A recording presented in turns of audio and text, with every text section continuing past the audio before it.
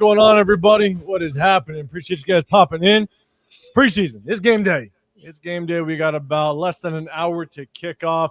And we're just going to hang out, man, do a little bit of a watch party. It's something I've actually never done before, but it was something that, look, it's preseason. Let's have a little bit of fun. Typically, I'm glued to the game and rewinding and all that stuff, watching plays 10 times over. So when you guys are done with the game, I'm usually just getting out the second quarter. So, but again, it's preseason, so just want to come on here, chop it up with y'all, have a good time. But at the same time, I'm going to switch over the screen here in just a second, and we're going to do a little bit of a raffle. Give everybody, the viewers, everybody that wants to jump in and get included in a raffle.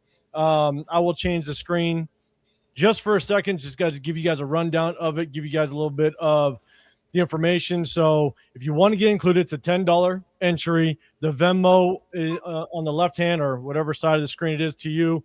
If you guys want to get included, send it to @RealTalkRaiderNation.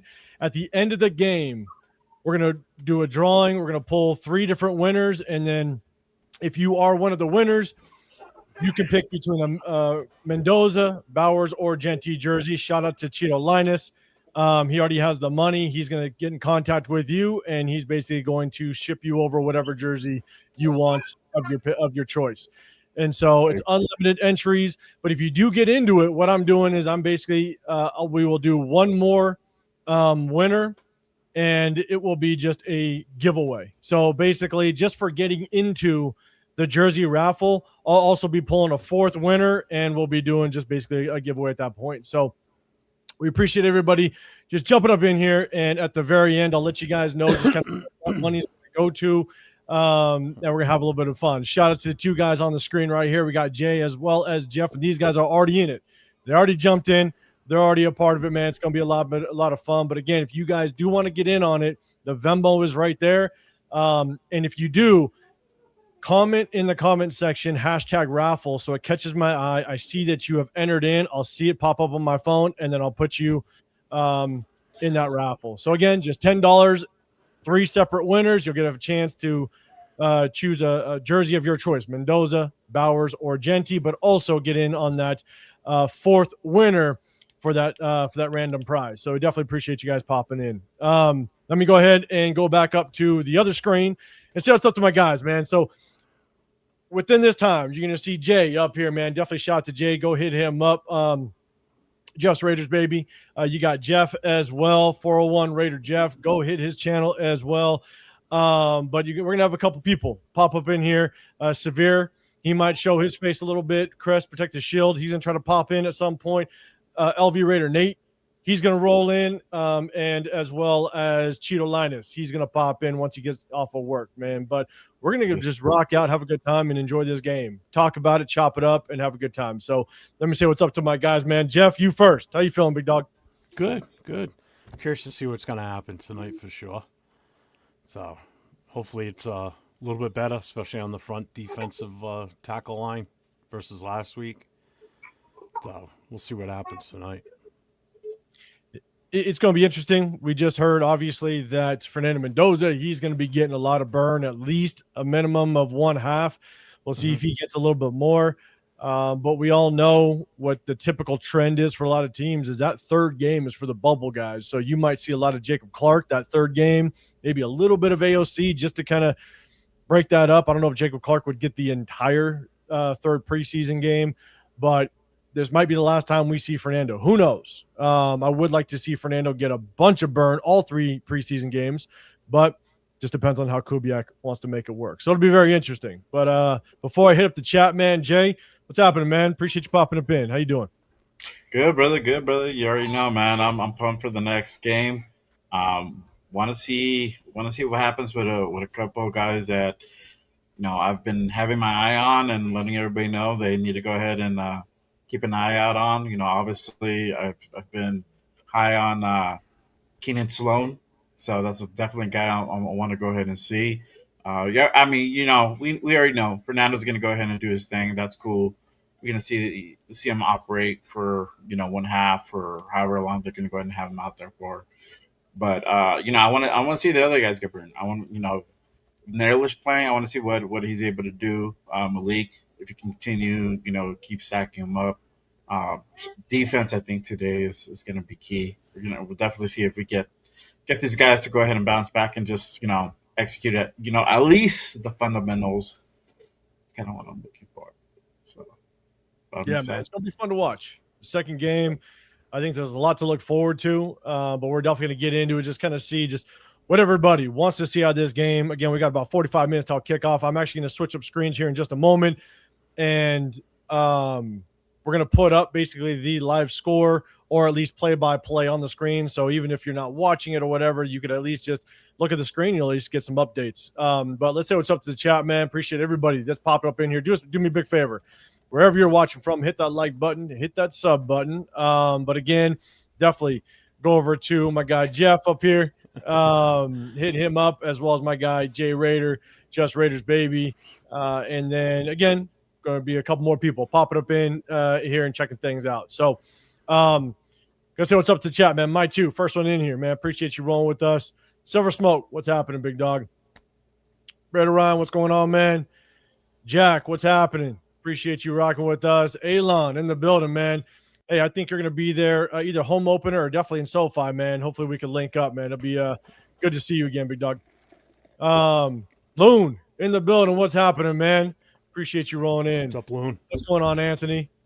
Let's see. We got Bruce Willis as well. What's going on? Jason, what's happening? Troy Gill, good seeing you. Always good seeing you. I'm going to just go with JP. I'm going JP. What's happening? Edgar building as well. What's going on? We got Cool Kev, man. Just saying what's up to everybody. Always good seeing you, Cool Kev. Appreciate you rocking. Frank, what it is, man. Appreciate you. All right, cool. Again, guys, if you guys keep rolling in at the end of this, stream, at the end of the game, we're gonna basically announce the winners. I'm gonna switch up the view for right now. Oh, we got another one. House Junkies. What's going on, man? Let's switch it up. There you go. There's the details. You see more details at the top of the screen, the ticker that's going by. Again, if you want to get included, the Venmo is right there at Real Talk Raider Nation. It's a $10 entry at the end of the game. Not only are we going to pick 3 winners, it's a $10 entry, unlimited entries. You can pick your own jersey. Mendoza, Bowers, or Genty. Shout out to Cheeto Linus. He's going to be able to reach out to you, get in connection, get you your jersey. But I'm going to do a 4th winner as well, and that'll be basically just an item that I'm going to be sending your way. Shout out to Cool Kev. He was one of the winners of my giveaways. So he kind of knows what to expect with the giveaways. And so, again, 3 jersey winners and then 1 winner in addition to that, just for my appreciation, saying appreciate everybody rocking up in here and getting included in the raffle. So, again, Venmo at Real Talk Raider Nation if you want to get included. Okay. All right, so I'm going to keep this image up here on the right-hand side as well. Again, we're going to do some play-by-play, and you guys will get to just see it in real time if you aren't watching it, but you'll be able to see some of the updates. So before we get into the game, there actually is something that I actually want to bring up, and I want to get you guys' opinion on this, and this might get a little interesting. So I'm going to bring this screen down for a second, and I'm going to set it up, but it's something that was dropped today. I'm going to share the screen, and I want to get the chat and everybody's opinion on this. I got to make sure that the sound's on. I'm going to make sure the sound's on. Give me 1 second. One more time. When you're done with this, there's something I wanted to see if you saw earlier today, too, that I thought was absolutely hilarious. Okay, so you see it right here. Now I'm gonna just preface what you're about to look for or listen to. It's basically about players that are about to get cut, right? Adam Schefter, he comes in and details it out pretty good. There's going to be a ton of players being cut on August the 30th. Obviously, there's roster cuts, and what he's basically alluding to is that there's going to be some action with these players getting cut as it relates to their ability to go back and play college football. And so I'm going to play it all the way through, and then I definitely want to get the chat's feedback as well as my guys on the screen. Shout out to everybody that's coming on in here. What up, Cheeto? You would offer a Michael Mayer jersey. All right, I'm going to play it through, guys. I'll play it real quick. Let me know if you hear it, and then let my guys give me a thumbs up. Here it is. Pete Thamel on Get Up This Morning, and apparently there's a judge in Colorado that's going to. Are we good sound-wise? Yeah. Cool. All right. I'm going to go from the beginning. All right, here we go, chat. Give me your thoughts.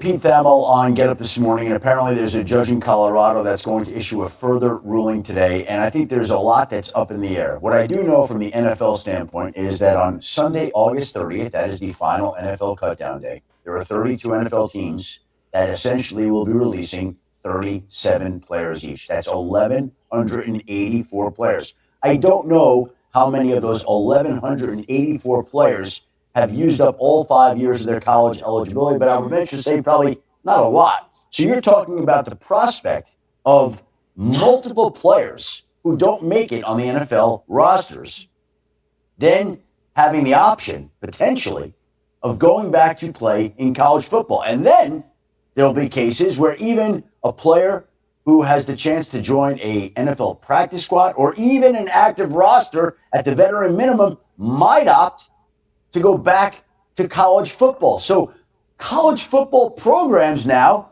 as Pete Thamel alluded to, are actually looking at NFL teams and studying preseason tape to figure out how they might round out their roster. And if they're bringing in NFL players on September 1st, then that means they're cutting some players from their college programs.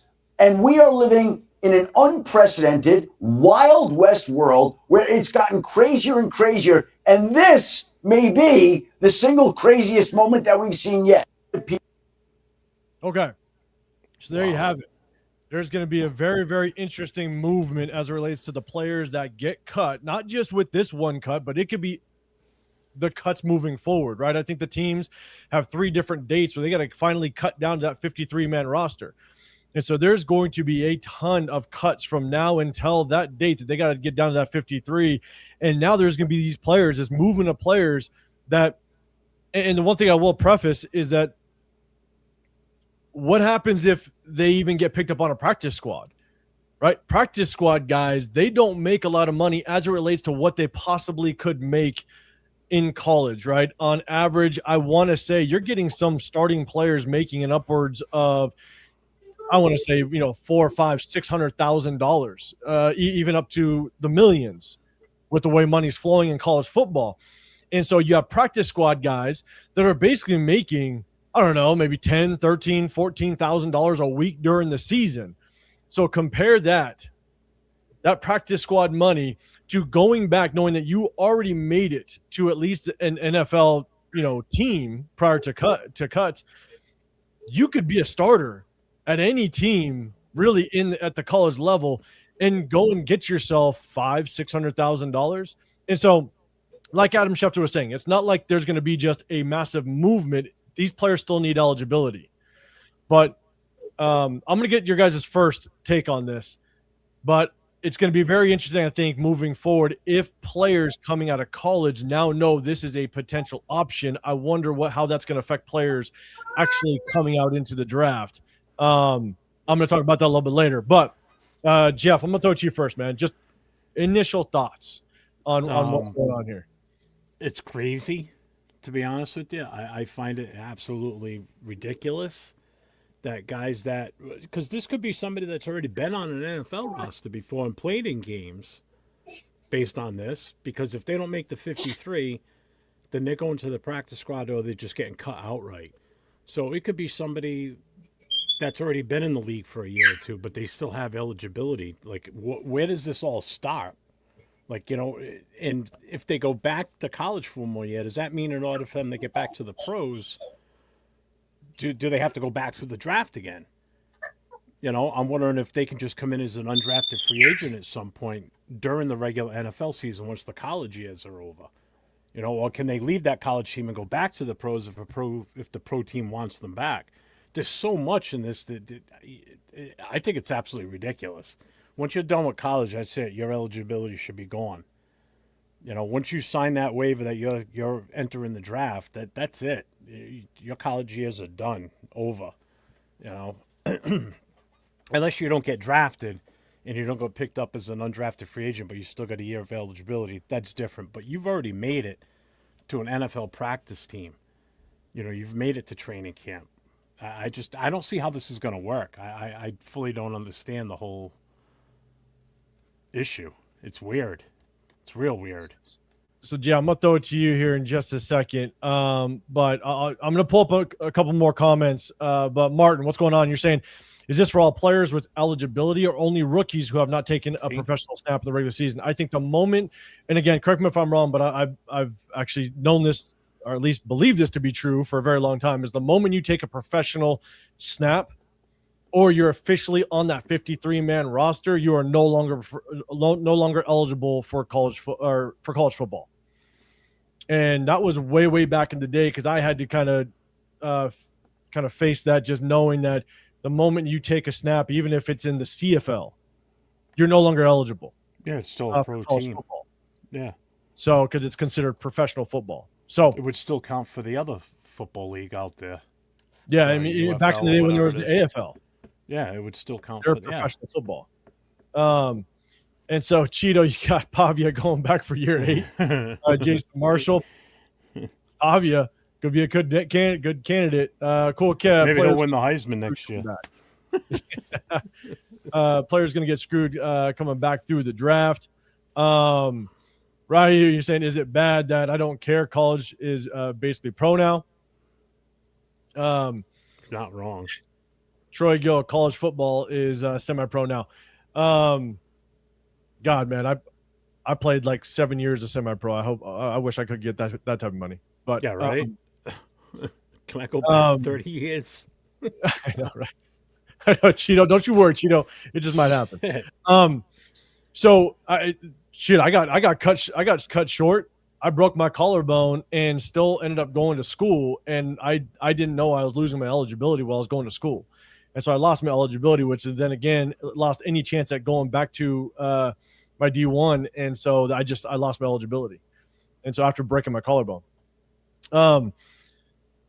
But Jay, before I kind of give my take on it, again, as it relates to, I think, just what's going to happen with now players knowing this is a possibility. What's your initial thoughts on this, Jay? Oh, man, that's crazy, bro. You never would have thought something like this could potentially happen. But, I mean, if this actually does go through, man, it's going to change the landscape on football completely. Not only, like, at the professional level, obviously at the collegiate level. Because now you have guys who literally made a practice squad, and if they decide to go ahead and walk away from that and go back to college, they're able to go ahead and do that. But their skill level has increased because they've already had experience, even if it's minute, they've already had experience at the professional level. So that changes the landscape. I mean, how are schools going to change? It's going to mess up like the whole competition level, because there's going to be clearly a difference between, a rookie coming in compared to, what that 5th, 6th year senior, whatever you want to call it. It's going to be a big gap. I agree with both of you. I hope there's some type of restriction that prevents them to, like, once they make a practice squad, like you're that's it. You're there. And you gotta, and if you don't make it at that team, you don't make it, you get cut from the practice squad, then you gotta look for another team. Can't go back. It really, it could potentially disadvantage a lot of schools, especially like the lower schools. And we know with the whole NIL thing, it's like, if you have the funds, you're gonna go ahead and get top tier players. So, what buys you, what prevents a school from, like, going out there and getting a guy who just made the practice squad? They're going to go ahead and offer him, $750 $1 million to go ahead and come and play for 1 year out of school. These guys make like 250, 265, 275, 300 grand just on a practice squad. Yeah, it's a big thing. So I don't know. I don't like this. I don't care for it. Hopefully it doesn't happen, because I feel like it would ruin a lot of things. Can I just interject again too?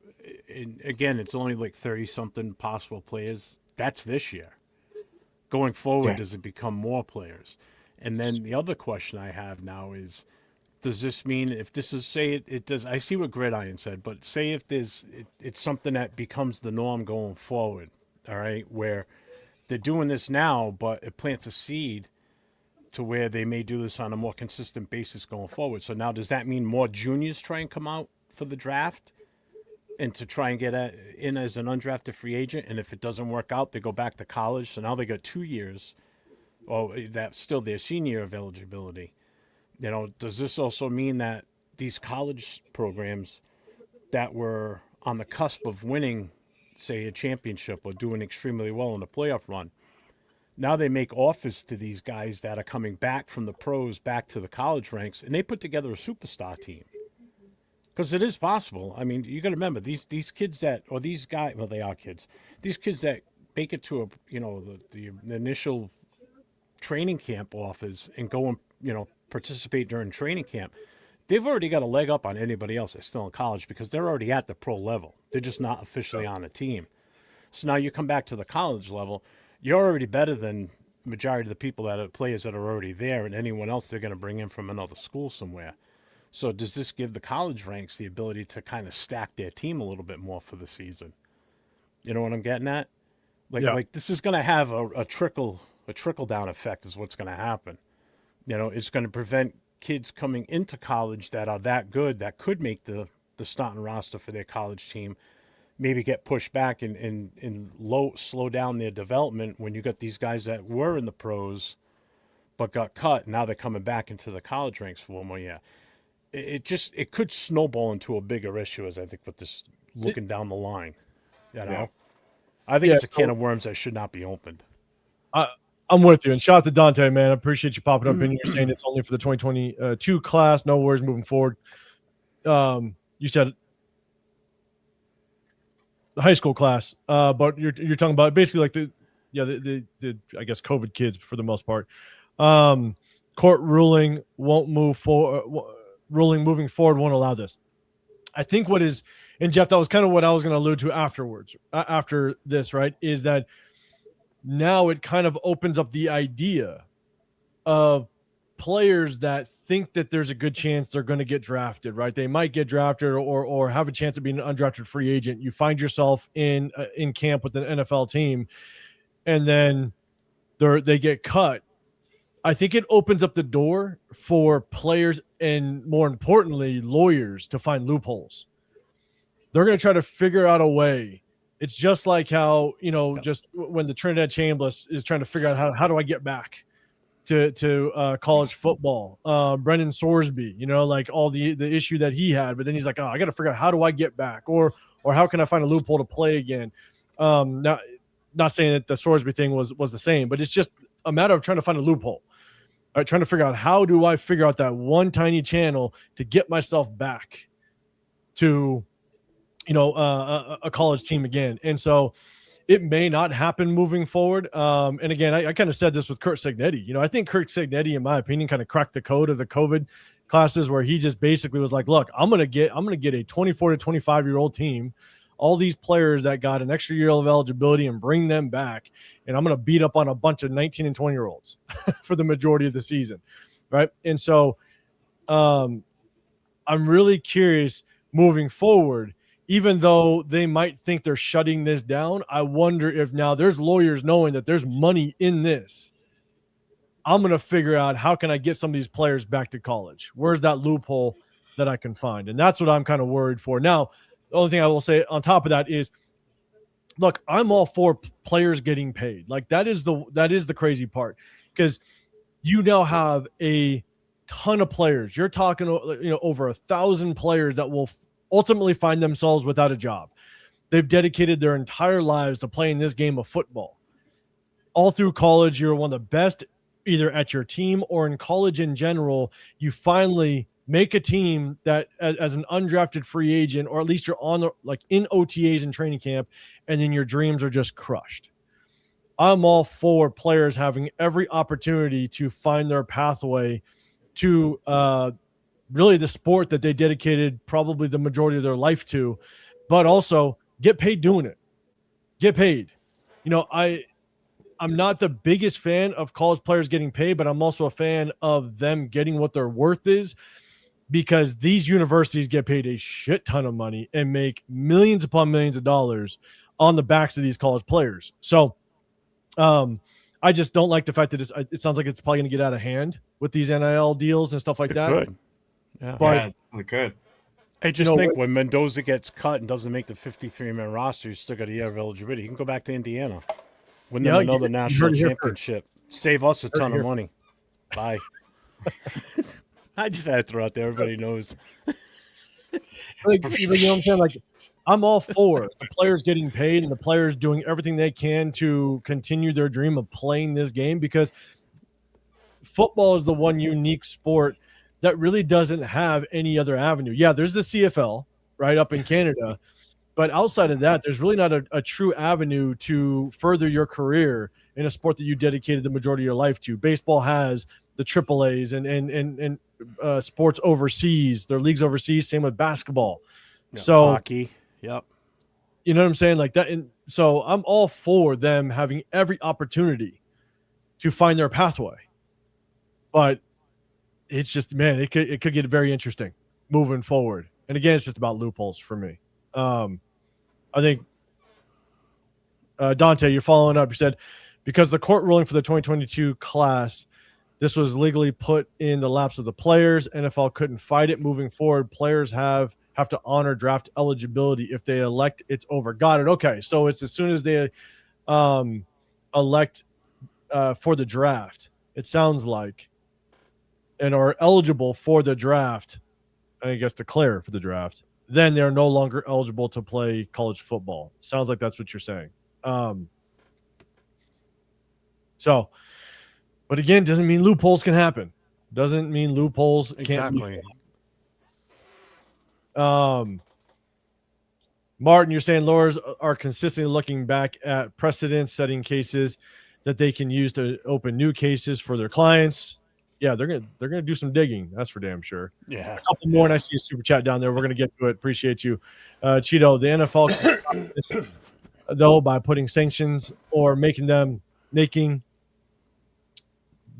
path back to the NFL, like they did Sorsby. He really thought he could just come through the supplemental draft. NFL said, "Hold up, not this year." One more, Dante. NCAA won a case to have more jurisdiction on transfers. That's why the rules have changed now. 5 years of eligibility. That's why it includes red shirts and transfers, first and second year transfers to the year. Gotcha, man. What up, Jason? What's going on, man? What up? Hey, oh yeah, my two. What's going on, man? Appreciate you with the super chat. So in order to do it, because YouTube takes a ton, you have to do it through the Venmo. So let's do this. Let me figure this out. So if you're doing that in order to get into the raffle, YouTube ends up, you know what? Let me think about this, Macho. I'm going to get back to you. But you take like 30-something% of that. Yeah, because YouTube basically takes 50%. Pretty much. And so let me figure out what I want to do with that, man. But I appreciate you. I'm gonna write you down. We'll figure something out. So, but yeah, man, it definitely makes it crazy this year for sure. What up, Ben? What's going on, big dog? I know. See, Ben knows. YouTube's just gonna take their cut. So, but my two, we're gonna figure something out. I promise. Because you put in your 10, you're fine. Okay, we got about, let's see, man, almost 20 minutes till kickoff, man. Again, we heard that Fernando Mendoza, he's going to get a lot of burn, a lot of playing time. Here's one question mark, and I hear a lot of people talking about it. I want to hear what my guys say on here. Again, shout out to everybody. One more time, if you guys do want to get into the jersey raffle at the end of the game, it's a $10 raffle. Send it to Venmo at RealTalkRaiderNation. There will be 3 separate winners. The winners will be able to choose between a Fernando Mendoza, a Genti, or Brock Bowers jersey. Plus, I'm going to be doing 1/4 winner, and you'll just have it'll be basically quote unquote a giveaway item. that I'll send your way. And so basically 4 total winners, but 3 of you will be able to get a jersey of your choice. So if you want to get included, send it over to me on Venmo. And once you do put it in there, do me a big favor. Hit hashtag raffle in the chat so I know that you did get included. So here's one question, because a lot of people have kind of been talking about this. Obviously, we know we have Genty and we have Mike Washington Jr., but the question is, who is that third running back going to be? Right? The third running back, we have obviously Dylan Labe, Roman Hemby. A lot of people were a little bit high on him once he was announced that he was an undrafted free agent. And then we got basically, I think it's, I'm going to butcher his name, Olawale, I believe it is, something like that. He came over from the Houston Texans. And so I think that those 3 guys have the battle as it relates to the third running back on this roster. And so, Jay, I'm going to throw it to you first this time. Who do you think is going to take that third roster spot in the running back room? Oh, I don't know, man. That's gonna be tough. I don't know. I like Hemby, Roman Hemby for as a running back 3. After that, it's just a lot of depth. I think it's gonna be close. And I think we're gonna find out. We won't find out until next Thursday. To be honest with you, it just depends how much reps these guys get and what they're able to go ahead and do, what's given to them, and the opportunities that they're able to go ahead and create. I think that's kind of what's going to go ahead and boil down to, because we know Mike Washington number 2. After that, it's kind of a toss up. So I'm kind of like a wait and see type of guy, but I like Roman as that running back. Is that kind of who you're rooting for? Is Roman? Yeah. Ben, you're saying I think Lobby will win by default unless Hemby starts cooking. At least on teams, special teams. Yeah, special teams is going to play a big role. I think he'll get just on special teams alone. I don't know if he'll be that. Maybe he'll be that 4th guy, that emergency running back. You never know. You never know. Jeff, man, what's your thoughts? Who do you think is going to take that third running back spot? Right now, after everything I've seen and heard so far, I think it's going to be Lobby. I agree with Ben 100%. But I still think we might carry 4, so I think Hemby still makes it. Unless we bring in somebody that gets cut, too. That's the other thing you got to look at. You don't know who's going to get cut from these other teams that could be useful for us. Yep. And I've been saying this, you got to remember, when the 53-man, when they cut to the 53, there's always surprises on these lists when that happens. And a lot of times it's not because of the player's bad, it's because salary cap issues, because they're keeping someone else instead, or a rookie they drafted is just outperforming this player, but could still be useful for another team. So there's still going to be surprises out there, and there's still going to be guys that we could possibly bring in. Same thing with the wide receiver room. It could still happen in the wide receiver room where someone gets cut and we bring them in. So I think that could be a possibility with the running game. If they're still not 100% with Hemby or Lobby, depending on who else gets cut. But I think we keep 4. I think they both probably make the roster. But I think Lobby ends up as the number 3, which he's listed as right now as the number 3. So, no, I'm with you. So, and here's the thing. Before I give my take on it, let me go ahead and do this. My 2, you're going to be in here. I'm going to do this. Screw it. I don't care about the 30%. If you guys put in a $10 super chat, we're rocking. You're entered in. You can either do Venmo if you want to, that option. But if you want to do a super chat as well, go ahead, do it. So my 2, you're in it. We're rocking. Venmo works the best, but it does. But it's all good. I know it's going for. We'll announce kind of what it's going to afterwards. I got the Cash App too, so I could do Cash App, and I can always send it to you. Yeah, so it's all good. If you guys want to do a super chat, super chats are good. $10 super chat gets you in on the jersey raffle. So I want to make sure I type in my 2's entry really quick. Let's see. Okay, cool. You're in, my two. Okay. Ombowale. Look, I think Lobby definitely has an ability or a chance to help in special teams. But the tough part is like really trying to figure out exactly if somebody goes down, who is going to be that third third down running back, right? Like if Genty goes down or Mike Washington goes down, and hope it doesn't happen. But who's going to be able to really be a serviceable third down back? As I think Genty can be a featured back. I think if Mike Washington Jr. continues to showcase and grow off of what he showed that first preseason game, I think if Genty were to get banged up a little bit, he could step in and go ahead and step in and produce. But who's going to be that third down? Ombowale, the guy from Houston, he's a bad man.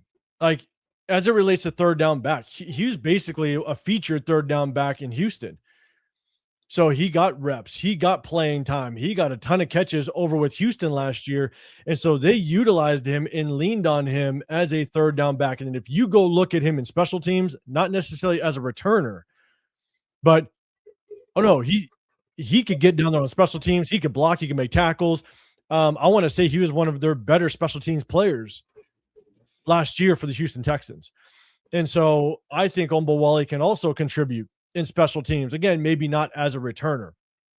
And so I think if someone were to go down and you needed a true third down back, Ombowale already has shown that he could do it in the regular season against quality football teams. So I think it's a true competition. And in my opinion, I think that there might be a chance that I would be leaning on. If it was me, I would probably take Ombowale on this team as the third down option or the third running back option.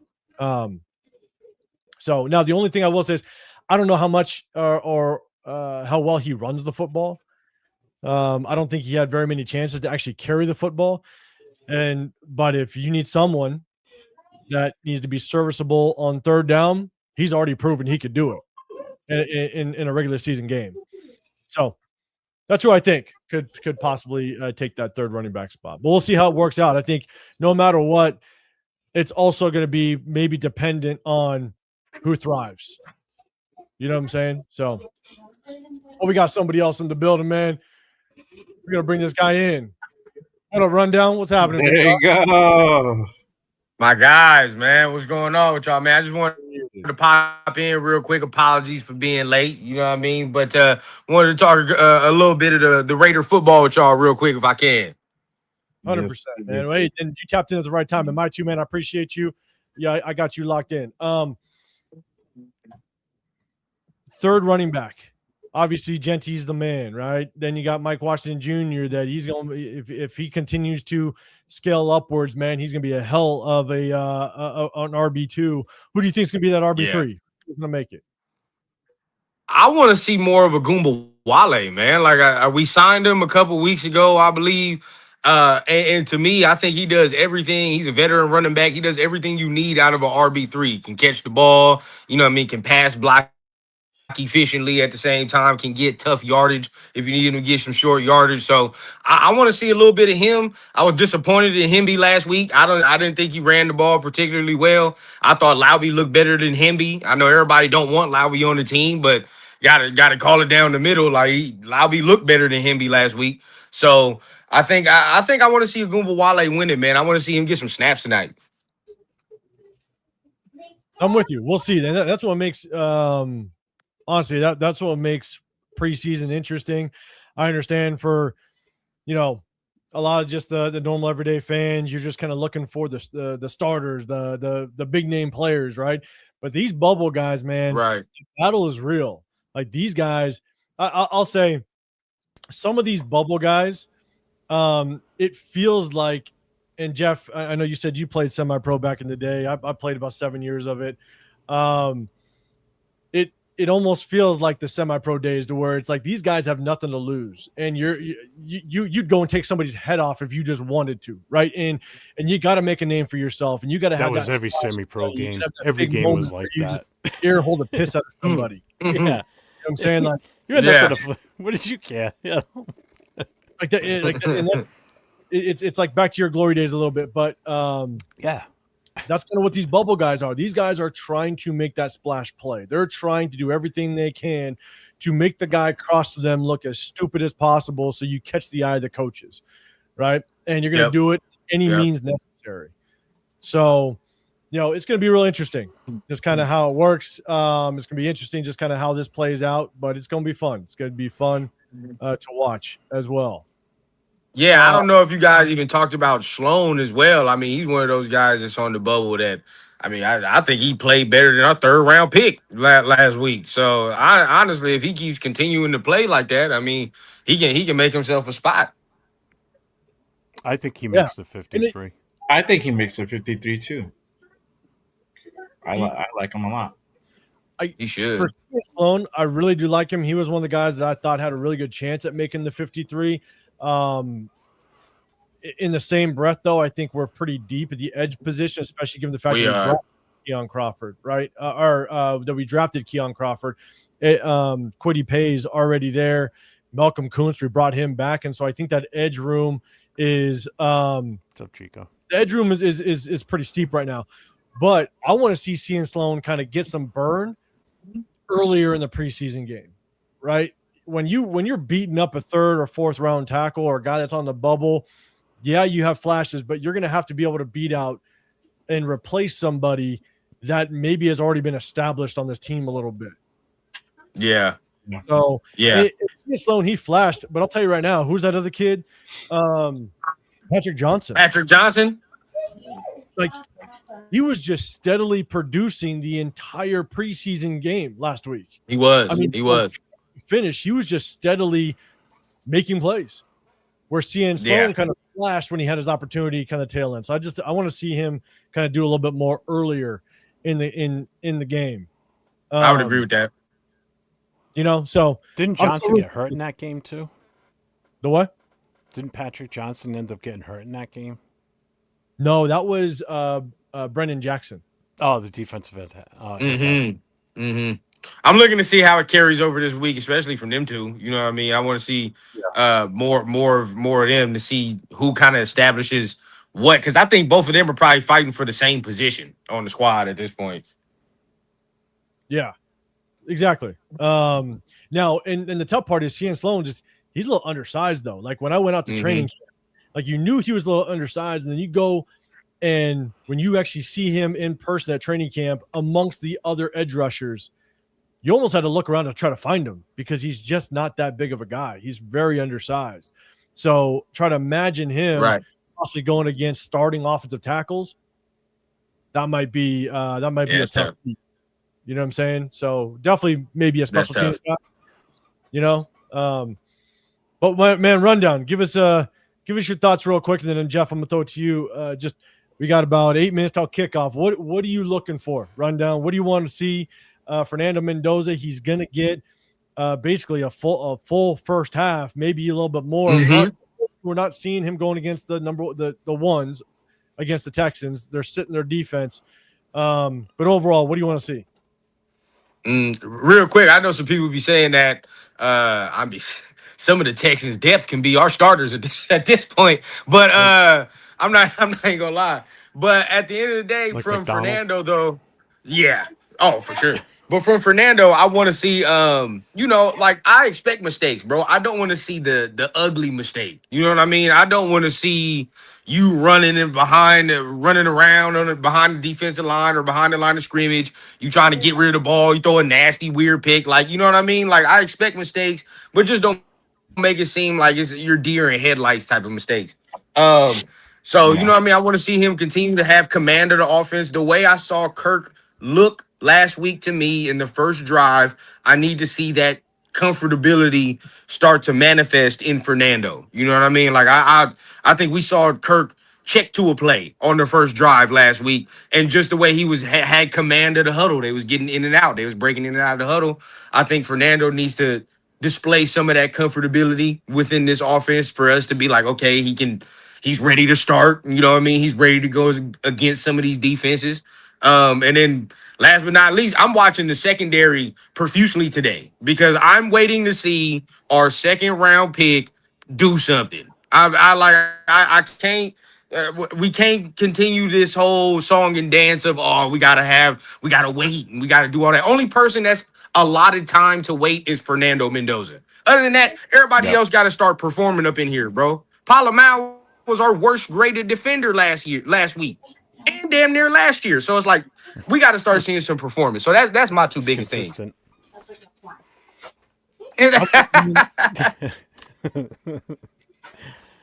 I agree with everything Rundown just said. Basically, it's like, I just don't want to see Mendoza out there making the bad mistakes. Just be smart. Everybody says he's smart. Be that smart player. Hopefully our line can keep him upright. Yes. Again, I want to see the front defensive tackles show up this week. They didn't show up last week. I don't know where the hell they were last week. And I agree 100% with the Stooks thing, because we're going up against a guy that we should have grabbed in front of us instead of Stooks tonight. All right, because McDonald should be playing tonight. Forgot about that, yeah. Yeah. Yeah. I mean, 805 was with me. We were all together when we drafted him. First of all, we make the trade, and we realize, all right, well, we just moved back one pick. Houston moves up. Mm-hmm. Boom, on the board, McDonald comes up. And then we're all like, what the hell? And then we take Stooks, and all of us are sitting there going, what? Who is that? It's like the guy was really, everybody, I mean, the majority of Raider fans wanted McDonald, and then when you see what happened in the first preseason game, you're like, God, we really could have used him, if he would have made that much of an impact on that. And I don't even want to cut you off, and I want to let you finish, Jeff. I was a Denzel Boston guy, and he got picked a pick after. So then it's like, you know what I mean? Like both of those, it makes me mad. Yep. So I just want to see improvement, just anything better than what we saw last week, because that was just disgusting. Yeah. Especially in the defense. Right now. Go ahead. No, go ahead. That's it. I'm good. I'll be right back before the game starts, so give me like 5 minutes. Yeah, go for it. I was going to say that Stooks hasn't lived up to be worthy of that number 38 pick. So I don't know if this is the whole we're going to go ahead and bring him along type of scenario. But I think it's coming to a point where you need to start taking off the training wheels and let this kid get out there and do his thing. Let's see what he does against better competition, and we can kind of make a better assessment at that point. I think you're in a unique position where, you have Paul Mao, he's not playing great, and then you got this kid you just went out and drafted in the second round. You traded away your 36th pick. You could have had Caden McDonald, like we've all said. And we went on and got this guy Stooks. So, again, like to 805's point, that he said over and over again, Spy Tech likes to, draft the mental guys. And then in the second round, especially at 38, these guys are supposed to be starting at this point, and he hasn't done that. So we need to see more. Yep. So if this is a slow progression, we're gonna get him in. We're gonna finesse him into the position. I think you just need to start taking off those training wheels, And now let me ask. I want to ask 805 this because he used to be a coach as well. You know what I mean? So I want to ask it from this perspective. We're about what, like 2 weeks, 2.5 weeks away from like actual like snaps being meaningful at this point. At this point in camp, as a coach, are you now like solidifying like, bro, all right, if the player's not making plays at this point, right? Are you saying that or maybe we do need to slow walk it? Maybe we got to offload a little bit that's on his plate? Or like what's the deal there from a coach's perspective? Is it plausible that they are slow walking the dog when it comes to Stooks? Let's do this. You shouldn't be. He's a second rounder. Like, I think that's the part that is so difficult to process, right? You identified him and drafted him in the second round, when I will only preface this: the two safeties, true safeties, right? There was what was his name? Caleb. Who's the Ohio State safety? Downs. Caleb Downs. Like he was more just like strong safety, like overall just safety, right? He was going to be a pick for a reason. But if you wanted to address the safety position, the two guys that I liked, AJ Halsey as well as Kamari Ramsey, those guys are apparently what's coming out of camp, right? They were saying Kamari Ramsey was the top rated rookie week 1 of preseason. They're saying AJ Halsey is taking over all the starting snaps over with the Indianapolis Colts. That's a 3rd rounder in AJ Halsey, and that's a 5th rounder in Kamari Ramsey. Like, Come on, man. these guys are starting. And so when you go after a guy in the 2nd round, I just don't understand how they aren't being considered a starter right away. Like, and Thank you. you don't, even if you want to just kind of ease them in a little bit, that's kind of that's what OTAs and training camp is for, right? You're not playing a game right. Oh my God. Something on film that said, yes, this guy's worth a 2nd round, and you get starters, day 1 starters in the 2nd round. And so if you saw something and he's not starting, or at least not getting just the number 1 reps right out the rip with training camp, there's something going on. I don't know. Like, There's something weird there, bro. That's something weird. And I went to training camp 2 days, and and it's hard. It's hard because I do think that I said this before training camp started. You look at the roster, you look at the depth chart, and based on what I saw with Trayden Stukes in his game at Arizona, I just didn't see exactly where he was going to start day 1. Because I think look, Isaiah Palomau, yeah, like, did he have the greatest performance week 1? No. Was he very effective last year? No, but I blame a lot of that on the defense, on the cover 3. Isaiah Palomau is not a cover 3 safety, and we did nothing to help out our defensive backs with that cover 3. We didn't disguise it, we didn't move to it, nothing. And so we literally just played a vanilla cover 3 last year.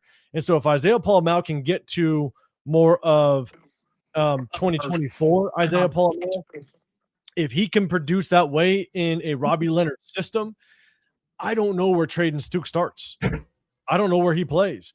He's not going to play over Jeremy Chin, most likely. Again, if Isaiah Palomau gets to 2024 play, he's not going to start over Isaiah Palomau. You brought on Teron Not Johnson. starting over Taron Johnson if they give him the nickel excuse. Yeah, and Teron Johnson, actually, I mean, you saw him in the run game, that first preseason game. He showed really good flashes in the 2 training camps that I went to. And you traded for him, and he's a veteran. So I don't see how you're going to start over any of those guys. Again, that's if Isaiah Palomau can get back to 2024 Palomau. So I don't know. I have no clue where Trayden Stukes plays, unless you just are planning for 2027 when Isaiah Palomau is no longer on this team, because I believe he's only on a 1-year contract. So, and I'm gonna tell you right now, if that is the case, man, I'm gonna be pissed, because we have too many draft picks under Spy Tech's 2 years that are literally wait and see guys. Way too many. He goes to sleep on day 2, man. He goes to sleep on day 2, and he wake back up on day 3 when he like, oh, you know what? Maybe I can get some value again on some other picks, man. And it's like, at this point, dog, sometimes you feel like you go crazy sometimes in these scenarios, but 100%, dog, we've had OTA snaps. We've had spring snaps. You know what I mean? We've had some snaps before we even officially called it training camp. At this point, he should not be backing up Isaiah Palomau at this point. I'm sorry, bro. Like, it just even on Thursday, I watched Isaiah Palomau, and I'm like, dog, he does not need to be playing free safety. He doesn't. But, I think out of necessity right now, they got to do it, and we'll see what happens tonight. I just hope, we can see some flashes or something. Yeah, I'm with you. And again, just because even though I say if Isaiah Palomau if he can get back to the 2024 Palomau, then that's great. But then you didn't need to draft a safety in the 2nd round. Like, it just doesn't make any sense to me, because even if that was the hole that we have even going into next year's draft, if let's say we mess around and win 8 games, if we win 8 games, then you can get a damn good safety halfway through the 1st round, even in the 2nd as well. So it's not like you need to replace the safety position this year in this year's Hell yeah! like we had way too many holes to I fill. thought DT and receiver were bigger. Yeah, like you and you actively brought back Isaiah Fernando. So it's like I just don't know why you had to fill that need when we were the worst team in the NFL last year and we had plenty other positions that we could have drafted that could have been day one. Thank you. Thank you. Thank You you. know? I don't know. Well, hopefully we see it tonight, man. We will see what happens tonight. You know, obviously we got a whole half Fernando. So I wanna see the whole half Fernando and see what's going on real quick. I'm gonna be right back. I put my phone on the charger, but I'm gonna be right back with y'all. But and once we get back, I can't wait to open 805's eyes today and make him see the light. Let's see it. That's what I'm waiting for. Run down. Come back when you can. That's everybody. Yes, sir. Yes, sir. Man. We're about to be in kickoff, man. Shout out to everybody that's joining us. We appreciate you guys. Cheers to you guys. About to get mine going. My drink going. No other than a little 805 beer. No other than an 805 beer. If you guys don't know, at the end of the game, we're going to be doing the jersey raffle. So, look, shout out to my two. You kind of open up my eyes to this, but it's either going to be a $10 super chat or a Venmo, unlimited entries. A $10 super chat or Venmo to Real Talk Raider Nation will get you into the jersey raffle. At the end of the game, we're going to be choosing 3 winners. You will be able to pick between a Mendoza, Bowers, or Genty jersey, but I'm also going to throw in one more winning prize at the very end. And look, it's just I don't go live ever when it comes to these football games. Man, I'm glued way too much to the TV. And so I thought preseason, let's jump on here. The proceeds, 100% of the proceeds are going to go to a really good cause. I promise you I'm going to tell you what that cause is after we announce the winners. Very good. And shout out to Cheeto Linus. Cheeto Linus, he's going to be distributing the jerseys to the winners. He's already got the money, and so we're going to rock out, have a good time, man. So I want my Nando jersey in honor of you and Jeff. Just so you guys know. I like your style. I like your style. But yeah, no, shout out. Hey, chat, definitely rock out with us, man. Hit that hashtag Raiders if you have either a question of the play or if you have, anything to kind of catch my eye. Because obviously I'm going to be watching the game, chopping up with my guys, and we're really going to treat this like a good old watch party. We're going to have a little bit of fun and rock out. But appreciate everybody. Do me a big favor.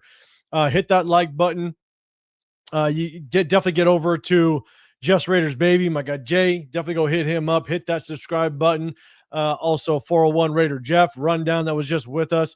Go hit a Rundown, man. All these guys, appreciate them just coming in and chopping it up and hanging out for this watch party, but also definitely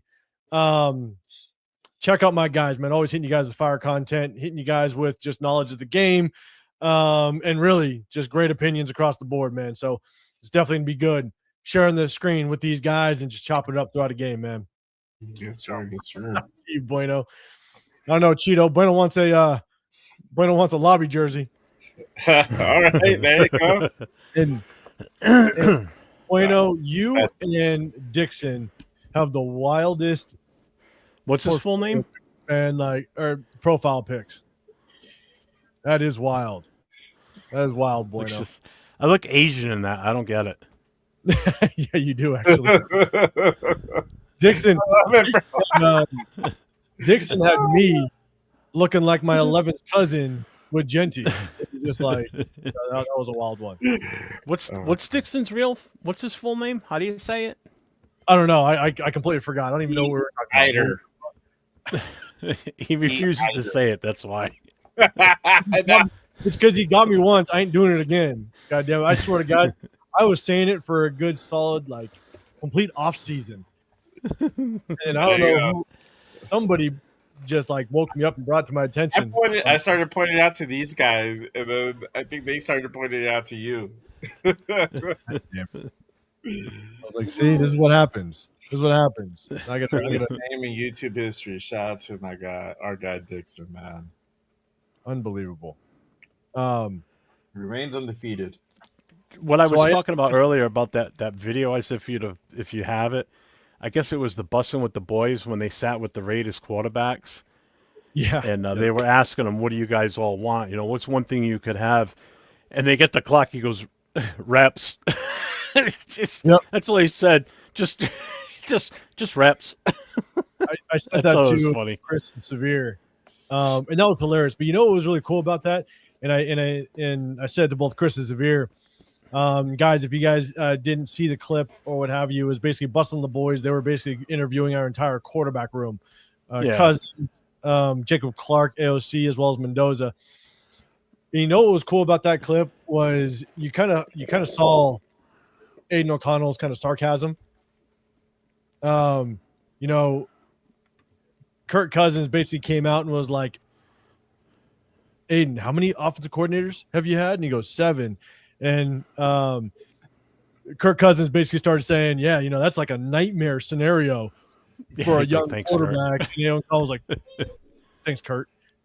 You know, and then you got Mendoza trying to give Aiden O'Connell his flowers, basically saying, man, that Ohio State game, man, just under the radar. You were just firing away. And Aiden O'Connell just followed up real quick. We lost by 30 points. Yeah, he goes, we lost that game by 30 points. I'm like, oh, shit. Well, even when they asked him about, they asked them all, like all 4 of them, none of them have tattoos. Not a single one of them, right? And they get to Mendoza, and he goes, it's like Max. Like, you look at Max when he got to the team. He had hardly any tattoos, if any, at that point. He goes, it's a, what did he say? It's a maturation. He goes, it'll come in time. And then they show that picture side by side of Mendoza now and then with a neck tattoo and shit. all thugged out. Yeah. You know that'll never happen. No. No, it'll never happen. No. All right. Hey, we're going to get to kickoff. Again, I'm going to get the kind of play-by-play up on the screen here so you guys can see it. If you guys want to see it, looks like it's refreshing right now. I'll scroll down, make sure we kind of get a lot of just the plays in. Houston's coming out on offense first. Here we go. There you go.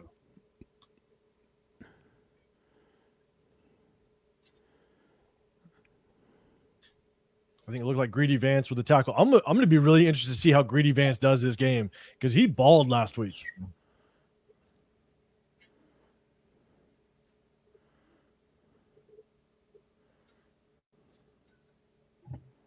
Oh, it looks like Stukes out there with the ones. And I apologize if any of us are behind. I'm watching it. I'm on YouTube. I'm behind. So I apologize if any of us are behind or ahead or what have you. But it looks like Stukes is working with the ones. Yeah.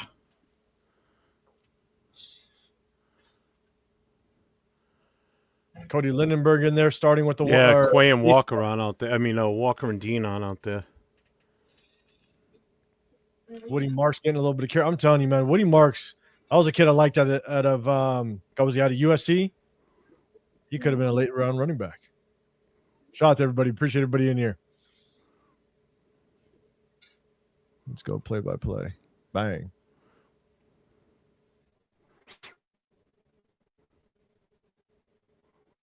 Oh, is that McCollum? Good job, McCollum, on that tackle. Yeah. Came off that right edge a little bit.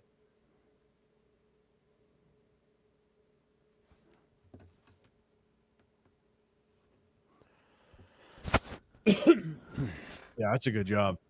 That's good tackle by him.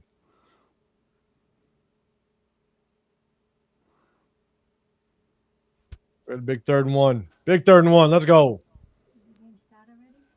Yeah, it just started. Hi, boys. Hey, biggest thing we got to pay attention to is run defense. I'm telling you. Huh? Right now, Woody Marks just kind of slashed a little bit.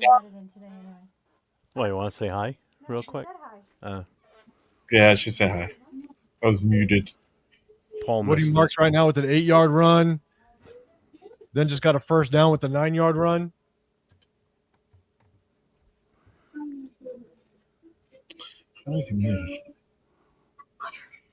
I'd be curious. I don't know if Houston has their starting offensive line in there. All right, Stukes. He's watching Who's his coming up TV. making a play on that boot?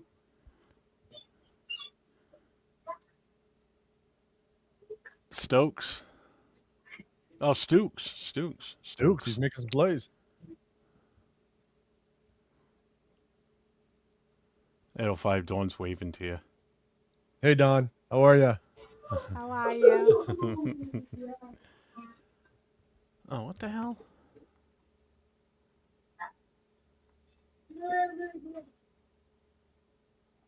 All right, CJ Stroud's off back a little bit. Porter's on the coverage on that one. That's more of a drop by Hutchinson.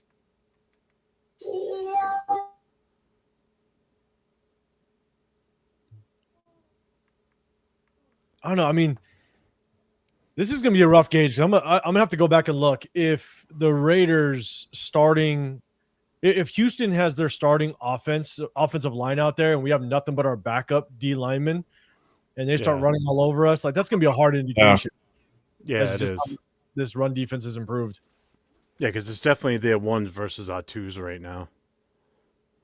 Yeah, not a lot of pressure on the pass. On nice little tempo throw, deep out route in front of Porter. Shit, first down.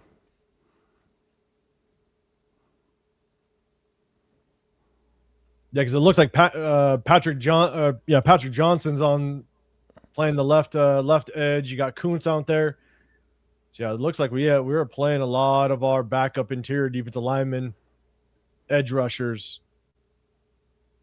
I might look it up and see if Houston is actually playing their starting offensive line. All right, 1st and 10.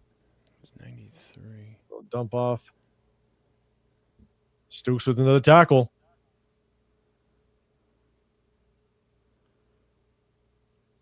Nice tackling though too. Yeah, like they're wrapping. He's wrapping up really good. So it looks like Patrick Johnson's out there for number 93 for us. I see him out there. Yep. Kuntz is out there for sure. Yeah, Hezekiah Massa is out there as well at the top of the screen. Fake handoff, boot to the right. 63. Stroud just dirts the ball, but Fadakasi, he's out there. That's the guy we just picked up from Houston. He's out there.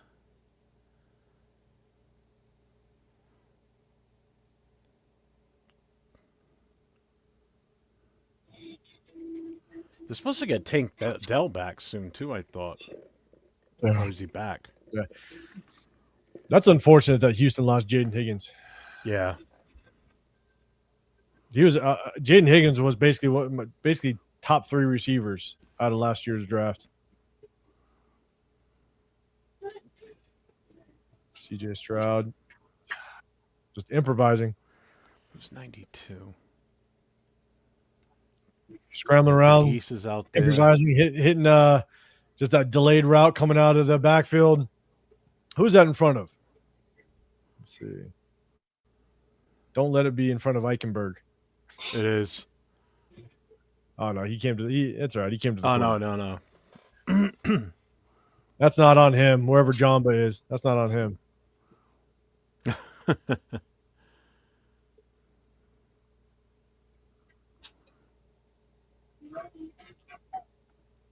Yeah, I might look it up. I want to see if they're got Rutledge 66. Crawford's out there too now.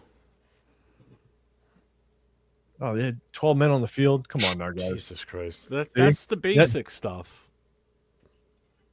But this is also, we had 8 penalties last game. Yeah. Booker's out there. 8 penalties last game. That was one of the things that we had to clean up. Like, it's one to be a young team. It's one to be, learning a system. But it's another when you literally shoot yourself in the foot with just penalties. And that's just discipline. That's all that is.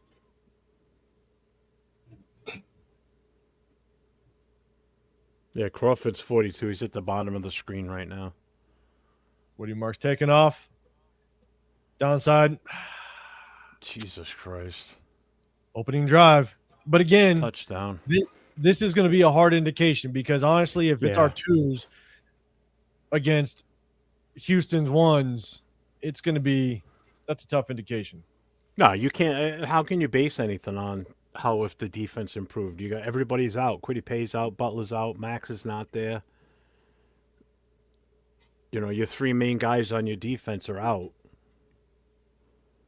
But I will say though, because you got Hezekiah Masses, so I don't know. Honestly, if you look across the board, the safeties McCollum, you have Stooks out there, Darian Porter, Hezekiah Masses. So I even think, even though Stooks is getting burned, he might be twos. It looks like our entire defense is twos. And that was Darian Porter that got run over at the end of that too.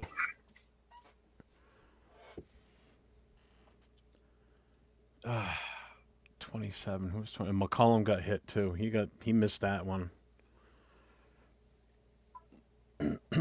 Yeah, I might have to look it up because honestly, at the end of the day, if that's the starting offensive line for Houston, but it looked like it was all the backup receivers. I don't know. I don't know if Hutchinson's a number one for Houston, but they moved down that field very, very easily. Yeah, very easily. They also had the fan favorite in there, Thomas Booker from last year. God damn it. Yeah. Let's see. Yeah, Montgomery's not playing, so Marks is their second guy at running back. Hutchinson's their second wide receiver on the left.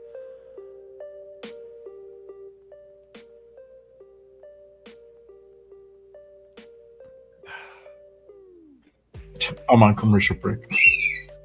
Yeah, I'm on commercial break as well, man. Oh, Jesus. All right, guys. Hey, just another plug. If you guys want to get included, $10 super chat gets you into the jersey raffle at the end of the game. Again, 3 winners and then 1 extra 4th prize, 3 winners. You'll be able to get your choice of a Mendoza, Bowers, or Genty jersey. So $10 super chat or $10 Venmo at Real Talk Raider Nation. Get you in if you guys want to rock out. But we're just chilling out, enjoying some football. Appreciate everybody that's rocking with us. Again, if you have a question, anything like that, hit that hashtag Raiders. Let me know. I got the play-by-play up on the screen. If you guys can read it, apologize if it's a little too small, but just broke off a 20-yard touchdown run by Woody Marks. But you'd like to see a little bit better push, just even because it's not even about having backups in there on the interior defensive line. Like, some of these guys are going to get a lot of burn in the regular season. Thomas Booker should get some rotation, even though I'm not the biggest Thomas Booker fan at all. He's probably going to get some good rotation. Jonah Laulu, you got to be able to get a little bit of a push. I think he's on the he might be on the chopping block. Brandon Cleveland. Let's see when he gets in there. He's another John Spytek draft pick. We needed some interior defensive line help. These guys are going to get some playing time in the regular season. We got to see these guys at least be able to flash a little bit, no matter if it's starters or not.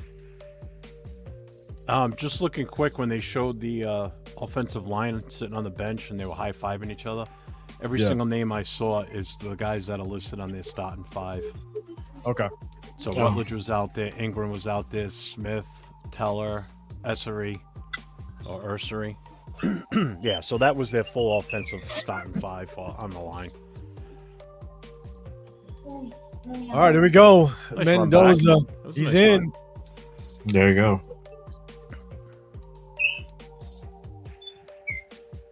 Again, apologize if any of us are behind or ahead or what have you. The streaming stuff, I think, kind of screws that up a little bit. But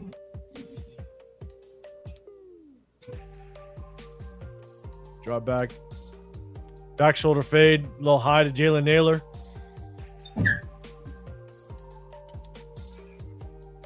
They're trying to get that back shoulder fade down. There you go. A little high to Jalen Naylor. I mean, those type of things, when you open up a game like that, that's just a really easy, it should be just a really easy tempo throw. The problem with that right there is now he saw press man. Not sure if you want to throw that if you're just trying to get a tempo throw to start the game. But second down, Oh no, where's Chris? Protect the shield at. His boy Alberto. Looked like a false start. Another flag. Oh, you're way ahead of me.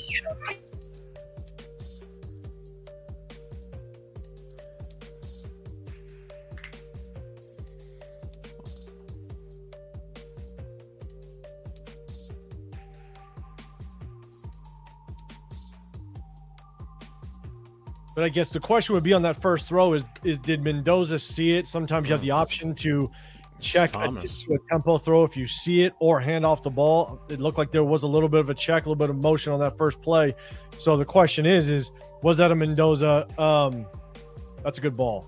Good strike to Naylor. Was that a Mendoza audible to try to go to that tempo throw? You shouldn't have done that really against press man. But this throw that he just had, that's a good throw. Open up, looks right. Fits it right between two defenders. That's a good throw. That was a nice pass.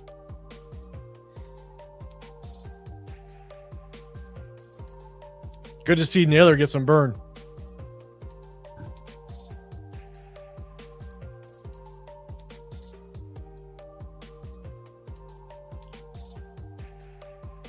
A little bit of draw action. Oh, no.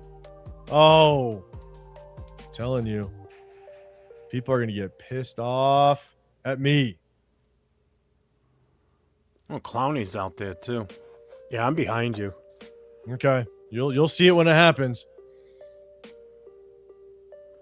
Oh, what a run, Washington. God damn. Let me guess it was after that play. Mm-hmm. That was a hell of a run, too. Man, this kid is something special. I love this kid. We have basically, it looks like it's a lot of backup linemen, too. Yeah, it's Grant Rogers, Zune out there. You'll see it. You'll see it. It's coming up right now.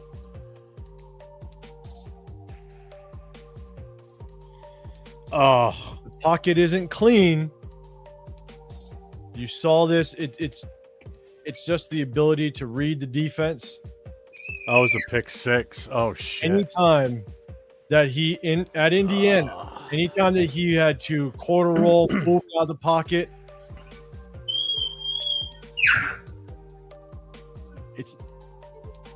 it's not it's 50-50 on accuracy. He likes to take off. He likes to take off and run. It's watching and get all the bus conversations going now. You can't. But that's the thing. It's fun, right? It's quarterback 101. You can't be late going across the middle. Yeah. You can't be late going across the middle or trying to read backside. You cannot be late. So, look, but then it's also looking at the game film. It's trying to process and understand Mendoza at Indiana. If it was not back shoulder fade, if it wasn't or RPO back shoulder fade, a lot of times it was one read to check down. So the question is, and again, this is why I will basically rewind so many times while I'm watching a game, is what was his number one and number two read? What did they look like? Was his number one read open? Was it down to the number two? Was that open? Or is he forcing himself to get to his check down? Because he did that a lot at Indiana. It was either check down or run. So, and I just say in real time, you can't see it from that angle either. Like you need to see that or something. But. Yeah, you need to see that end zone view from behind him, what he's seeing on the field. You know, so I definitely get what you're talking about. Makes sense. But yeah, let's just start in week 1, right? Get him out there. Get him to burn. I mean, so, at the end of the day, this is going to be a big learning experience for him. I've said this. Yeah. I've said this for a long time. Is that Mendoza is not like the other number one quarterback draft picks that have been, or the quarterbacks that have come out of the draft, pick number 1, even the high drafted quarterbacks, Mendoza is very different. And Mendoza did not have a lot of experience on just passing the ball in NFL concepts, and even passing the ball in general. Because I want to say he was like he was like 80th in passing attempts last year at Indiana, so they didn't rely on him a lot. So we're gonna be able to see the replay here.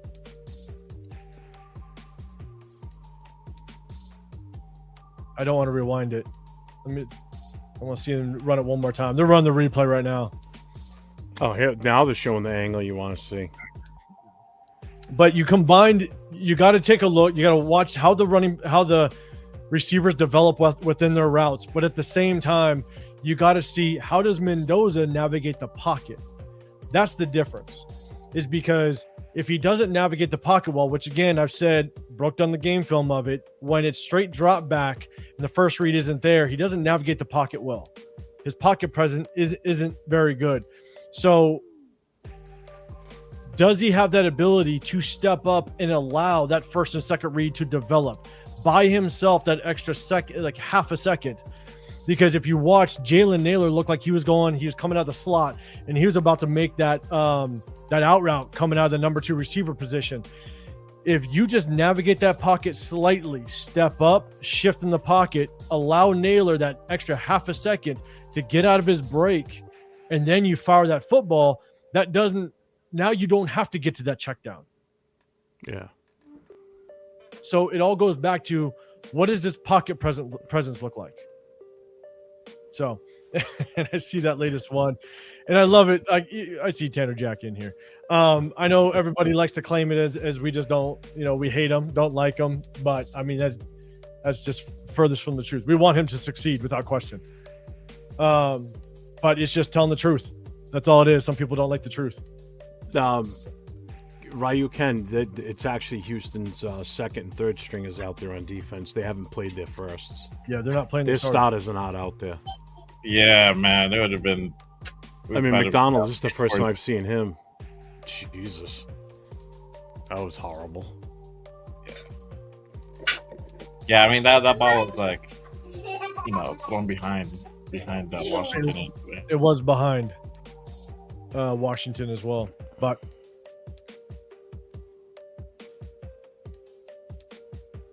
with the draw action like Washington. Yeah. Hit off the right side. Jeff, you said you're behind a little bit. Yeah, just a tad. Okay. Right now I'm at 7 minutes and 44 seconds. He's just getting he's in the shotgun.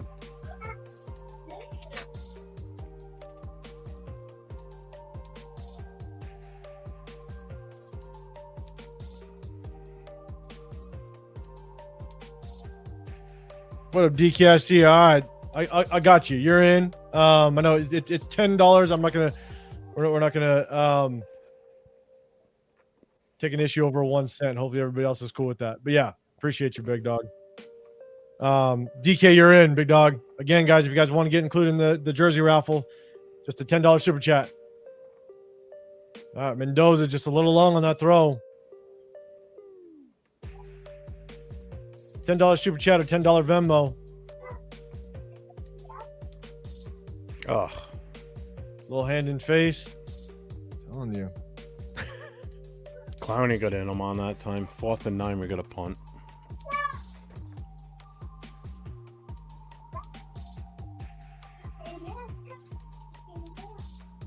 Oh man, he just sidesteps on that one. Yeah. Ooh, nice punt. AJ Cole. Would you expect anything more? I know, right? AJ Cole is the MVP of our team. So far. He's the best player we got.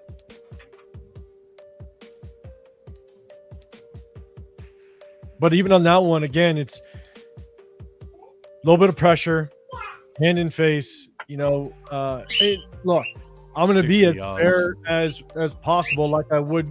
I don't care if it's a number 1 overall pick or if it's a 5th rounder. I don't care. The one thing that is going to be rough for any quarterback is just getting that chemistry with your receivers, understanding the timing, the way that your receivers run your routes. So when it comes to the inaccuracies, it's not good, but it's not the end of the world. Now, the only thing that I will add to that is if I've already had that issue in college, if I already saw that issue in college and it's translating to the NFL, then it's like my leash is gonna be a lot shorter on my expectation. And so, because again, in college, if it wasn't RPO, if it wasn't back shoulder fade or a simple goal ball down the sideline, he was 50-50 accuracy wise. And you even saw that last week. He had some inaccurate throws last week as well. So everything wasn't perfect, right? So, again, I'm not going to be overly critical in the very beginning because every quarterback has to find chemistry and accuracy is going to be a little bit off early on. But because I had that concern coming out of Indiana, just my leash is going to be a little bit shorter.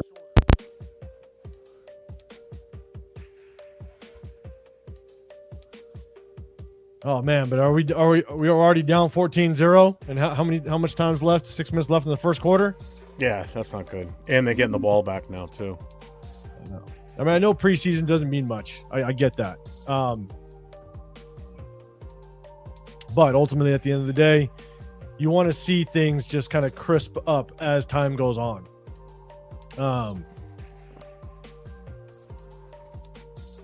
And Jeff, if you see anything in the chat, something, if people have a question or what have you, then we could definitely try to address it. I'm doing a lot of stuff. No, you're good. I appreciate everybody popping in here and checking in with us. Let me see.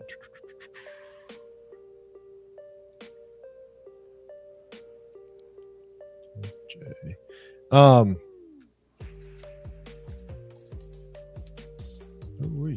right. Let me get to this.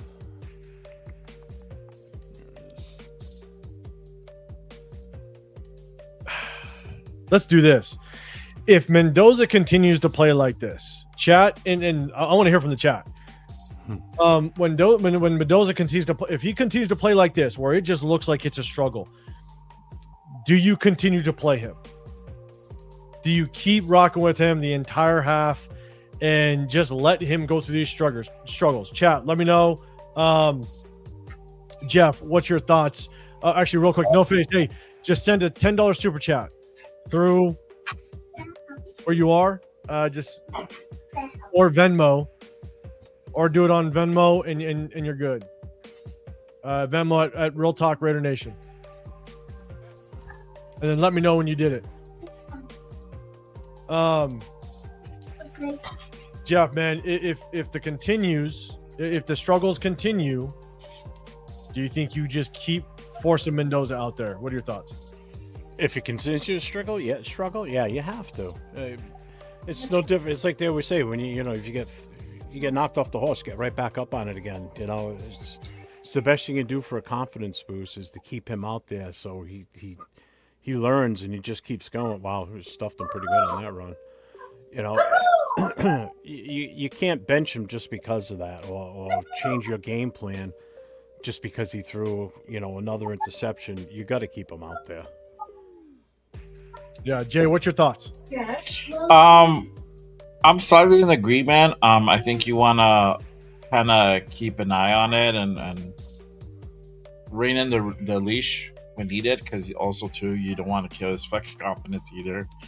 I could say to the flip side to that, it's like you get back on the horse, but you keep falling off the horse, and the horse keeps bucking you, and you might get knocked off to a point where you might get fucked up and get paralyzed. So we don't want that either. But you definitely want him to continue getting reps, getting burn, getting experience. So it's gonna be interesting right now how he's gonna go ahead and bounce back in the next series for him, because they're probably gonna let him play the second quarter most likely. I don't see that changing. So it's the all report about was that he was going to play the first half. So yeah. So right now it's going to see what is he going to do to readjust. But yeah, this I like this that the Texans are really showcasing themselves, and it really gives us a gauge and kind of how we do against an actual really good high level defense. And what Rundown said before when he was on here earlier, he's like, man, some of these twos for Houston could be starters on our team. We had another penalty, third penalty in the first quarter. That's 3 so far. You gotta rock with them. You are not going to get God dang it. Look at Eichenberg getting a little bit of a burn. Yeah, and someone said it. I'll scroll back up. Ryu Ken, you said can't baby him. Yeah, I'm with you. Like this is, again, like I said before in my previous lives, it's like if the season goes how Clint Kubiak has stated he wants it to go, Kirk Cousins is going to play the entire season, and this is going to be the only live action Fernando Mendoza is going to see. So you better give him as much as you possibly can. I don't care what it looks like. I don't care if it's absolutely horrible. It's a learning process. Yeah. And he's got to learn it. The only way that quarterbacks can get a true learning process is if you actually put them in a live game. Because when you're practicing, when you're at practice, you're wearing that red jersey. You're not getting hit. So these quarterbacks, you're going to sit back. You're going to drop back. You're comfortable. You know that edge rusher is not going to take your head off if he has a free shot. So you got to get as much burn as you possibly can in this preseason. All right, no flag. All right. We got big third and 9. Big third and 9. Is it still Marks? I don't think so. I think somebody else is in. Oh wow! And not for nothing, David Mills is not a bad quarterback. He's had some good games with Houston too. No, when Mills came out of Stanford, man, the kid was actually pretty. He was good. Oh, it's Jordan. And he's had some good games. Yeah, the running backs looks like Jawar Jordan. Yeah. He got stood up on that block. No face, I got you, big dog. Appreciate you. Right, 2 entries. Got 2 entries into the raffle. Got you, no face.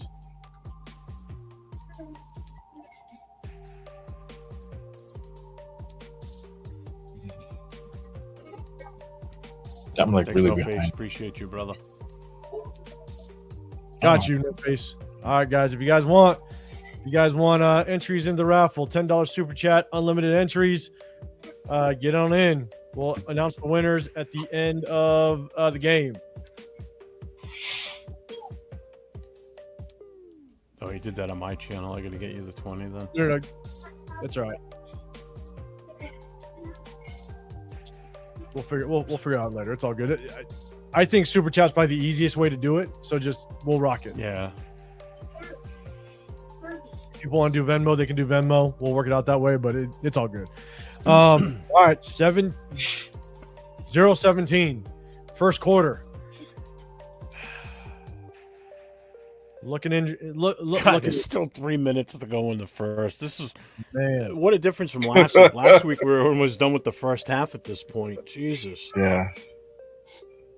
And let's do this. I'm going to be really curious. Right, and again, I don't know, like if Fernando plays the rest of the half into the second quarter and then he turns things around and looks much better, right? Watch how the media reacts. Because this league is a lot of what you've done for me lately, and that's not just for our fan base or just for Fernando Mendoza. It's really for everything. And it's not just football, right? Professional sports is all about what have you done for me lately? Jack Besh has a good game, and now the Jack Besh fans are like, oh my, I see, here he comes. It's like, okay, good job. He had one good game, which was a preseason game out of 18 attempts last year. So it's like, pump the brakes, and we'll see just kind of how it plays out. But, you had a bunch of analysts on NFL Network, on all these, basically saying, "Oh man, I won't be surprised if Fernando Mendoza isn't starting week 1." But then if he has a performance like this and continues this, watch them change their tune. And again, I'm not saying it has no bearing as to whether or not I think Fernando Mendoza ultimately could be a good quarterback, right? Like I'm not basing it off of one game, but just watch the tune of all these analysts as the week goes on. Again, if he just struggles this game. No, Mr. Sylvia, I agree. Right now, this is just making me think that we're going to probably be no better or not much better than what we were last year. Yeah. Again, granted, these were our 2s and 3s out there right now. It's not our starters, especially on offense. Those were not in our starting 5 out there. These were all the backups playing. But even with the starters last week, after that first series, the rest of the game was just, you know. Yeah, and I think that's what's He's so 1 for 4. Jesus. That's what's so difficult is you don't want to. Preseason is a good judge of just kind of like the talent you currently have on the roster, what your starters look like, but then you also really want to pay attention to just the battles, the position battles, and how these guys are fighting. You'll have teams that will go 0-4 and then, make it to the playoffs. But then you'll have teams that literally go undefeated in the preseason and they end up winning 6 games. So wins and losses, it's hard to have an indication. But who was that kicking for Houston? Was that the Tokyo Toe out there? Because that was an awful kick. Didn't hit the target. We get it at the 40. God, that was horrible. Mike Washington off to the right side again. Nice little run. And this is why it's so hard, man. It's hard. It's hard to understand. Like, even though Mike Washington had the edge on that one, just who created that opening, that opportunity. That's why I rewind way too much when I'm watching the game. That was a nice little run from Washington for sure. I like this. The only thing I have with Mike Washington is, and again, this is just based on his game, his play at Arkansas, is he's got that speed, but it's straight line speed. He's not very shifty at all in open space. He's not going to juke you out in open space, but if he has an angle to the sideline, there's a good chance he's going to beat you. But yeah, he's just not very shifty out in open space. Yeah. But let him catch a lane and get to the sideline, and yeah, there's a good chance he might be gone. He's already got 47 yards in this game.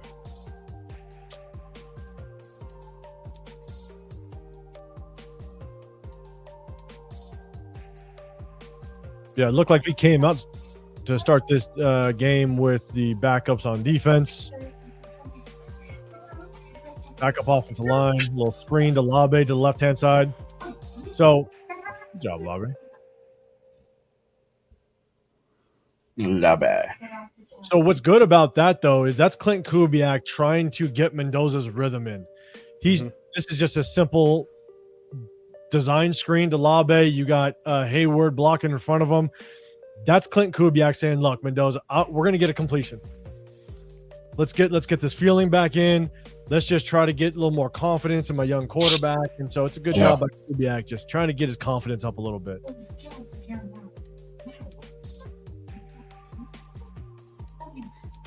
You know what? I forgot Forster Moreau was on their team now.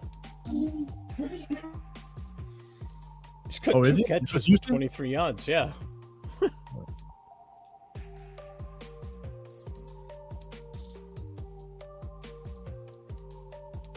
A little completion to Connor Hayward. Dumps off about 5 yards. Hayward does the rest of the work. Does a pretty good job. Again, it's those type of, did Charles Grant just give up a hit on Mendoza, where's Severe at? Where's Severe? My God. Yeah, he did. Totally blew that block. I just saw it. First down on that. So, again, good little dump off to Connor Hayward. When I take a look at the All-22, it's trying to understand what was downfield, right? Because that's a check down, right? So what was downfield? Is he seeing the field? Is he reading the defense? Because I showcased it 2-3 times last week where Mendoza drops back and there's open receivers right in front of him, staring at him. And so the question is he not seeing the field properly? Is he just there was multiple instances at Indiana that I showcased when I broke down his game film where he goes through his progression, but there's wide open receivers where he's looking and he just moves his eyes off of them and ultimately ends up just running. So the question is he just going through the motion of a progression but not actually seeing what's happening in front of him? So those are the type of things that I just look at when I look at the game film is, or was there nothing open downfield and that's a really good check down? It could be either or, right? Yeah. So those are just the type of things that, when I look at the game film, I want to be able to try to see, because at the end of the day, you want a quarterback that is able to process the defense, see the defense, anticipate throws before the receivers are even open.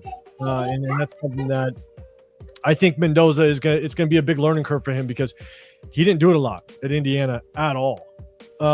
He had some decent throws, but also some bad throws. And that's what I'm looking for in this preseason is he taking advantage of NFL concepts and throwing, having better anticipation on his throws. So, but if nobody was open downfield on that one, it's a good check down and great job by Connor Hayward just fighting to get more yards.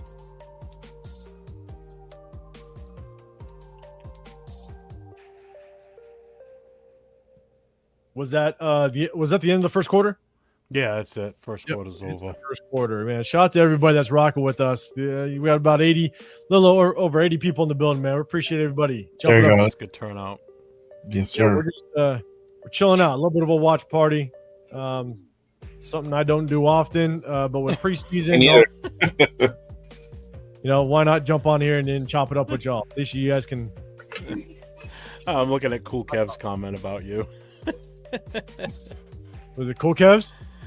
Yeah. Cool Kev, you calm down over there, all right? I'm gonna take that giveaway back, Cool Kev. I'm keeping that money. I'm just kidding. Oh, Mafi. It's not hate for the kid. I know people chalk it up as hate. It's That's what Tanner Jack said, because I don't get the hate for the kid. It's called an evaluation, but it's okay. People, if you talk bad, people say the same thing. Sacked. That was Mafia that gave that up, wasn't it? 56. Yep. Ugh. Which Mafi had a surprisingly good game last week. I know. That's what I mean. And he was making noise in training camp prior to that, too, to the point where they had him as the number 2. Do you see who got that sack? Oh, yeah, McDonald. Yeah, great. People are going to be mad at that. Man, he's bigger than I thought he was. Jesus Christ, he's a monster. Jesus, he blew right up the middle. Look at the size of him. Yep. Yeah, man. That could have been us.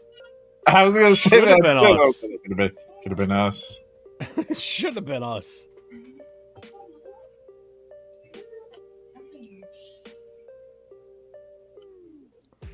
It was so much. It was funny, man. The amount of, when I first started my channel, the amount of hate that I got with my Tyree Wilson takes. It was Tyree Wilson's rookie year, and people just hated my takes on Tyree, because I based on his college tape, I just said, look, like I don't think this kid is going to pan out to live up to a number 7 overall pick. Not even close. I'm sorry, where is he now? And people hated me for it. They said the same thing. Oh, you're a hater. You're a hater.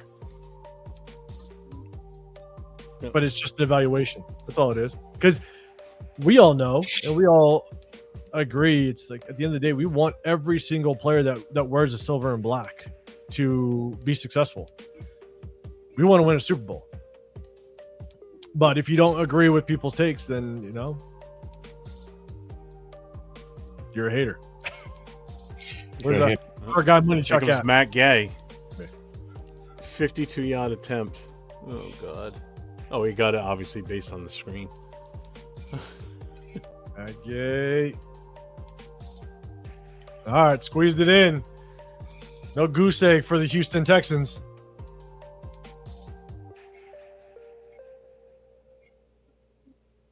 Damn, I'm like severely behind. I'm like, how many throws did he have on that series? 2? Who? Mendoza? Yeah, all catches. I mean, how many receptions out of that? Let's see. I got it on here. So it was a 5-yard pass to Ian Thomas. 1 to Connor Haywood. So 2 catches, two passes on that one. I can go to stats. Hold on. Man, we got our first bust comment. Right now, Mendoza's 3 for 6 for 36 yards and 1 interception. Yeah. Right now. So he had that 1 pass in the first quarter to Naylor. So he just threw 2 in this past quarter to Haywood. Haywood was in the. No, in this drive he had 2 because Connor Haywood was on this drive before they scored. So he had 2 completions this drive. Hold on. God damn it, Ryu. Right, that's what I'm saying. That's the first Mendoza bust. I think Ryu has always gotten after me, though. And again, it's tough because you don't have a profile pick. So I think Ryu has always kind of gotten after me about my Mendoza takes. Correct me if I'm wrong. But I love it, though. I know, right?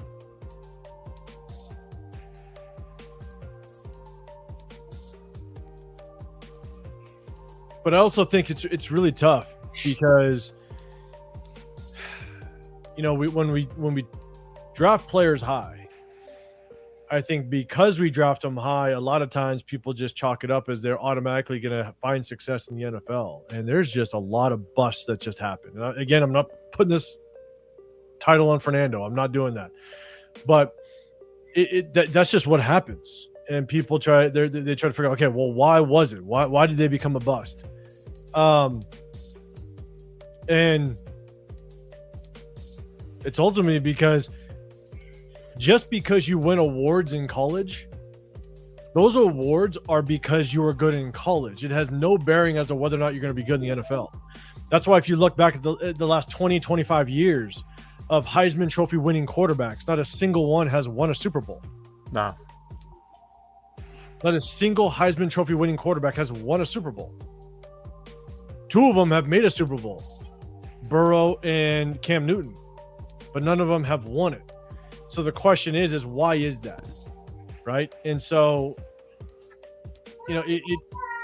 you might have been able to have these accolades and everything in college, but that's all predicated. That's all based on what you did in college. It has no bearing whatsoever as to whether or not what you did in college transfers to the NFL. And that's why you have to make your evaluation.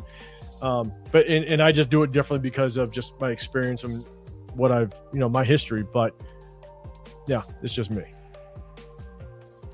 So Pigs wants to know what we missed or what he missed so far. You missed the opportunity, Pigs, to get into a jersey raffle. That's what you missed so far.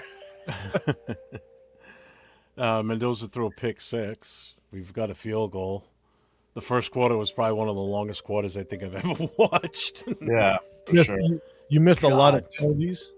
I think we had 4 penalties. Yeah, we're right on track with the penalties from last week.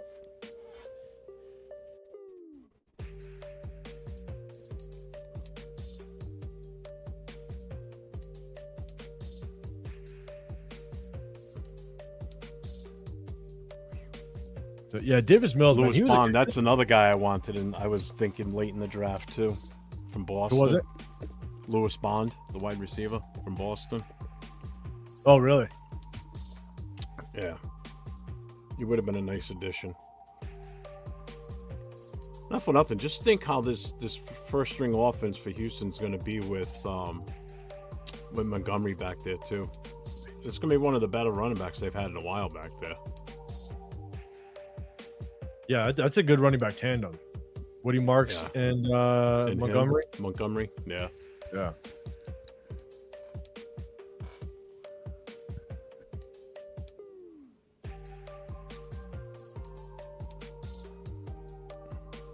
All right, Dalton Johnson. See, you got one fan. Tackle. You got one fan in Ryu Ken. So what he just said. Let me see. Hold on. The teams that Mr. Silver, teams that do bad in the preseason typically play well in the regular season. Let's hope so. Yeah. Let's hope so. Ryu. I was all for Mendoza until I saw the video that y'all made breaking down Mendoza. That's when I started doubting him. And the hope is that he just and again, when I broke down the game film, it's not about saying he can't do it. It's saying that I have just question marks as how well he can do it in the NFL, right? And so whenever I break down the game film, it's never saying, well, that player can't do that. It's just saying that's a question mark I have. And so at the end of my evaluation, I take how many question marks do I have versus how many answers do I have. And if I have way too many question marks, then that moves me off of taking him at number 1 overall. And so it's like the value, right? With Shedeur Sanders last year, everybody were talking about, okay, let's take him at 6, or he's a first round talent, and I had him as a 3rd round grade. And so it's not about whether or not he could be successful in the NFL. It's about where does his value fit as it relates to the draft. Yep. You know what I'm saying? And so as soon as he passed on the 3rd round, Booker, the 4th round hit, I said, shit, take a flyer. In all honesty, last year at that point, I would have taken him at that point. Just not number 1, not in the 1st round or 2nd round. 3rd, 4th, oh hell yeah, at that point. Yeah, like that was my thing was when the 4th round hit, I was like, he's still on the board? Shit, take a flyer, because no one cares if a 4th round falls on their face. Like that's not going to be. Yeah, and you're not going to judge a GM if they missed out on a 4th rounder. No, if you do, then you're being nitpicking. Exactly, and so at the end of the day, I was like, screw it. Take a shot at Shedeur Sanders in the 4th, because we needed a backup to Geno Smith. But it's all about the value where they, based on what they look like in college and the value that they bring in the draft. And so again, that's why I was on team trade back, but which was a very small team. Yeah, there was like 5 of us out of all the entire Raider fans that were there that day to draft. Yeah. Yeah, that was a good job by Booker making the stop on that one. Yeah. And honestly, it was our evaluation on Booker, breaking down his game from last preseason, was look, with Booker, if you run right at him, he is like a brick wall. But the problem is, you saw what you're talking preseason last year. You're talking about when he was still with the Eagles, though. No, I'm talking about when he was traded to us and he played in those few preseason games, and I had an opportunity to kind of just see who he was and get some game film on him. I thought we traded for him after the season had started. That was still preseason? No, it was no, I think we were still in OTAs, I believe. Really? I thought it was later than that. But he definitely played some preseason. Mm-hmm. And when I got the opportunity to kind of just take a look at his game film, I mean, he's strong as shit. Like, you're not going to move him off his spot. But the problem is he's got a really quick get off, but against zone, offensive linemen get leverage on him instantly. Yeah. And then it creates running lanes. Because if the offensive lineman, let's say the defensive lineman next to Thomas Booker does a good job of reading the head of the offensive lineman and moves down the line of scrimmage like they're supposed to, maintaining their leverage and gap. Well, if Booker gets hooked, you just created that running lane.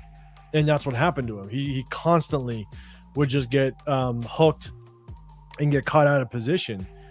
And he's got zero pass rush. And that's what he showed on game film, on the tape.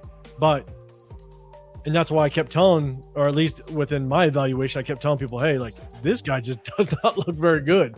I don't see him being some Christian Wilkins replacement, even though Lane Johnson and all the analysts were like, oh man, Booker has all pro potential. And it's like, well, not based on what I'm seeing. And didn't do anything the entire season. I think he had like 2 It was towards the end of the season where he kind of showed up. Yeah. Yeah, we got him in August. Okay. I thought it was later in the season. You were right. I didn't know he was with Houston before, too. Oh, was he? I thought he was always with the Eagles. Oh, really? Nope. In 2022, he was the 5th round. He was 150th pick. Houston brought him in. They waived him They waived him in August of 23, and Philly picked him up. Oh, okay. Mendoza's back in. Yeah. Little play action boot to the left. Is that Ian Thomas? Yep. Little short flat route to Ian Thomas. Again, another one of those just tempo throws. I think a lot has to do with just trying to gain the confidence in Mendoza. Keep it simple, keep it basic, see if you can just get some confidence. Yeah.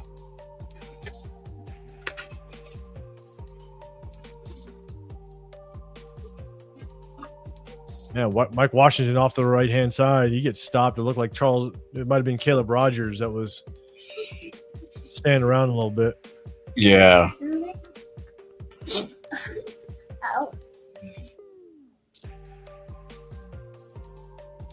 I'm telling you, I keep reaching for the controller to rewind, and I'm telling myself I can't.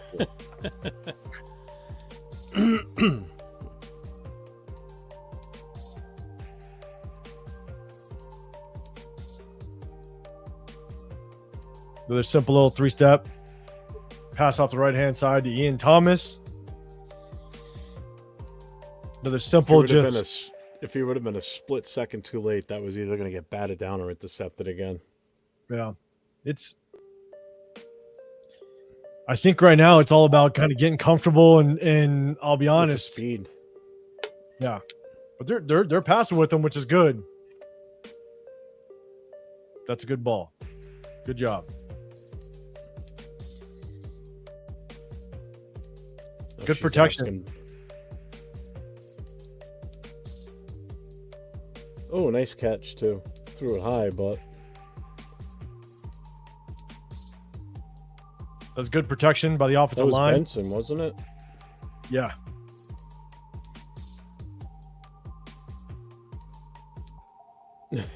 Ricky. She's interviewing Max right now, and he says the Ravens would have killed the trade just for the cut on his nose.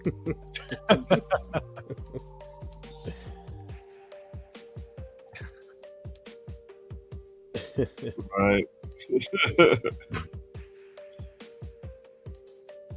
Oh, we got another one joining the stage. Yes, sir.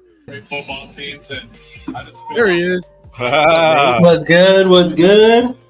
Oh, what's going on, big dog? What's happening, you guys? How much, man? How you been? Good. I'm trying to figure out my phone right now. I don't know why it's taking forever. Okay, so what did I miss? What have I missed? How bad is Fernando doing? You want us to recap it? Yeah. Do you want the good recap or the bad one? Well, yeah, when I was on my way here, I was like, damn, is it halftime already? Because I seen the score. I was like, okay, that's not too bad. And then I realized, oh, shit, the first quarter was barely ending. First quarter took about an hour. It's a long quarter.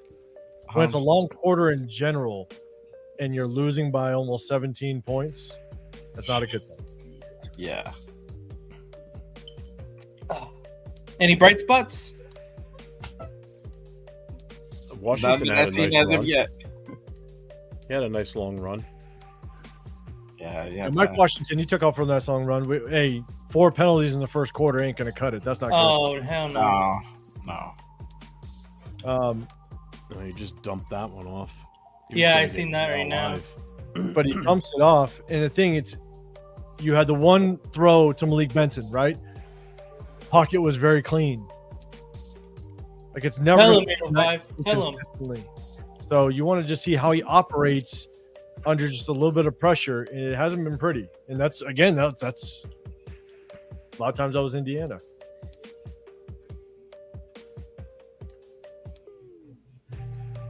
So they're putting the stats up right now. He's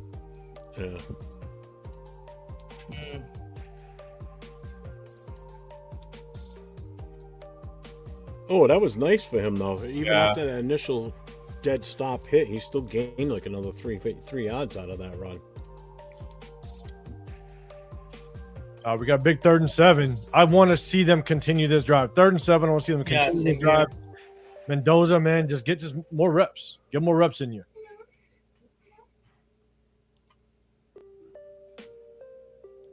Seven for 11, 77 yards and an interception.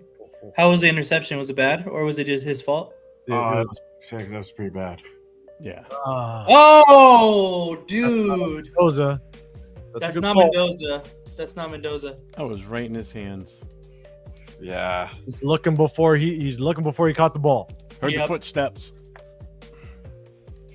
Yeah, he knew it too. He saw green. God dang it. I wanted to see them continue that drive. Damn. That was a good pass, too. Yeah. Yeah. Now here's the real Raider MVP here. It was He had a really nice punt earlier, but Look at that, within the 10-yard line. I forgot who it was. He ran out of bounds and was the first one to touch the ball, so ended up coming out in like another 20 yards. It was a beautiful 60-yard kick. He had a good punt earlier. Yeah. Let me see. What's going on with this Venmo? Tell me about what's going on with that. You just pay me money.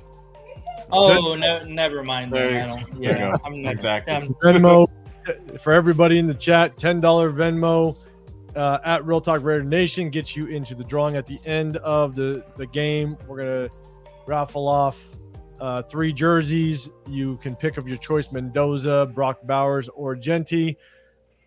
Unlimited entries, $10 per entry. Plus, I'm going to add an extra giveaway into the mix. So there'll be four total winners.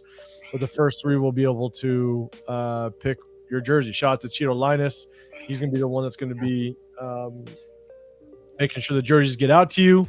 It's going to be fun. But you could either do Venmo or you could do a super chat. Doesn't matter what channel you're on. You could do a super chat, send it on in, and then we're going to make it work. So, hey, is it too late to change my jersey number from Mendoza to like Genty? Or am I locked in? I'm like, damn, it's busted. You gotta wear it, bro. Sorry, you gotta rock it.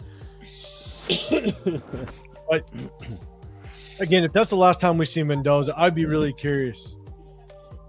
You know, and I'll bring up a question at halftime. We'll talk about it. But, it's going to be really interesting just how everybody talks after this one.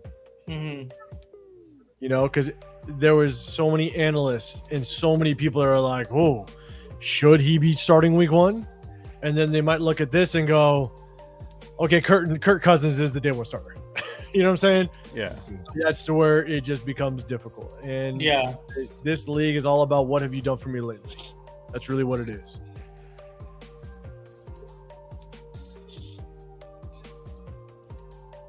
You're saying the Glaze Fest is over? 100%, bro. You already people For a week. Ship already. For a week already. For a week at least, I mean. For a week. Maybe longer. I don't know. Did the ones get any burn? No. So it's been Mendoza the whole game so far? Yep. Okay. Yeah, so far.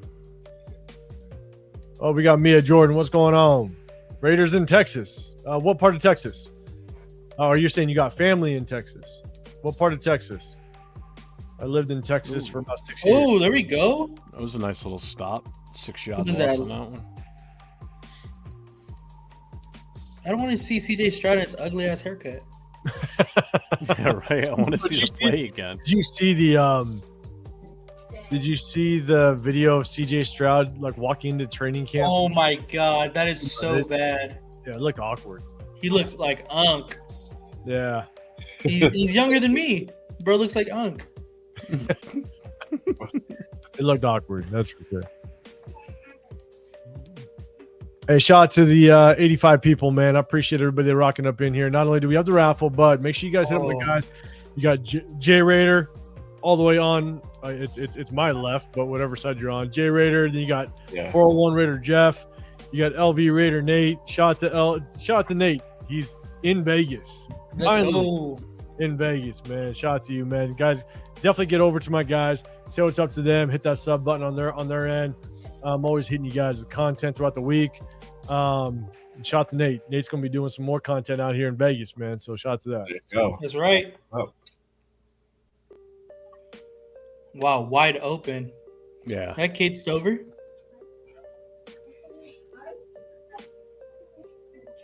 I don't know, but I think it was nothing but it was nothing but twos. Nothing but twos. All first quarter between offense and defense. You know, we saw Traden Stukes. He came out there on defense, and we're sitting there going, "Hey, maybe he's running with the ones." But Eichenberg was obviously out there, so it's obviously two. Yeah. But it They looked just like ripped right down the field. Damn, Davis Mills' neck is long. But what was I gonna say? What about the Texans? Did they run any of their twos? I mean ones? I think it's Yeah, been their mixed. offensive line was. Their offensive line was their ones for their first drive. Because C.J. Stroud did start the game. He was he out did? there. Yeah. Yeah. So that first touchdown drive they had, he was out there. And again, it was against our twos on defense. So like 805 was saying at the beginning, it's like we can't even judge how well our defense was from last week because last week it was our ones minus Max. Right. And today it's the twos going against them, and he just went right down the field. Let's see what Rorschach's saying. Yeah. What's he saying? Hold on. Oh no, let's burn the house down. Let's burn it down. Wait, did we sort of do that? Wow, that's crazy. That's funny. There will be there's the extreme both sides, right? There are the like wildly emotional fans that will say burn the house down, we're gonna suck. Yeah. There's the ones just very even keeled. They're like, look, it's preseason. And then there's gonna be the glass more than half full fans that are gonna be like, don't worry, we're still winning 9 games. Mendoza's still gonna start week 1 and we're gonna be amazing. You know, so we'll see. We'll see how it works. But that's the one thing I'll be honest. That's the one thing I've learned. When I started my channel during the 2023 season, my first video that I posted was week 3 of the 2023 season. No, 2024 season. Sorry, 2024. It's just one of those where what I've realized is the emotional stability of the fan base, and it's not just ours. I'm not just talking about Raider. Like, this is all fan bases, but just the emotional stability of all fan bases, all sports. God, it has a massive pendulum, man. It swings like yeah, big time.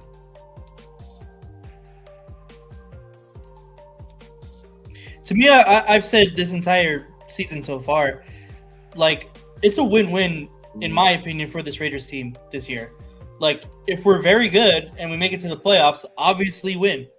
If it's a bad season again, obviously we want to improve upon 3 wins. If it's better than 3 wins, then it's a win. If it's less than 3 wins, I don't know about that, but you can still look forward to building to this young talent that we have on this team. And I think either way, you can kind of appreciate that for obviously us that talk about the Raiders and look at them on a daily basis kind of thing. I know a lot of people that are just like a little more casual than us probably don't see it that way, but I think for the long run, either way, this is a win-win season, in my opinion. I'm with you, Nate. I got you, man. You're in. Oh, for the Venmo? Yep, I got you. You're in.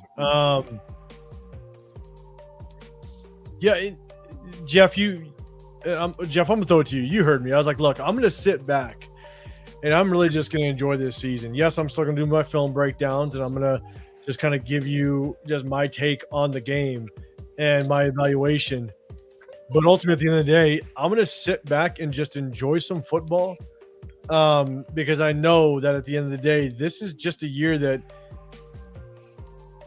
the expectations for myself aren't high. I had literally the floor was 2 wins, the ceiling was 4. That was me. Mm-hmm.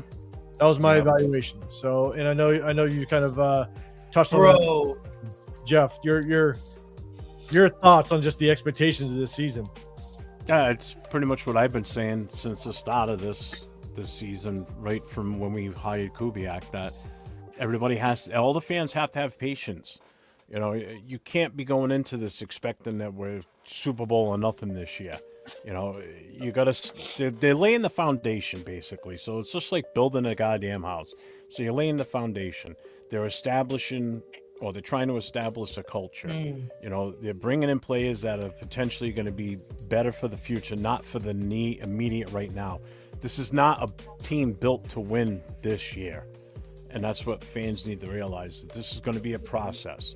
And I agree with 805, and that's how I'm approaching this year. I'm just going to sit back. I'm not going to get pissed if we lose. I'll be happy when we win. Correct. You know, I just don't want to see us get shut out in multiple games. I don't want to see us not even trying to put an effort out there. As long as I see that consistency and they're growing and getting better, then you can see where this is going to go in the future. The future is not now. This is still we're still setting the building blocks, you know. So I had us at 3 to 4 wins tops. I had us losing to Cleveland before the Myles Garrett trade. Yeah, once he got traded, I'm like, okay, we may win that one now. You know, we might have a better chance. You know, it's gonna be cold. That's the only thing. It will be cold because it's in the later end of the year. It's late November. Yeah. I told Chris from Protect the Shield. I told him, I'm like, hey man, I might try to go out there to Cleveland, but it all depends on when they play. If it's close to winter, I'll see you on the West Coast, big dog. It is close to winter. It's Thanksgiving weekend. Yeah, I was like, maybe not. It's 3 days after Thanksgiving. I know. Well, when I went to Cincinnati, it was like a couple days after Halloween, and it was hot in Cincinnati. That was 2 years ago. Yeah. Oh, really? Hey, Nate, do you have the vertical mode on yours? I don't think I put it on there. I think when you popped in, I didn't put it on there. You must have done it when you joined in. Yeah, I think it defaults to it. 805. I Yeah, had to like vertical pick my thing off. Yeah. If you could just do Nate, if you could edit it, just do landscape, because that vertical mode, it's all like it's weird. Yeah, it I doesn't get show it. shit. This raffle's rigged. You can't prove anything, Rorschach. Can't prove anything. 20-3 now. 38 seconds to go. Yeah, Jay, what's your thoughts, man? What's your thoughts on this season? Honestly, like Jeff just gave his, I gave mine. Jay, what's your thoughts overall on the Just real season? quick, I'm gonna run outside just before halftime gets here. I'll be right back. I gotta get. It's not letting me edit it to only landscape. Okay, you can leave it. That's fine. That's all good. My bad. No, it's all good because you have to click on the pencil, bro. Or maybe it's too late. Maybe it is too late. Hold on, let me see if I can. Yeah, try it. Oh no, it is too late. It's all good though. The other way is to go to your YouTube channel and just kill that one. That may just kick that Yeah, out. let me do that one. Go to the studio. All right, I'll be right back. I'm like, I've been saying it like just kind of the same way that Jeff, said it. It just, I only saw this team like 3 or 4 wins, and I've been kind of preaching that the whole off season up until this point. This is a thing where it's not going to look pretty. It's going to look ugly at times, but it's something that has to happen in order for us to go ahead and get better. I mean, there's so many variables against us. We have 2 brand new quarterbacks. One's a rookie. We have new personnel on the team as far as wide receivers. We also have some linemen as well. We have, defensive personnel as well, a coaching staff. Again, majority of our coaching staff is new. It's a lot of stuff to overcome. And so everybody's trying to learn how to play with everybody. And you can't do that necessarily off of a month playing time where you're going through training camp, 2 games. Yes, they've had like the off season, but half of the off season you're doing, it's only like 3 to 36 days of them getting together. It's not like a weekly thing. Then they're off on their own to try to go ahead and make sure that they maintain, they do work, they try to go ahead and get some like type of reps in, but it's still not the same as being in camp, having coaches there, working with the coaches, and working on things that they want to go ahead and see from this team. So yeah, this is the beginning of a long process. You guys are starting to see it. My biggest thing is I've been a proponent. Let's just go ahead and pump the brakes with all the bus shit. Let's pump the whole thing with the Kubiak sucks type of shit, because this is what it is. This is what a rebuild looks like. We've seen it in other teams. Year one normally don't look pretty, or if it looks pretty, then year 2 sucks. That's just kind of how it is, right? Deep pass for Mendoza. Oh, there you go. I'm behind. Damn it. I missed the first pass of his drive. I'd like rewind just to see a little dump off. It was decent. I see it now. I finally got that Vegas cable. Got me up to speed now. So there you go. Yeah. But go ahead, Jay. I'm sorry.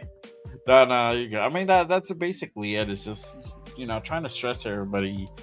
Like, just gotta be patient. Gotta ride it out. Just think of it as a season where we're trying to go ahead and get our bearings, and then next season is probably where we can go ahead and gauge it a little bit better, where we see probably more on an aggressive draft, hopefully more aggressive draft where we actually draft these starters, and then we're probably going to be making big rips in free agency. We didn't have that many like this. We had a better year in free agency this year than we did last year.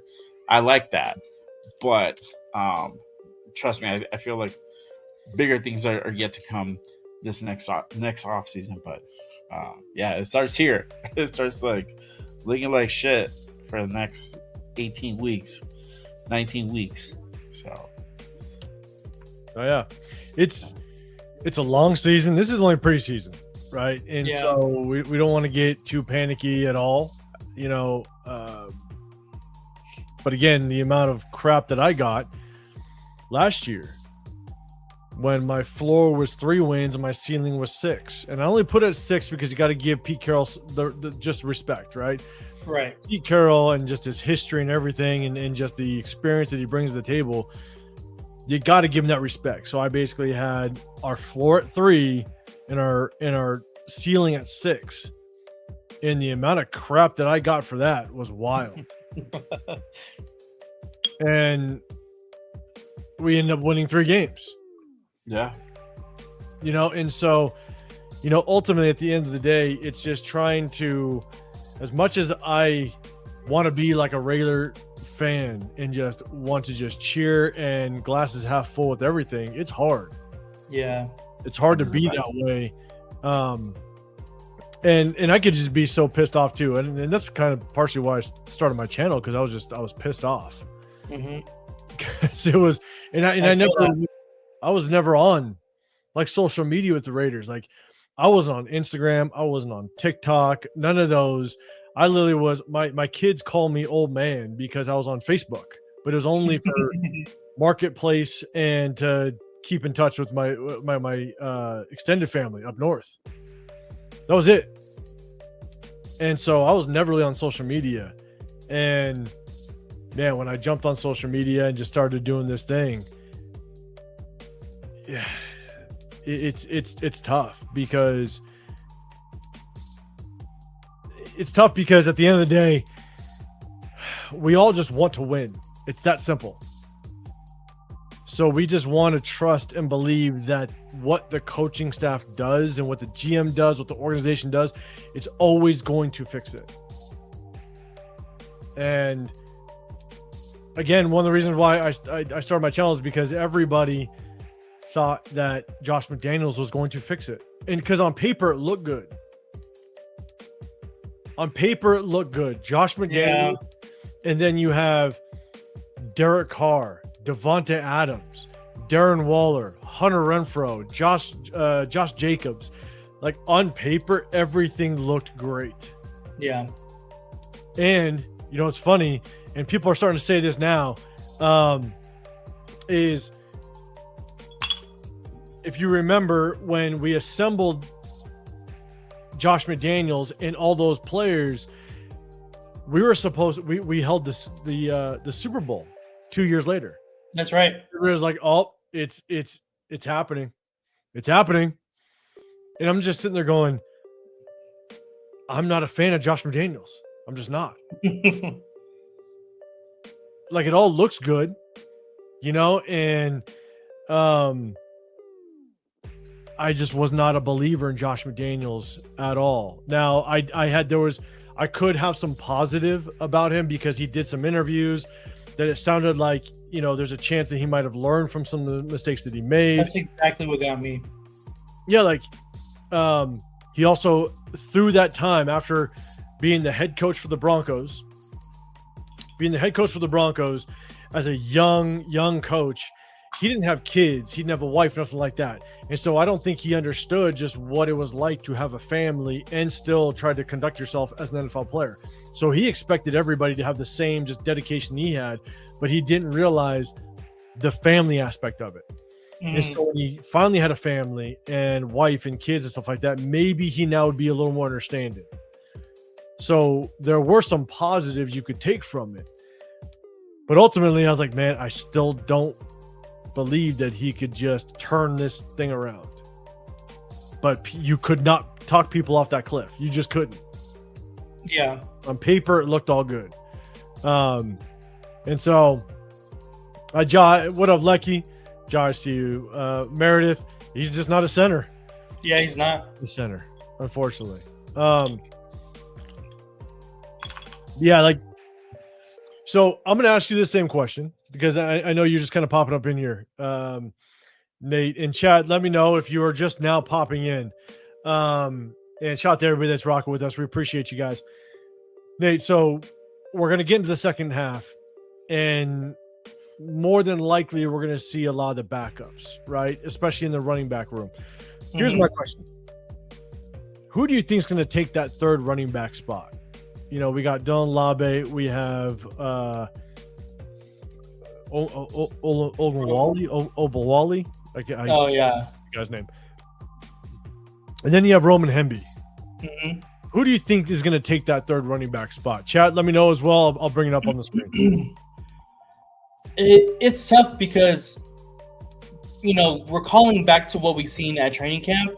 Dylan Labe was heavily involved in the special teams. And I think that's what gives him the edge right now of confirming that third spot, in my opinion, because I cannot tell you if Roman Hemby got a returner or even like any kind of reps on the special teams during camp or even in the open practice. I don't think I've seen him on special teams. So to me, it would probably be Dylan Labe just because he has those reps, and he's kind of solidified himself as that special teams guy at this point. Yeah, I'm with you. And Ben just brought it up. Where's Thornton? Did Thornton suit up? I don't think he. I don't know, honestly. I haven't seen Thornton. You haven't seen I know Thornton? that he. No, I haven't seen Thornton. I I don't know, think he's playing. yeah, he was off to the side. I don't think he participated in the joint practice at all, and so I don't know. Jaw, you're saying Thornton out, but he was on the side though working out, so I think they're easing him back in. So I don't think he's out There here. you go. Mhm. What up, Moon? Over Miami. God damn it. Brutal. I'm going to do this, and I'm going to ask you guys this question because, Jay, you've been to the stadium. Nate, Yeah. you've been to the stadium. We're going to talk a little bit about second half in just a second, but I'm going to throw something different at you guys. And I have a question. And so, for everybody that's in the chat, if you guys have been to the stadium, I'm going to share this really quick. I want to get you guys' opinion.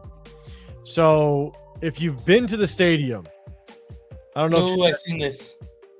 So, I'm going to read this off. This is from Adam Schefter. You guys can see the image at the bottom right hand of the screen. The Las Vegas Raiders are eyeing improvements to Allegiant Stadium, home of the Super Bowl 63. On the agenda later today for the Las Vegas Stadium Authority, a $158 million improvement to be on the stadium's north entrance, which will create a new front door for the stadium, including a pedestrian deck, public plaza, event deck, and other transportation improvements. If you've been to the stadium, I mean, the stadium it's a beautiful stadium, outdoor and inside. But I'll be honest, outside can use some improvements. Yeah. Kind of see a mock-up of what it is. Obviously, if you can see my cursor on the bottom left-hand screen is Hacienda Bridge that you walk over and then you enter in. And the one thing I will say is that what's tough is because a lot of fans come from out of town, because a lot of visitors come from out of town, do they need all the parking that's there? Because the parking lots are never full. No. Because everybody's walking from the hotels. Yeah. Parking lot's expensive. The parking's expensive too. We just looked at it. Yes, exactly. $75 to $100, $200 at some lots. So with those improvements, Jay, you've been to the stadium. Nate, you've been to the stadium. Shout out to Jeff, man. Jeff, you're going to be at the stadium first time, man. Shout out to Yes, you. you're going to have fun experience. It's better be built before I get there. So start now. Right? 3 weeks. Got 19 No, you take days Ubers at everywhere. midnight. That's the trick. Get it done. Or have Nate just drive you everywhere now. I already got him picking me up from the airport. I can't ask him to do much more. I know. And Nate, I'm gonna throw it to you first because obviously you've been there. I know Jay, you've been there as well. But then I'm gonna throw it to you first.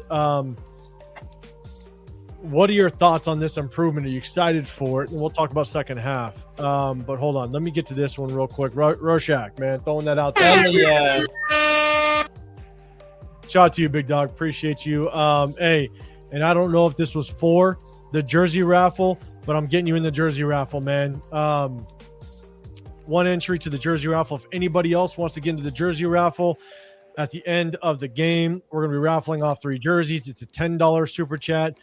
And you get 1 entry. It's unlimited entries. Plus I'm adding another just giveaway surprise at the very end. If you want to get included, send in a $10 super chat. Doesn't matter what channel you're on. Just make it happen if you want to get. Yep. So I'm going to step away for a quick second. Nate, I'm going to throw it to you. What are your thoughts on this improvement? After you're done, hand it off to the other guys. I'll be right back. Gotcha. Well, for me personally, my biggest problem with the stadium at this point is the transportation. And it's kind of difficult to get to Allegiant Stadium if you're like in the middle of the strip. Like you have to Uber it, you have to taxi it, you have to, whatever it may is, it's not easy to get there. So if they're improving the transportation, in my opinion, that's probably the best possible way to improve the stadium at this point. If they have some kind of, trolley system or, I don't know, some kind of public transportation to make it easier for fans to get from all around the strip to Allegiant Stadium and back, easier rather than Ubers or whatever it may be, I think that's probably the best idea. I know I was seeing this. I seen this on Instagram, I want to say, and a lot of people were saying the same thing that I'm saying, that it's difficult to get there. But I don't know if the plans have that kind of public transportation in mind. I have to look more in depth into it. My question is where this is at right now, it's kind of taking out an entire parking lot in front of the stadium. So there's going to be less parking. I know we said earlier that there is not a lot of people parking in there in the first place, but we're going to take out more parking. And so does that mean pricing hikes go up even more for the J lots, the lots on the other side of the stadium? Yeah. That's possible as well, and that's not something that I would want to see, because I don't think I've ever parked at the stadium for that specific reason, because it is so expensive. So hopefully that doesn't happen. For parking spots? It's They literally $85 to $100, like to 200. We saw 200 Yeah. last night. Because we're going next week. We'll be in. Oh, I'll be over there, Nate. I hit you up, but hell yeah. we're gonna be going, and so we have to drive because it's gonna be our family and then my sister and her kids. So we're all gonna sardine that shit in her Jeep. She don't know yet, but I'm telling her now if she's Like watching. a clown car? Yes, people clown come car on. with like 7 people. We're gonna do that shit. So we have to pay for parking because we got children with us, and so it's like $75 to like Sort of like how we $200. used to Depends do where you with old drive-ins. You can just load Yeah. your trunk up with people and just pay $10 for the car, and you get like 20 people in your car. Hey, if I can't sit in the seat, I'm sitting in the trunk. I'm letting my kids and the other kids have the chairs, because most of these kids require like a car seat. So yeah, they take up a lot of space. So I'm like, fuck it, I'll trunk it if I need to. Just have my sister drive us or wifey drive us. Yeah, Yeah, like it's the entrance, like the brand new mock-up entrance, like it's nice. I don't know if it's needed though. Like if you're not implementing a transit system of some sort so that people can get there, or if you move all of the tailgating to right there where they're saying there's supposed to be a plaza, I can see that happening.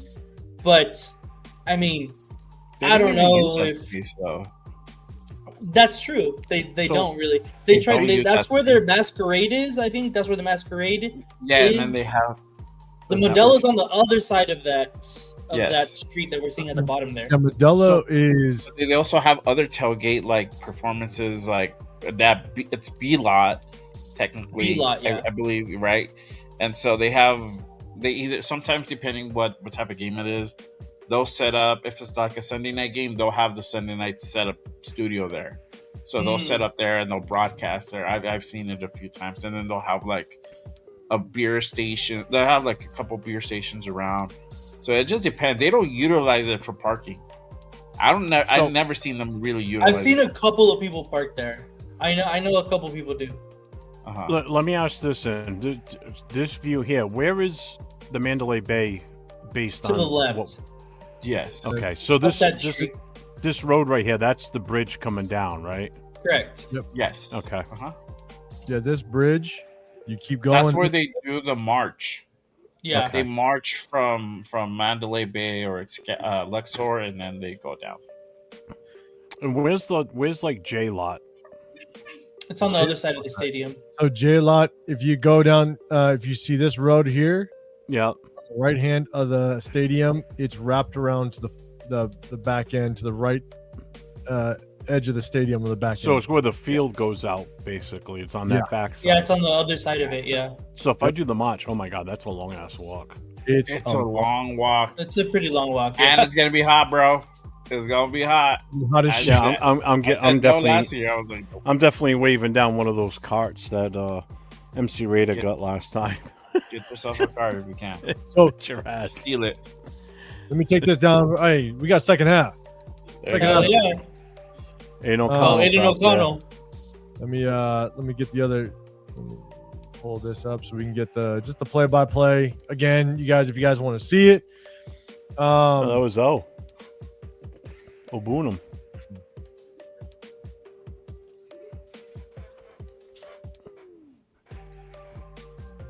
I know Raiders should start with the ball because Texans had the ball to start the first half. Mm-hmm. All right, What's up, Severe? O'Connell, he's in. What's up, Devin?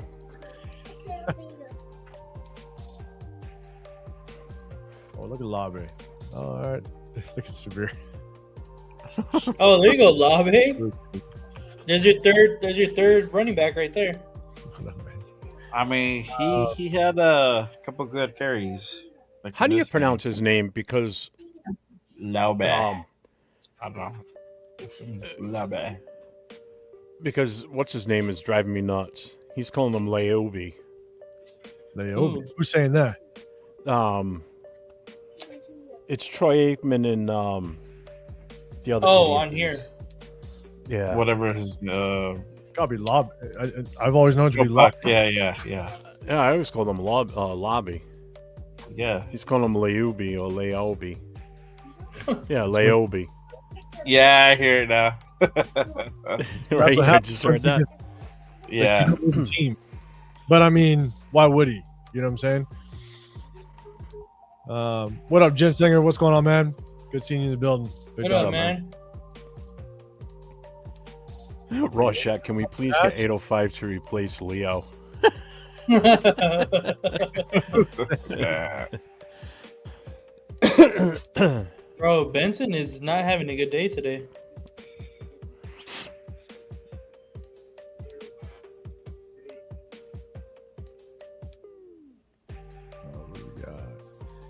Yeah, did you guys know if you guys are new coming in, we got almost 90 in the building. We definitely appreciate you guys. Hell We yeah. got a bunch of people right now in the raffle. If you want to get included in the raffle, $10 entry, unlimited entries. At the end of this game, we're going to do 3 winners for a jersey of your choice between Mendoza, Bowers, and Genty, plus an extra prize as well. Oh, AOC with the D, boy. You can either do a super chat or you can do a Venmo at Real Talk Raider Nation. That was a nice throw, though. Just a little over. He was What's covered. up, Manuel? But I'm not gonna lie, like it's, when we were at training camp, Mendoza, I saw him out of close to 60 throws. He only threw it deep one time. Yeah. But Mendoza but Aiden O'Connell, he was trying to press the ball deep. Yeah, we got you, Rorschach. We knew it was for the jersey. Yeah, Rorschach, we got you. You're in, Rorschach. Don't you worry. Oh, shit. So now we're in the second half. So does this mean if we need a field goal or a kickoff, it's going to be Matsuzawa out there? Probably. We might see it. Yeah, I think so. They're gonna give him some more burn.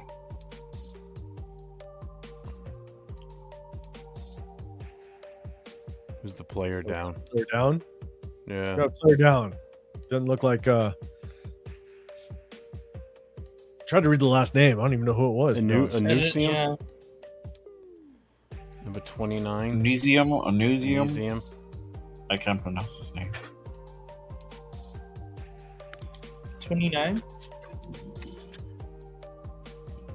Another flag. Better not be on the Raiders. We got him from Arizona. Anusium. Yeah. He's been with Washington, Cleveland, Arizona, and then us. I have the pronunciations right here. From the car. There you go. From the card we got. Okay, say Sloan's first name since you're on pronunciations. Okay, let me see. It's Cyan, isn't it? Ian. Kian. Yes, it's Kian Sloan. Is it Kian? I always say Kian. Kian. Yes, I've been saying Kian. I've been as calling him well. Cyan. Yeah. Yeah, Ian Sloan. It's that Celtic Gaelic. This guy, we grabbed him in off the Arizona's practice squad on December of 2025. He's a corner. I wish I throwing another one out there.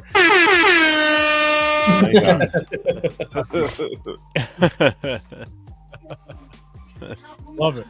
Thank you, brother. I appreciate you. And I just see Jaw Raider, dude. If I had a button for you, I'd press it. God damn it.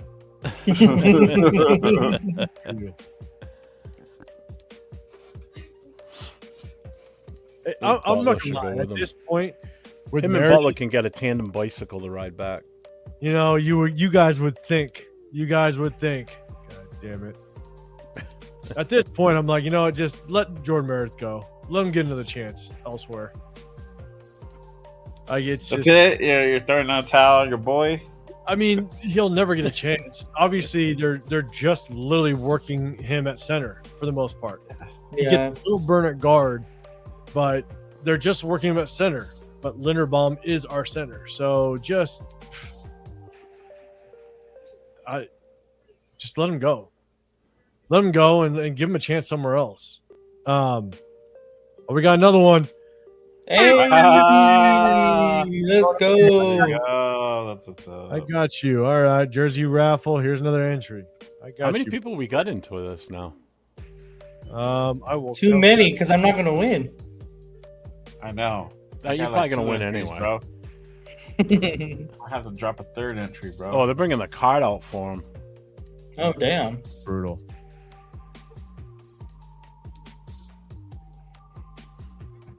That's brutal. Boy George, I got you. One entry for the jersey raffle.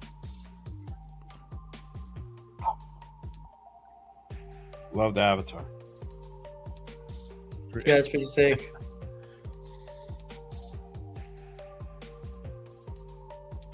Yeah, when the opposing team is taking a knee for you, that's not good.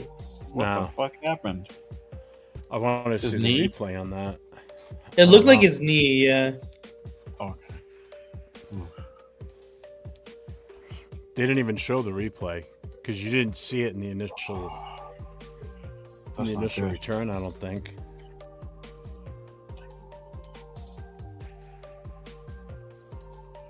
Okay. Take another break. I know that sucks, dude. Anytime you see a player go down in preseason, Yep. or really any game in general, but especially preseason or training camp, stuff like that, and you didn't have an opportunity, Yeah. make a He was doing roster, okay. make a name is tough. Yeah, he was doing okay too. Wasn't the greatest out there, but he was okay. See, this is Wow. It's gonna be very when we switch quarters. Don't make me pull up that. So Jeff, you sent me that one presser, man. The other one, holy Jesus. Oh, the other one's even worse. I Dude, sent which you the one? wrong one. I just look again. I hope he does amazing, and I hope he's what everybody thinks he's going to be. But Jesus Christ, I don't know if I could do the pressers. No, no. It's so like it comes to a point where it's like, okay, dude, like it's a little corny, man. Well, I've messaged Severe and Chris because we have our chat. We go back and forth. I'm like, I feel like every time he speaks, he tries every phrase or establish every phrase to be like stoic. Mm. You know, like yeah. the I feel like telling my boy, I'm like, hey dog, just be real, bro. Yeah, Like, for real. Get that fucking funky shit out, bro. Get his ass. Oh my god. Oh, Leo's out of work. Damn. All right, Leo J, join us. We got some more, Leo. We got a spot for one more, big dog. Hurry that ab, boy. He's like, I don't know if I want to do it. I know, Leo. Same here. But- Same here. But like, I don't know. And again, well, it could be he's just a rookie and he's nervous talking to the media, whatever. But McCollum, man, hey, good tackle off the edge off with McCollum. Nice. I don't know, man. I don't know. I don't know what it is with the kid. It's like he needs every single phrase out of his mouth to be. It's a word salad. He just throws words out there and whatever sticks. Yeah, I'll go with that. Like, did you see Nakobe Dean in his presser after a training camp? No, I didn't. So if you have a chance, and it's not about what he said, like that is literally as smooth as it gets. N'Kobe Dean, when he was answering questions, it was literally 5, maybe 6 word sentences, and that was it. Just done. Like That's all it should be. Yeah. You know, either I played great, or I felt comfortable out there, and we'll see what next week brings. Okay, see ya. You know. Yeah. Not, it's the synergy of the team. It's like I was on the cage match Wednesday night, and Savage played that. I hadn't heard it yet. The one that his interview from the day before, after the first scrimmage. Yeah. And he played it, and I'm sitting there listening to this, and I swear to God, halfway through, I zoned out. It's like, I don't even know what the hell he's saying. So it's like, as soon as he was done playing it, I just went off. I'm like, are you freaking kidding me? I'm like, this is what we're getting from this kid? I don't even understand half the shit he just said. It's like, I checked out. Ryuken is so right, though. Well, before I get to that one, man, you got this. There you go. Frederick, Hey. thank you, Anthony. Can't wait to hook up with you again in Vegas, brother. It's gonna be fun. Hey, hold on, pause. Yes, sir. Pause is necessary. You know what I mean? I don't know what we going on. Hey, whatever happens in Vegas stays in Vegas, bro. Are you kidding me? Whenever we're somewhere together, him and I were like stuck together like glue, man. Pittsburgh, New England, whatever. So I'm sure Vegas will be the same way. Yeah, exactly. Yeah, it's cool. I'm gonna be like across the street at Ojos. That's where I'm gonna be at. I don't even know if I want to bring this one up, but boy George, Jesus, Baby Mendoza is really. All right, you can. We were saying this before we drafted him. A lot of fans. I was saying it. It's good. He is so awesome. So media trained. It's ridiculous. So, but when I showed that clip, the one thing I said is people are just eating it up. They love it. Like It's crazy. Talks. And I'm saying this live, okay? I've only said this behind closed doors with Severe and Chris, but I'm gonna say it live to you guys. So you guys better appreciate it. God damn it. If I get any shit, maybe I won't say no more. But it's like, how the hell did we go from Ice Cube and Too Short to the Abbey song? Like, how did we go from we're going to beat the piss out of you in the parking lot and we might lose on the scoreboard, but we're going to beat the piss out of you in the stadium? Like, how do we go from that type of mentality to like the middle school principal mentality? That's exactly, yeah. Exactly. That's exactly what I said on the show the other night. Exactly. I'm like, when did we lose that grit? And I want to hear players talk about punching someone in the mouth and being aggressive, and I don't want to come out here and hear you talk about the synergy and the cohesiveness. No, that's what you expect from the owner, the coaches, the people in the front office. I want to hear how you're going to go out there and you're going to shove the ball down the other team's throat in the running game. You're going to beat the snot out of them, blah, blah, blah. Jesus. We are in a different era, gentlemen. It is not the same. And I miss that era. We used to watch. No, and I understand that the 20 years ago. NFL is not different. I mean, the NFL is different now than it was before. I totally get that, but like, you could still have like an aggression, like a passion to it, where not so media trained and polished and like fake. Just stop being zesty. Stop being fucking zesty. Stop being fucking soft. Come on, let's go. Well, even then, even if that is the case, just be good. How about that? Like Caleb Williams, just be good. Yeah, and he's good, and it's You've fine. been waiting to get that in, haven't you? I know. He's teeing that one up. Wasn't good year one. I'm gonna throw a little spick of shit at Caleb. Wasn't good year one. But it's like, doesn't matter the circumstances. Like, again, it's she's pretty hot. Cal McNair. Oof. Interesting. It's no knock on who he is, but just the fact that the fan base, everybody has literally shifted so much to being like, oh my God, this kid is amazing. And I think Jay, you might have said it right now, is like, look, like, yes, the NFL is different. Like, you're not going to be that type where you could shut the piss out of people and get away with it anymore. Like, that's just not the NFL anymore. And I get that. Yeah. It's not the old school Oakland, LA Raiders. Like, it's just not that anymore. And I'm perfectly fine with that. But we embraced for so long the mentality of just like, hey, yeah, if we don't beat you on the scoreboard, find me in the parking lot type of thing. You know what I'm saying? And so, but we were so open to being like, oh my God, I can't wait to hear the ABBA song at the tailgate. Yeah, we went from Hell's Bells and Metallica to ABBA. That's what we've gone to. It's like, are you shitting me? Come on. Yikes. And Too Short and Ice Cube. Like, everybody couldn't wait to hear Too Short, Ice Cube at the tailgate or at the stadium when they would perform. And now it's like we're dancing to ABBA. And I'm not dancing ABBA.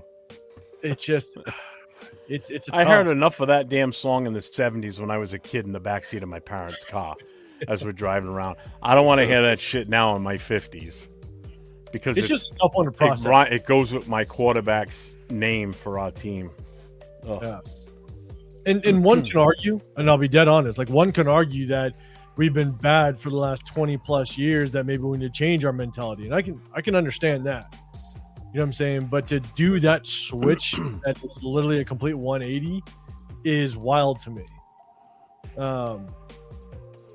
So, but yeah, all right, I got that off my chest. Okay. You good now? You feel better?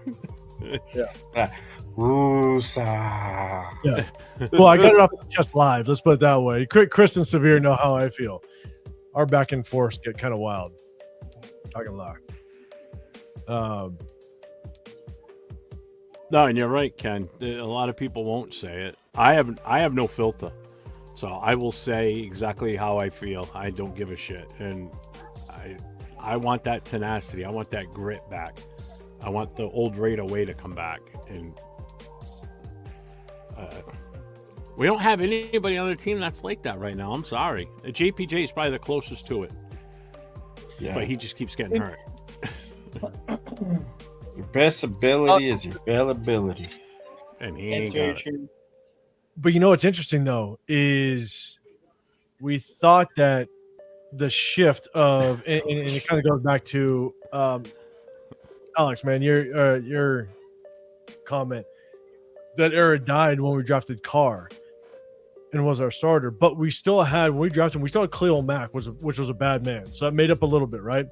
But then when we traded Khalil Mack, then there was that argument of what mentality did we want to bring to this organization? Was it a Carr mentality or was it a Max mentality? And I think when we moved on from Max, a lot of people accepted the fact that Max could be that leader and have that mentality to bring us forward. And obviously has not worked out thus far. But ultimately, at the end of the day, I think a lot of us thought that Max kind of brought that mentality. But I will say, just again, I understand the other side of the argument is we also thought that with Antonio Pierce. And Antonio Pierce brought that mentality, which I think everybody embraced and loved, and I understand that. But we also just completely cut out the window of the possibility of Jim Harbaugh coming over here.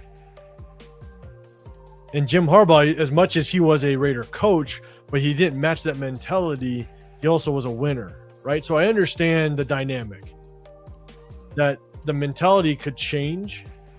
But you know, like Jim Harbaugh, he had historically, he's just been a winner wherever he goes.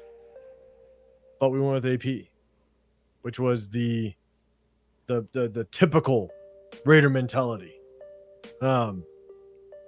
So that's to say there's no right or wrong answer. No right or wrong answer. I'm just never dancing to any ABBA song. Jamba. I see you. Now here's a beast she's talking to right now, Will Anderson. Jesus. And they add Caden McDonald to this group. Come on. Yeah, right. Did you see the picture of Will Anderson when he was 20 versus now? No. We put out a picture of Will Anderson when he was 20 years old to where he is today, and they were talking about it, about what it's like, or why I won't say why, but one of the reasons why Indiana just kind of caught the cheat code was because Indiana had nothing but 24, 25-year-olds playing against a bunch of 20-year-olds, and they showcased literally Will Anderson at 20 years old versus today, because Will Anderson's 25. Yeah. They're like, this is why Indiana just beat the shit out of They people. were grown men. They Yes. a bunch of 24 and 25-year-olds out there for them. Yeah. I mean, the whole offensive line got drafted. You know, they were all last year guys. You know, Coogan came over from Notre Dame. You know, just another one of these guys that was a transfer at the right time. It was just another piece of the puzzle. I mean, that team was built to win. There's no two ways about it. Signetti did a beautiful job putting that team together. You know, Did a hell of a job. yeah, I mean, the weapons that they had on that team. Let's go. Nice. Art Who White. was that?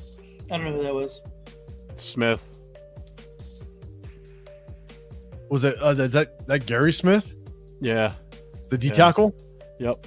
Okay. Let's go. For some reason, Art White has a comment. I see it on there, but it's like StreamYard's doing something weird with the comments. Oh, I see it. I can do it here. 20 plus, more like 40 plus. Oh yeah, yeah. I'm telling you.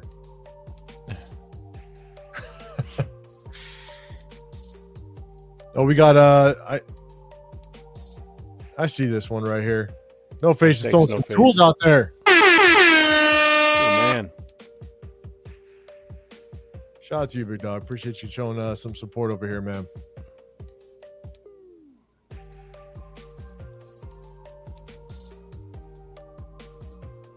Yeah, so we'll see how it works, but halfway through the third, got Aiden O'Connor. I want to see Dylan Labe's getting a lot of work. I'm curious when Hemby's going to get some work. Obawale, I think he's active for this game. Ooh.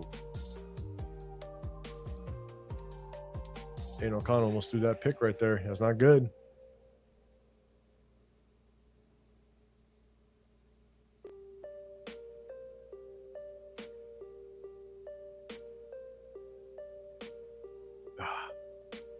Oh, yeah. Yeah. I'm just seeing that play now. We got more. Here we go. More jewels. Oh, all right. The jewels are coming now. Here we go. We got Predator. Gold. Some High fives. jewels out there. We're going to get Rorschach. Thank you, gentlemen. Appreciate you guys. And we got another one. Yes, sir. Shout out to you. Everybody needs to get in the jewel game. That's what we need to do. I'm telling you. I didn't even know what those jewels did up until like a week ago. Yeah, they convert over to cash. Yeah. Shout out. Basically, I think it works out to about the same as Super Chat, but you can't do it. You can only do it from your phone. You can't do it from the computer. You can do it from your phone. Oh, you can't do it from a computer? No. Oh, all right. Rorschach with another 30. Rorschach, we're going to hit you with the Raiders this time, man. Yeah, really. Oh, man. I'm going to hit you with the Raiders this time. That's what's up, man. Shout out to The you. AP Raiders. Yep.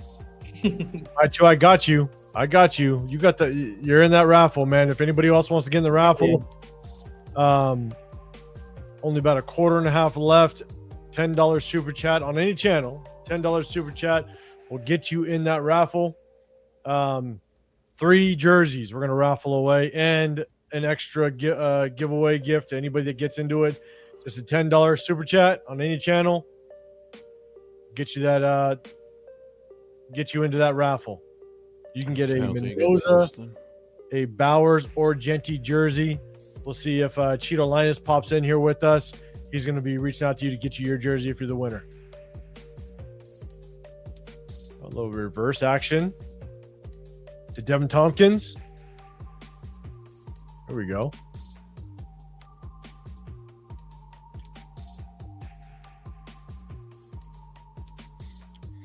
Yeah, I don't know, man.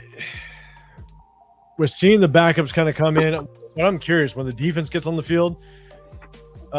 What's your guys' thoughts? Do you think Brandon Cleveland?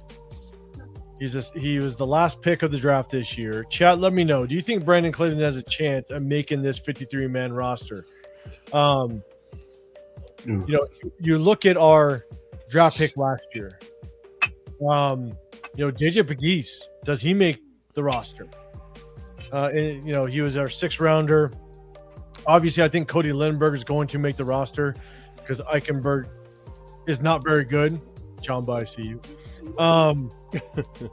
But what are your thoughts? Do you think Brandon Cleveland is actually going to make this roster? Nate, I'm going to throw it to you first. Honestly, I don't see it.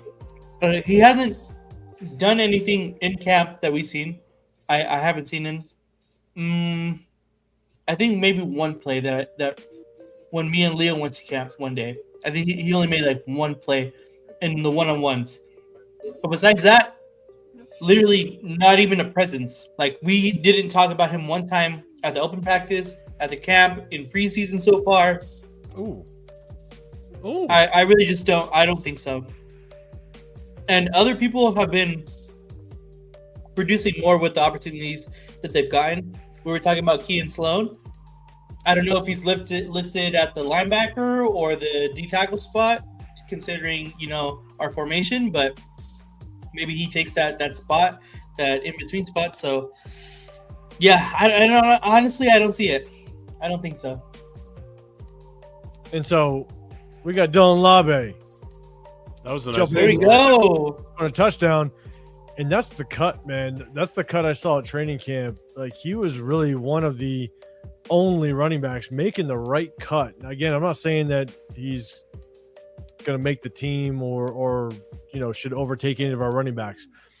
But that's the correct cut, when it's available. And real quick, my two. No, you don't have to be present. As long as you're in, if your name pops up, I will reach out to you. I will let you know that you won, so you don't have to be present. Just so you know. So Jeff, I'll throw it to you, man. Brendan Cleveland, do you think there's a shot that he actually makes this roster? Can't be any worse than what we've already got on the roster. I mean, it probably doesn't make it. I mean, although we already got rid of Benito. Yeah, we did. Yeah. The guy that everybody was like, oh, we got in a big body. Yeah, well, one preseason game, and he's cut the next day, basically. And I can agree with Nate, too. Does Pegues make it? Pegues. I don't know. We got to do something with this defensive line. These tackles are not looking very good right now. Not at all. Here we are thinking that, our secondary was going to be the problem. Well, turns out our defensive tackles are looking just as bad, or even the fact that we don't have depth at linebacker. We may have a little bit more depth at linebacker than what we thought initially, but I don't think we got it on the defensive tackle side. So, do they sneak Cleveland in as a practice squad guy? That is possible. He is still a rookie. He still could be useful going forward, but I wouldn't be surprised if he's cut. Not at all. Like Nate, in a couple of weeks, it's going to be fun doing our Thursday night show with Jason, Raider Nation Jason, when we see where we hit with our roster that we put together. We picked our 53 months ago. I honestly got to look back at that. I do too. I haven't even looked at it. I have not looked at it yet.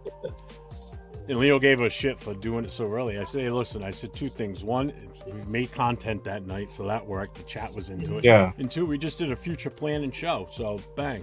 We already got a show done months down the road. So, Jay, thoughts, man? Cleveland, does he make this squad? What's your thoughts? he might sneak in and make the squad, but you know, I don't think we let him go completely cut him. I think the worst they put him on practice squad, but he might fuck around and make the 53 because of the quality of talent at D tackle. Not a whole lot of depth, like quality depth. So they might keep him. I don't necessarily see him getting cut. This once training camp wraps up in a couple weeks. I guess I'll give my take really quick. And before I do, got to get this guy in here. Shout out to you, big dog. In the raffle jersey. In the raffle, man. Predator, shout out to you. If anybody else wants to get in the raffle, $10 super chat. We can make it happen. I'm going to say he better make this team. He better. Because if he doesn't, again, I'm just going off of Spytek's just 2 years of draft picks now. We got 21 total draft picks. You know, you want to hit on your early round draft picks, but you also want to find some diamonds in the rough, right? Like the good GMs find the diamonds a little bit. You find guys that can kind of just produce and be a little bit of a surprise. You know, you saw a little bit of the beat reporters, the beat writers trying to pump up Tonka Hemingway, and we just haven't seen a whole lot. No, he didn't play today. Yeah. Didn't see a whole lot week 1. We'll see how that works out. I don't even know if we'll see him week 3, honestly. But we saw what the late rounders look like from last year. Cam Miller didn't even make the 53. Tommy Malak didn't even make the 53. You know, Malak got released. Yeah. Like JJ Pegues. I mean, does he make this team? Does Brandon Cleveland make him? Because to me, it feels like JJ Pegues and Brandon Cleveland are the same player, type of player, at least.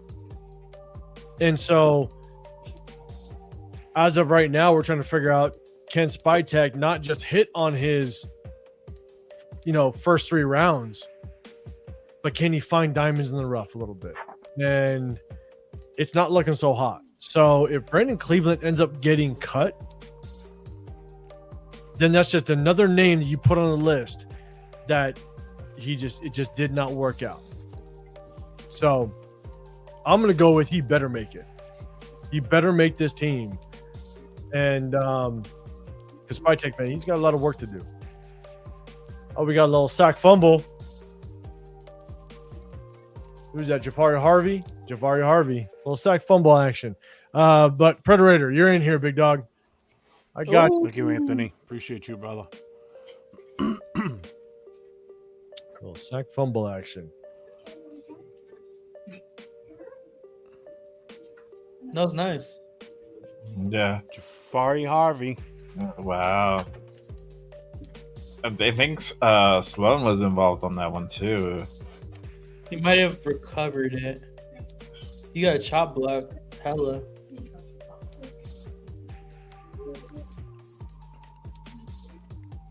Yeah, he did. And then he runs up to Sloan. Yeah. Yeah, he was in trying to recover. How did Sloan not get that ball? It squirted out. Because it's shaped like an egg, Jeff. That's the problem. Yes. Okay? Ball has a mind of its own, damn it. Football, it does, yeah. That was a hell of a hit, too. Look at Robert, man. Robert, I remember you put some comments early on before the game. Hey, yeah, almost had it. Sad if you can't make this team. Jeff can make this team as a D tackle. There you go. They probably make this team as an offensive lineman, too, the way that guy's playing. Close that That gap. nice with the question. Look at this. Bright, does Crosby get traded? Why not do it right? Why not do it right by him and get much needed capital for darts at the board for a stud player? Jay, I'll throw it to you first this time, man. Do you think there's a world where Max gets traded this season? If it does happen, it happens right before trade deadline. Does not happen I don't think it happens anytime sooner, or it happens in the off season if we go ahead and revisit that. Ooh, nice play. I don't know. You got to have a team. There's a couple scenarios. You got to have a team that's in contention, that feels that they need Max is a missing piece for them to go ahead and catapult to like a deep playoff run. Or if it's the off season, they put in a defensive team where Max, they need that edge to go ahead and like really solidify that defensive line. So could they revisit? Maybe, but I think it would take a lot. I don't think necessarily want to potentially move up from him, but I think they're definitely willing to go ahead and do it if the right scenario presents itself. So I think we found that out. Yeah, let me go. Jeff, man, thoughts on Max? We all know how you felt about Max, but what's your thoughts on Max? I backed off on the whole trade thing right now. I mean, at this point, we can't let him go this soon. Not now. I'm with Jay. If by the trade deadline, if we're not going anywhere, because let's face it, I say this all the time, he's not the future of this team. He's not. He's not going to be here long term for us to be on that winning, that winning culture, basically. He's here at the start of it, but he's not going to be the long-term future for us. Might as well get something. This is the last chance that we're going to be able to get something for him. If he doesn't get injured leading up to the trade deadline, then it's probably time to part with him, especially if we're not winning. If we're just looking like we're just dying out there, then just do it. Just do it. Get something good for him. Yeah, Nate, what's your thoughts on Max Crosby? Yeah, I think I completely agree with Jay. I think a team that's desperate enough, that's right there on the cusp of getting into the postseason or thinking that they're in the contention for being a Super Bowl champion, I think they could possibly blow us away with a trade package. Or I can honestly also see Max Crosby being like, hey, like, I really do not want to go. Like, I'm not going to leave. This whole thing that happened with the Ravens, like, really put a bad taste in my mouth. And, like, I really just do not want to go anywhere. Like, I can totally see that happening as well. And if that happens, I think that we try to, trade him at the draft next year. Because considering where we're probably going to be a top 10 pick this year or this next upcoming year in the draft, adding, multiple picks with what we're going to get potentially for Max Crosby, I think that could possibly be a move right there as well. Yeah, I mean, I'll give my take. Honestly, I was all on the trade Max Crosby train in the offseason, and I was stoked as all hell when the Ravens want to give us 2 first round. Yeah, wild. That 14th pick still pisses me off. Yeah, it does. But I think the biggest thing though is, and Jeff, you said it, like, he's not going to be the face, and you're right. Mendoza is going to be the face moving forward. That's yeah. Oh, that's what they want to have. That's the plan, at least, yeah. And I think what also makes it difficult is when you think you're going to find that success with Mendoza. It may not be this year. It's not going to, it may not be next year, but maybe by 2028, we're pushing. Well, guess what? By 2028, Max is now in contract talks. Now Max is going to be like, I want my guaranteed money. So now you're going to have to restructure a contract or extend Max Crosby at that point. And the thing is that, are you going to do that to a guy that's been injury prone the last couple of years, that hasn't finished the season?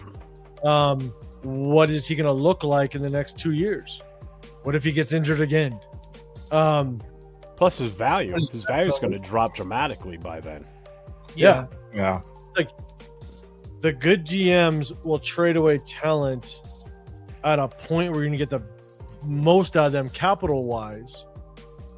If you think they're on kind of like that downfall, or if you think that their future isn't with the franchise. And are you going to extend Max Crosby? I don't think that's going to happen. I don't think you extend him.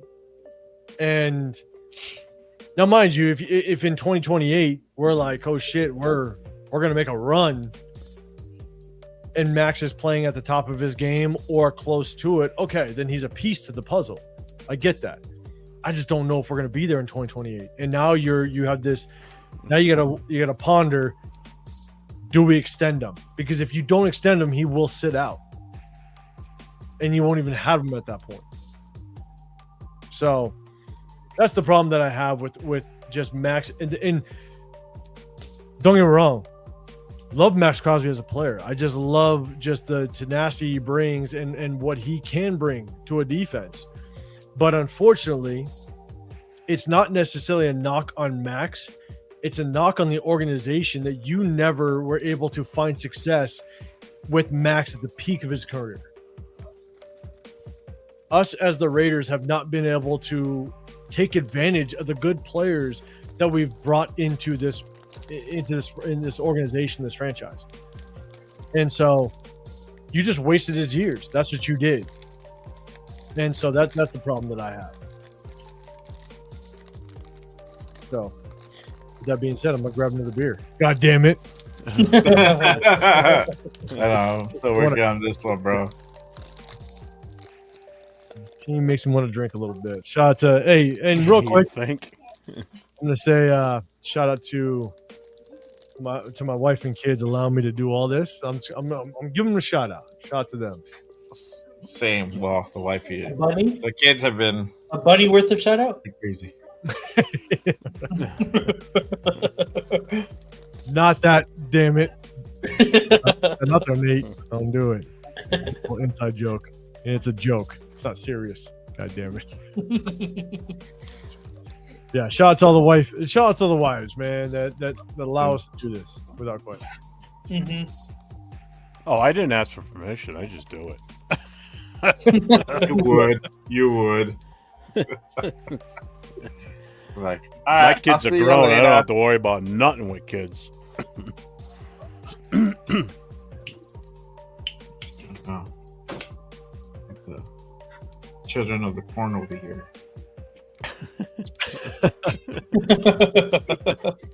Hey, shout out to we got over 80 people in here. If y'all want to get into this raffle, do it. It's a $10 super chat. That's all it is. At the end, I'll announce where the proceeds are going to go to. 100% of the proceeds are going to go one way. Doesn't matter what channel you're on. Just throw a super chat out there, $10. And at the end of the game, we're going to do a raffle. Jersey of choice between Mendoza, Bowers, and Genty. We'll see if Cheeto Linus is going to pop in here with us. He is going to be providing the jerseys. Already sent the money his way. He's got it, and we're going to rock out, man. So one more quarter. If you want to get included in it, take advantage.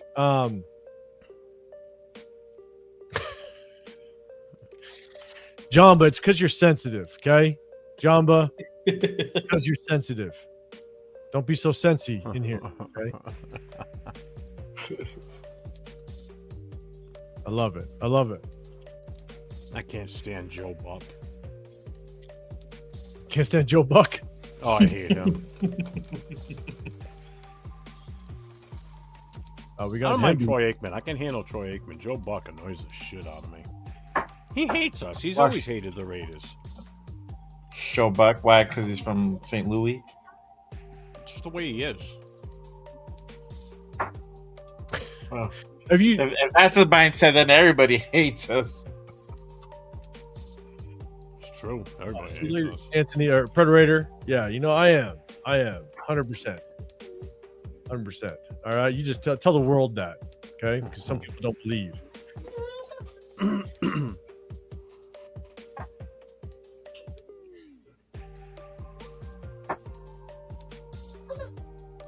That's going to be interesting to see just kind of how it plays out, especially with Everybody's talked about, and we all obviously with this preseason game, and it's just preseason. Shout out to Ardell in the building, man. It is just preseason. It is. But the one question I have, and I'm hitting the chat with this, let me know, is, if Mendoza continues to kind of just show some struggles, which all rookies do, but if the struggles are extensive, a lot of people are saying that he's going to be able to lean on Tom Brady. Tom Brady's going to be the mentor. Tom Brady's going to be able to teach him the ropes, and he's learning from Tom Brady. That's why he is going to be either successful or a reason why he's going to be successful. Is that actually the case? Do you think that Fernando Mendoza has the ability to lean so much on Tom Brady during the regular season, even in this preseason, it's going to help him along the way? LV, I'm going to throw it to you first, man. What impact do you think Tom Brady's going to have on the development of Fernando Mendoza? I think if he has any impact, it would be now, because Tom Brady has his own thing going on. He's going to be a full-time commentator throughout the NFL season. So he's going to have no time to, give Fernando Mendoza tips, work on his film, do this, do that everybody is saying that Tom Brady is going to do. Sure, it's possible if they do it, during the offseason, during this preseason now, but Tom Brady barely showed up for the first time, I think, this week for combined practice. That was the first time I've seen Tom Brady do anything with the Raiders this season so far. So I don't know how involved he is with, team operations as far as, coaching up Fernando Mendoza, Kirk Cousins, or whatever. But I think that's the exact reason why we did bring in Kirk Cousins, so that Mendoza has the guy to go to on a daily basis, that's in the same room, that's playing the same games, looking at the same stuff, so that he can talk to that guy. That's what I think Kirk Cousins is supposed to be. For everyone saying that Tom Brady's going to be that guy, I really don't see it. Tom Brady is a part of the ownership. The ownership doesn't really meddle with that, even if it's Tom Brady. He can only do so much. So I don't think Tom Brady has that much of a pull as everybody is saying. Yeah, I'm with you, Jeff, man. Give me your thoughts. I'll be right back. But Jeff, give me your thoughts. Do you think Tom Brady, even though you have the hate of Tom Brady and the Patriots, what do you think the impact is going to be with the development of Fernando Mendoza? And I'll be right back. I agree with Nate. When's he going to have time? Not during the season. He's not. Mm-hmm. This is the time, if he had any impact, is in the preseason, training camp, OTAs, all that time. Because, first of all, there are rules with broadcasters how much they can interact with players. And because he's part owner and he's also a broadcaster, I'm sure there's some sort of rule in there where he's not going to be able to interact with the team. Exactly. Because then at that point, he's not biased. And that's the whole point, is you need these announcers to be unbiased when they're up there. Mm-hmm. When they're talking about the team or the game. So what if he ends up having to do one of our games? He has to hold his emotions. Yeah, he can react like some of the other guys do, but he can't sit there and go, yeah, the Raiders just he can't do that. So it's the same shit. How much can he actually be involved with the team as far as training someone or giving them pointers? Yeah. That's the big thing. What do you think, Jay? As far as what, Brady? Yeah, involvement to Mendoza. Yeah. Like being the one that's going to help him become better. No, I don't think he's gonna necessarily be the one to help him become better. Like, there might be some advice given, but I don't think it's gonna be like an in-depth working together. If it happens, it'll probably be like after the season's over, like January, February, up until maybe March, right before the first voluntary OTA starts. But I don't think nothing's going to happen in between then. They set up and brought in coaches, especially to develop him. And even Kirk's here, not even to mentor him. He's just here to go ahead and really lead the team. And then obviously, if Fernando has questions, and he'll answer them. He's not gonna be like, "No, well, you figure it out, rookie." Right. It's more that they brought him in to lead the team and show kind of what leadership looks like at this level and how to take command of an offense. They brought in Kirk because he's familiar with Clint and knows his style, knows the playbook. Not necessarily is going to be the same playbook from when he was at Minnesota, but a lot of the schemes are going to be very familiar. So he's going to be able to go ahead and learn from seeing, and eventually, hopefully, maybe he gets an opportunity to apply it at some point. If we're getting blown out, which I think at this point, we're probably the only time we see Fernando is when we're getting blown out. Not when we're blowing out. So we're going to see him a lot. That's what you're saying. Yeah, we might see him in the last 5 minutes of every game. I'm like, oh, here comes Fernando Mendoza. He needs that 5 minutes in. I'm like, there we go. On a 2-minute drill. Yeah, I think that's kind of how far Brady's influence is going to go for now. Okay, let's go. Here we go. Yeah, like Ongabwali. If I can pronounce his name right. Broke outside the left sideline. Yeah. Horse collar, no flag. Got him around the neck. Yeah. Like he's in. They called it. They called it in. Drives that O'Connell quarterback. He's in, yeah. Pylon leaned out. outside. Yeah, they had the pylon. Yeah. I thought that dragging foot, that back foot was going to hit outside, but no, he picked it up. Yeah, he picked it up. He's good. It should be good. Ball. Where's the ball? The ball is on the left hand. The ball's on his left hand. They had Noah Brown out there too, by the way. Looks like it's good, but we'll see. Yeah. Well, he touched it either way. Yeah. We'll see how that touchdown comes out. That was over the pylon. Review. All right, it's under review. Yeah.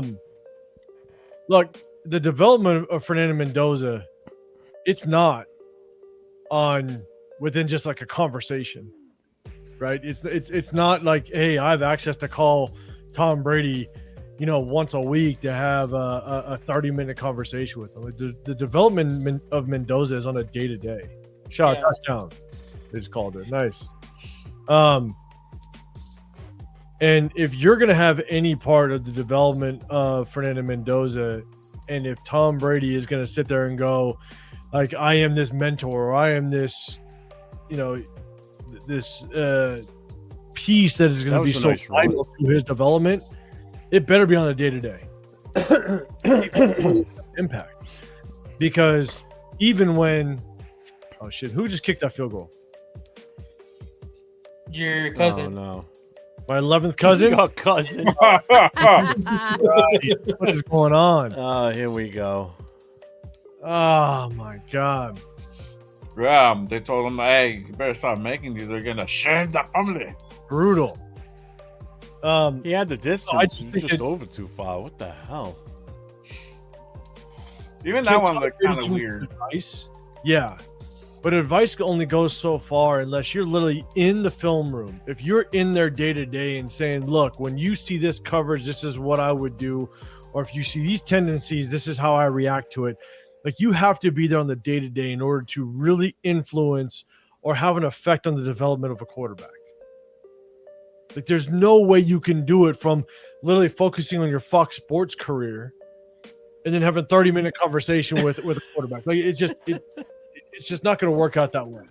And so, Leo's comment. Oh my God. So I just look. I think what Tom Brady has done so far, in all honesty, and this dates back to what the things that he attempted to do last year.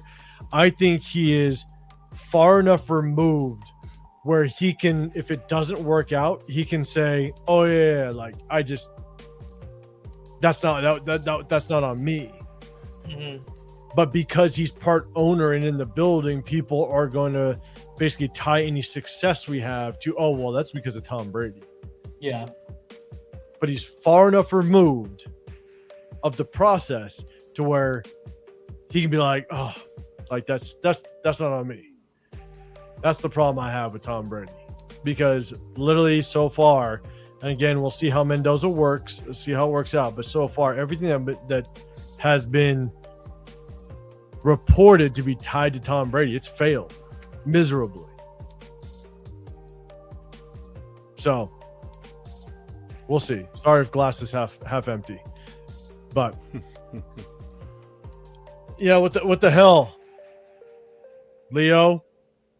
Where you at? Working out. Sign me up. Sign me up, Leo. Hey, we all see NATO 5 kick the field goal, not Leo. So you know how much crap I got because of my throwing? God damn it! I mean, yeah. Fuck in the morning. Oh, now you sound like you got excuses like everybody else that supports Aiden O'Connell. Oh, it's 8 o'clock in the morning. Oh, I've had 7 different coaches. That's true. My bad. Hey, it was 7 o'clock in the morning. The sun was just coming up. There were shadows. There was a little bit of okay. Little And bit, I was gonna be like, The football group it phone. was 7 in the morning. I was 7 beers in. He hadn't washed his sun face was yet. in my He still got the eye boogers from when you wake up in the morning. You get the eye crusty still. It blurred his vision. Plus the sunlight, the angle. Yeah. The wind was blowing from the east. yeah, and the west at the same time. Yeah. Kicker put it in, laces out. Parking lot. Or laces The in. tar in the parking lot was too hot for his feet. The way the Earth was rotating that day was. Oh, here we go. This is an Slightly interview of off. Mendoza. Let's hear this conversation. The footballs weren't inflated enough. Hey, Yeah. he had a good kickoff. I'll give him the kickoff. Matsuzawa kicked it this time. Yeah. Did he? Well, when you don't gotta aim, Came in the end zone. you know what I mean. I don't What was even- the excuse last week when he squibbed it out of bounds? That's true. I have my TV on mute. I don't need. Yeah, so do I. Hear this interview. I don't know because I'm just He's seeing. talking him about. press He's it. talking about how most of the reps he had tonight were under center and everything went perfect. Is what he just said. I loved all my guys out there today. We were the glue that took together the team. Well, he was glazing the Texans stadium a little bit, but Man. What up, Diesel? I see you in the bill. What's going on, big dog? What's happening? What do we got? 7 minutes left. Is it 7 minutes? Yeah. Y'all want to get in the And jersey it'll cloud raffle? touchdown. $10 super chat. $10 super chat. 3 winners. Pick your own jersey. Mendoza. Bowers. get yo. 2 winners, because I'm gonna win one. A special giveaway at the end if you enter in the raffle, man. 1 extra prize at the end. It'll be fun. But I appreciate everybody rocking. Oh, man, we've been consistently just over 80 people just rock with us with this watch party. We appreciate y'all, man. Just chop it up with us. Yeah. It's been a good time. Fun. It's been Yeah. fun. Good tackle. Let's go AOC, or is it gonna be Jacob? Somebody win this game for us. Watch, Mendoza has a fucking lousy Oh my game. God. We end up winning.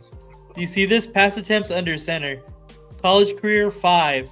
Last week against Arizona 4. Tonight 7. Jesus Christ.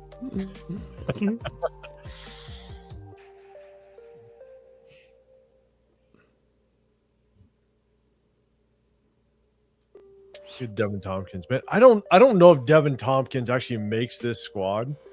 I mean, our receiver room isn't very deep. Obviously, we did not see anything of. We didn't see Jack Besh. I know he was out there. I saw him line up on one of the offensive possessions, so I don't know how much burn he got.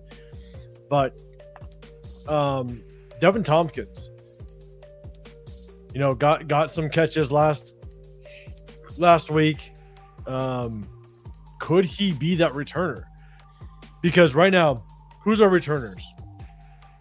In chat, let me know. Do you think Devin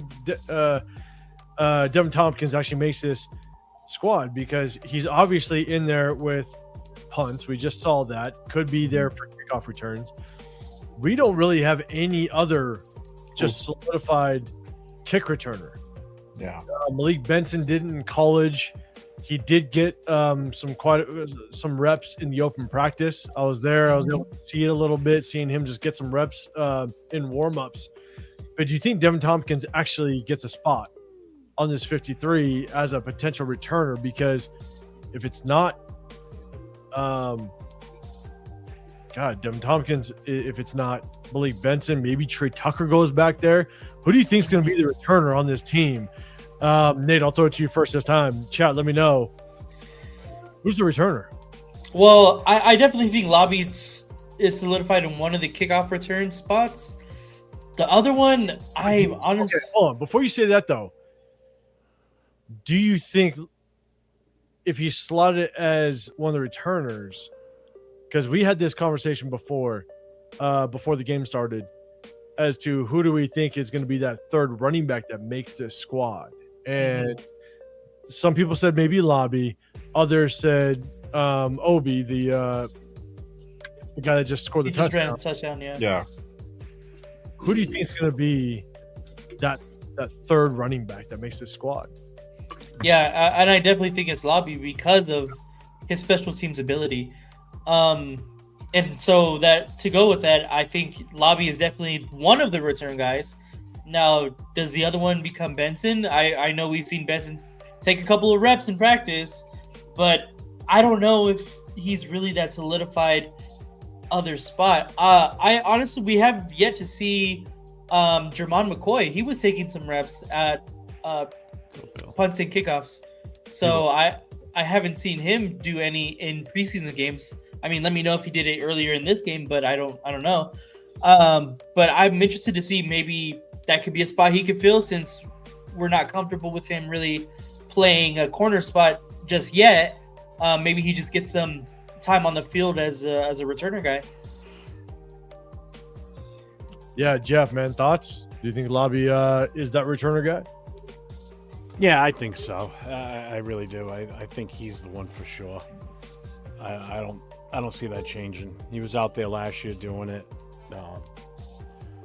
I mean, even last year we had Genty back there a couple of times, which I just don't want. I think it's a stupid move. No. I know for years we had Tim Brown doing it, so no, I think it's Lobby. I really do. But do you think Lobby is going to be the returner? Like, do you think he is bona fide punt returner, kickoff returner? Do you think that's where he fits? Nate, I'll throw it to you first. I don't know. Maybe it's... I mean, he did well as far as kickoffs. Besides the fumbles, obviously that was a pretty big issue last season. I mean, if they feel more comfortable with someone like Benson taking those opportunities away, then I have no issue with that. But to me, in my personal opinion, I think just because of familiarity with that spot, I think he just has that spot right now. And I mean, so far in the preseason, that's where it looks like he's been taking a bunch of stuff too, reps. So Jeff, I mean, with your take, do you think Lobby week 1, game 1, you think Lobby's going to take those returner reps? I think so. I think it's just because he's done it, and just to secure it for now, like until maybe they figure someone else out for. I mean, I know Tompkins has been out there too. Yeah. I just trust Lobby more, and I think they do too. I think he is. Yeah, I'll go to you to get your thoughts on the returner, but this is a wild gas station next day sushi. That is wild. Oh, we're talking about Tokyo Toe, bro. I said he's gonna be sushi, dog. Gas station sushi alone is wild, but next day, that's crazy work. Jay, Lobby, man, and just the returner. Do you think that Lobby is going to be the returner guy? Like, are we the main returner guy? I don't think he's going to be the main returner guy. I think he's going to be a rotational guy. I like Malik Benson. I think like they're gonna probably put that dude up there to go ahead and field some returns. He got the speed. He got the ability to go ahead and take a return. I don't think it's gonna be Dramad. I don't think they want to fuck around with Dramad like that. Even though they had him fielding punts, maybe you'll see him take one, maybe two here and there. But honestly, it might be between Lobby and Benson, and then Tucker. So I think it's probably going to be split up like different ways. And you might see Tucker doing a good bunch of the returns, and it's going to be Benson, and you have Lobby, just because of Lobby, his ability to go ahead and potentially lose a football at times. I think that's the only thing that's in question. He's been cool so far this season, but that can always change at a heartbeat. So I say Malik, but I could be wrong. I don't know. I'm with you. I'll give you my take real quick. Predator, man, you're saying I say Tucker as kick returner. Before I give my take, got about a little over 3 minutes left to get into the jersey raffle. If you want to get into it, $10 super chat, throw it out there. You're in. Unlimited opportunities. You have your chance at your own jersey, whether it's Mendoza, Bowers, or Genty. If you want to get in it, do it now. A little over 3 minutes left. Game minutes left. I don't know if Tucker is that great of a returner, and I don't even know if Lobby is that great of a returner. I think that's what is tough about this team, is that, from top to bottom, we just haven't been able to establish anything that is elite on this team for the most part. And, we're settling to say Lobby could be it. But is Lobby really a good returner? For now, I say. Yeah, and so that's why I just think that could they just rock with maybe Tucker? And I think Obawale provides more on special teams as a tackler and a blocker, because he did that at Houston. But also Obawale also provides with a much better player as a third down back. And that's what he proved in Houston last year. He got a bunch of burn in Houston last year within the regular season as a third down back. He got a ton of catches. And so he showed his worth there, but he also showed his worth as a very solid tackler on special teams. As much as Lobby is possibly a good returner, I think there's a good chance you might be able to use Trey Tucker as the returner. But Obawale could be, if a Ashton Genty or Mike Washington Jr. goes down, Obawale could be that third down back without question, because he did it at Houston. But then he also could be a damn good just tackler on special teams. Because I just don't see, as much as Lobby could return punts and kickoffs, I just don't think he's very. I don't know if he's very good at it. And so, to me, I feel like that's why Obawale, in my opinion, I think makes this team. Or at least if it was me picking the team, I'd pick him over Lobby right now. So that's just me. But I think we hit the 2 minute. We hit the 2 minute, again, 2 minute warning, guys. If you want to get included in the jersey raffle, just get it done. Plus a additional fourth winner giveaway. If you want to get in on it, super chat $10 and you're in. Shout out to everybody that's already in it. I think we got a total of 9 people in right now. Total of 9 right now. Nate, your chances are good. You got good odds. Wait, how many?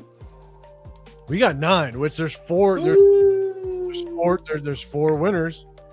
3 jersey winners and 1 surprise giveaway. So there you go. But the question now is, how many times do I win? Not if I win, is how many times do I win. You win once, your name comes off the board. Boom, you're gone. Exactly. You know what, Nate? I love that you said that. No double winners, God damn it, no double winners. We're gonna Damn, I was gonna put another fucked that up $40 now. in right Damn now. it, Nate. But yeah, any channel, $10 super chat, you're in. 2 more minutes. 2 more game minutes, I would say. But man, have we seen anything from Cian Sloan so far? He almost got a fumble recovery. Yeah, that was it. He's been quiet today. I don't know what's going on with that guy. What about Greedy Vance?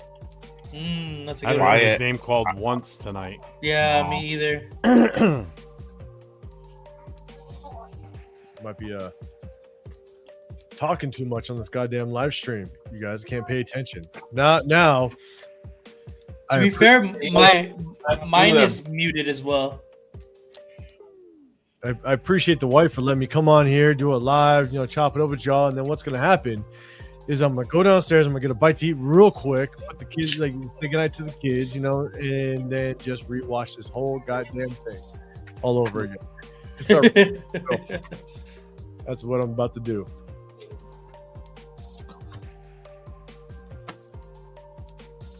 Oh, that's right. He was a kicker, huh? Who? Ogunbowale.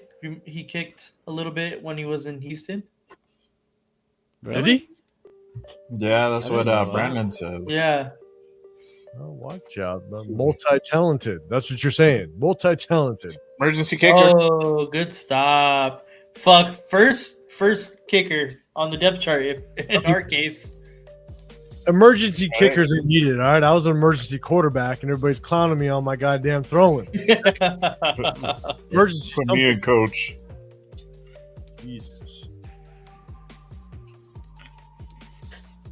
Was that a big stop? Was that on 2nd and 1? I thought it was Second third, one, but yeah. it was 2nd and 1. Second one, yeah. Let's get For this the third. Get O'Connell back out there. Let's see if we can put some points on the board. Let's win this football game. But there hasn't been any penalties in the second half, right? For the Raiders? I think there was one on the kickoff. Oh, big stop. Is that Crawford that made the stop? Oh, mental reps.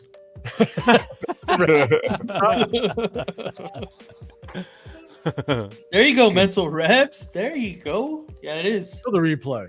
Damn it. I keep reaching for the controller to rewind. Jesus Christ. Yeah, that was Crawford.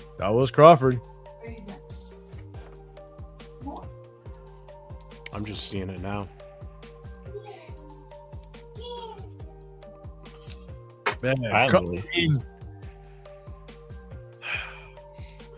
I love seeing it. Don't get me wrong. Crawford making a play, 3rd rounder. That's great. But you're doing it in the 4th quarter, right? Like against Preseason game. Looking like unblocked Tyree out there.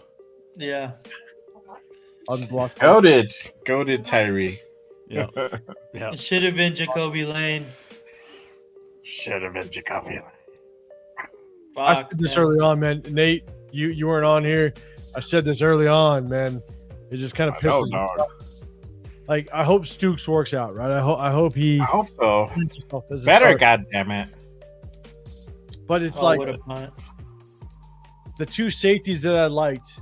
I liked Caleb Downs, right? But we weren't taking the safety in the first round. He's a first-round talent. AJ Halsey and your boy USC, the flag in your background. God damn it, Kamari Ramsey. Yeah, he's a beast. Kamari Ramsey might be a starter on this Houston defense, which is crazy. I know. I was upset when they took him, bro. I like that dude. On the Houston defense. And AJ Halsey is now taking over starting reps, and that's AJ Halsey in the 3rd round, Kamari Ramsey in the 5th round. Mm-hmm. But yet we went trading Stooks in the 2nd. 38. And he hasn't broken the starting roster right now, the starting depth chart. Like, he's broken in that bench, bro. That's all I know. Like that's the hard part. That's the hard part to digest. As much as we can see the upside of players, at the end of the day, it's also evaluating, because this is one thing that I do, and I go back whether if I'm right about if I'm high on a player or low on a player, what I do is I go back and evaluate what was my evaluation. What did my evaluation look like? Why was I right? Why was I wrong? I'll go back and I'll do my research. to just learn from my mistakes or grow upon what I was right about.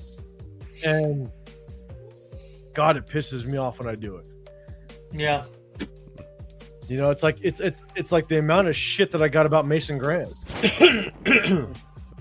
Like, I did not think Mason Graham was worth a 6 overall pick. There's a lot of people that like Mason Graham, but at the end of the day, Mason Graham was drafted to like literally the perfect opportunity possible. You're on a Browns front 7 D line with Myles Garrett that's going to literally take on the double and triple team every single snap.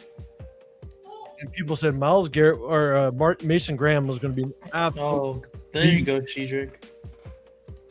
He didn't record a single sack last year. Not one. And through week 11, a lot of people are like, holy shit, is this not the guy we thought he was going to be? Now, he turned it on a little bit towards the tail end of the season. Ended up making second team All-Pro rookie team. But there was also 2 D tackles that made it before him. And so it's going back to figure out, okay, like, was my evaluation right or wrong? And I went back and I looked at it, and like, he was not worth, as of right now. Rookies, it's early. They need to establish, give them time. But as it stands right now, I don't know if anybody could say that he was worth a number 5 overall pick. 5, yeah, for us. But you were straight up on the best defense, one of the best defenses in the National Football League, in one of the best situations possible. Myles Garrett's going to take up the double triple teams every single goddamn week. Yeah, and he's still going to do damage. So now tell us about T-Mac.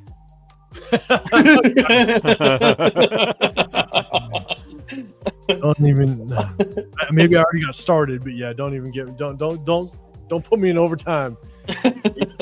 We'll do it. Shit, it was T-Mac and it was Kelvin Banks. Banks bowling for the Saints as a right tackle. So that was my 2 picks in the first round. It was T-Mac and Kelvin Banks, and both of them ended up doing damn good. And don't get me started. For those of you tapped into our mock drafts, look at Aiden O'Connell. Oh shit! Down to the 1. Oh hey. shit! Down to the 1. Let's do it. Oh shit! Fuck around and find. I told you, Blatch. Mendoza has a terrible game, and then fucking we end up winning. Was that brand new wide receiver Noah Brown? No, it wasn't. Yeah, he already made a Brandon catch. Johnson. You did not just quarterback. In the He quarter. did it. Holy shit! I was like, you did not just quarterback sneak it with no timeouts left, but he got in there. What a savage! What a savage! It's the mullet. O'Connell. It's the Look mullet. at that guy. Was it the bullet the whole time? It's the mullet the whole time. Damn. I know, bro. He just needed a little swagger to go with that mustache. I know, bro. I think the shit talking finally got to him. He's like, oh, fuck that. Did you guys watch the Bussin' with the Boys that they did with the quarterback room? Yes, we did. Well, I mentioned it earlier in the live. Yeah, That shit is so funny, bro. it's so funny. Shit is so funny. Hey, real quick, 6 seconds left. You guys want to get in the draw in the raffle? $10. Let's go, baby. Get your entries in. Got the. Thank you, No Fish. link. The 100 jewels. Thank you, brother. Got it. I got it. Hey, AOC doesn't look so bad out there today, does he? You can get your jersey of your picking. Mendoza, Bowers, or Genti. 6 seconds left. Oh, they The put defense and the Texans defense. The street guys are out there. like a predator. He's giving you a high five. Giving you a high five. Jesus Christ. He look cool. He look cool. Gold coins. Love it. There you go. Yeah, that's me. Appreciate you, Did my Vince guy. win again? I think so. Ardell. Let's see. Hold on, Bro. Oh my God, this guy! Just cut him now, please. Just cut him Yeah. now. Did you really? We don't have That's time a for a sayonara project. This from is the horrible. Tokyo Joe. Leo, I'll take one of those shirts Yeah, for the bro, that free was skis. bad. That was fucking terrible, bro. That is horrible. That was horrid, bro. That's 2 My today. God. That's And there's like 14 seconds left, bro. Watch these guys fucking. Look Get at to this the- poise There There at was 4 quarterback. seconds left. How is it down to 14? They put time back in the clock. I don't know why they put time back on the clock. Gas station, next day sushi. Christ. How do you? I'm behind. Like I don't even have the kick yet. Actually, just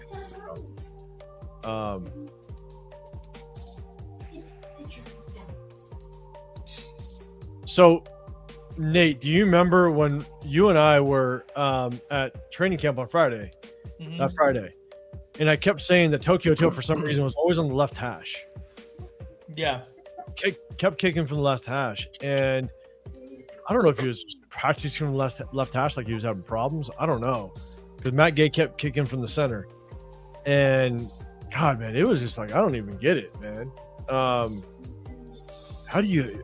And he missed 3 chip shots, which is wild work. Yes.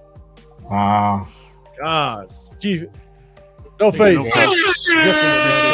That's up.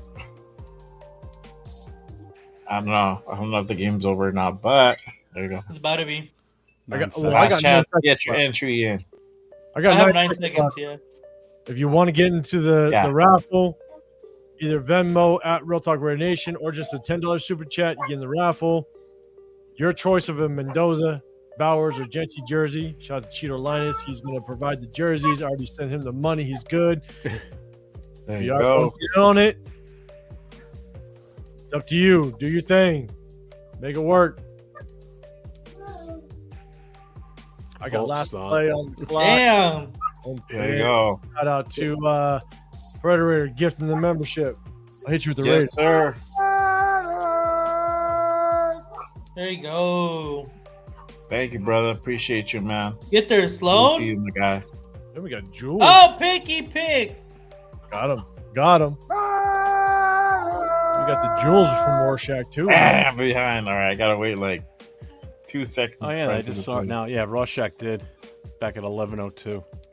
I just saw it now. Yeah. Thank you, Rorschach. Appreciate you, brother. Yeah, well, that one with the Jules, it just didn't pop up. Yeah, Yeah, there it you go. What's up? Like, That's funny. Weird. That's funny. Mendoza has a shitty game and we end up winning the leading them I to a know. win. Look at it. It's Andrew Oh, O'Connell, quarterback 2, baby. Come on. Turf in the building. What up, Turf? Might just happen that way. What up? Yep. Yes, sir. It's gonna be a long season, my friend. Turf, come with the positivity, man. Hey, me and Turf, and we're gonna. Hey, game's over. We're gonna be doing the raffle here in a second, but shout out to Turf, man. Turf, when Cody Lindenberg was making his tackles, man, I'm telling you, last week at the game, excited. Shout out to him, man. Shout Yeah, he was.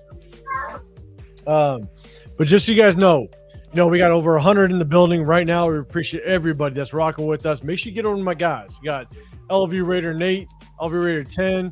You got 401 Raider Jeff. You got Just Raiders Baby. You got J Raider on the far end, Sure. man. Over there. Hit the like buttons. Hit the sub buttons. Definitely hitting you guys with fire content all throughout the week. Definitely appreciate y'all just doing a watch party a little bit, having a little bit of fun. Shout out to everybody. So let's do this. Game's over. Aiden O'Connell coming back in, doing some work. Also, go over to Ultimate Raider Fan. Go over to support our guy Turf, man. Definitely, Oh, yeah. man. Shout For out sure. to Make sure you stay tapped in with my boy over there. Mm-hmm. 100%. Let me take this banner down because we are done. Good to go. Jay. All right. So yeah, Jay, you're gonna do a post. I'm gonna do a post in about We'll 25, push it 30 minutes. About 30 So minutes. Y'all can, about 25, 30 minutes. Okay. Yeah, Cool. Okay. I'm taking the banners down. Let me hide this a little bit. So, all right, I'm gonna set this thing up. All right, cool. Jersey raffle is done. I'm gonna go here. Let me see if Nate. Oh, I'm what gonna happened to Nate? get you in real quick. Let me. We lost Nate. Kick Nate. Bye, Nate. We lost Nate. Man down. Oh, I wasn't ready for 4. Give me 1 second, Nate. I'm gonna bring one more guy up in here. Hold up. Let's see. Yes, sir, Robert. We got to win. Or bang. And Mendoza had a shitty game. Yes, he did. Do this. Not sure why it's not. I gotta take that earbud out of my ear. It was killing me. Oh, okay, we're back. Cool. I'm gonna leave it like this. We're all up in here. Straight. Perfect. All right, so I'm gonna set up the raffle. Everybody that got included in it. Shout out to everybody that participated. Again, Leo Cheeto Linus, he's gonna get make sure he gets the jersey out to you. We're gonna do 4 different winners. The first 3 are going to be the jersey winners. The last one is going to be just a special giveaway. I'm going to be sending that out to whoever wins that. I'm going to set this up. Okay, I'm going to set that up. But before I do, let's just give a big recap. A recap of the game, start to finish. Jeff, I'm going to throw it to you first, man.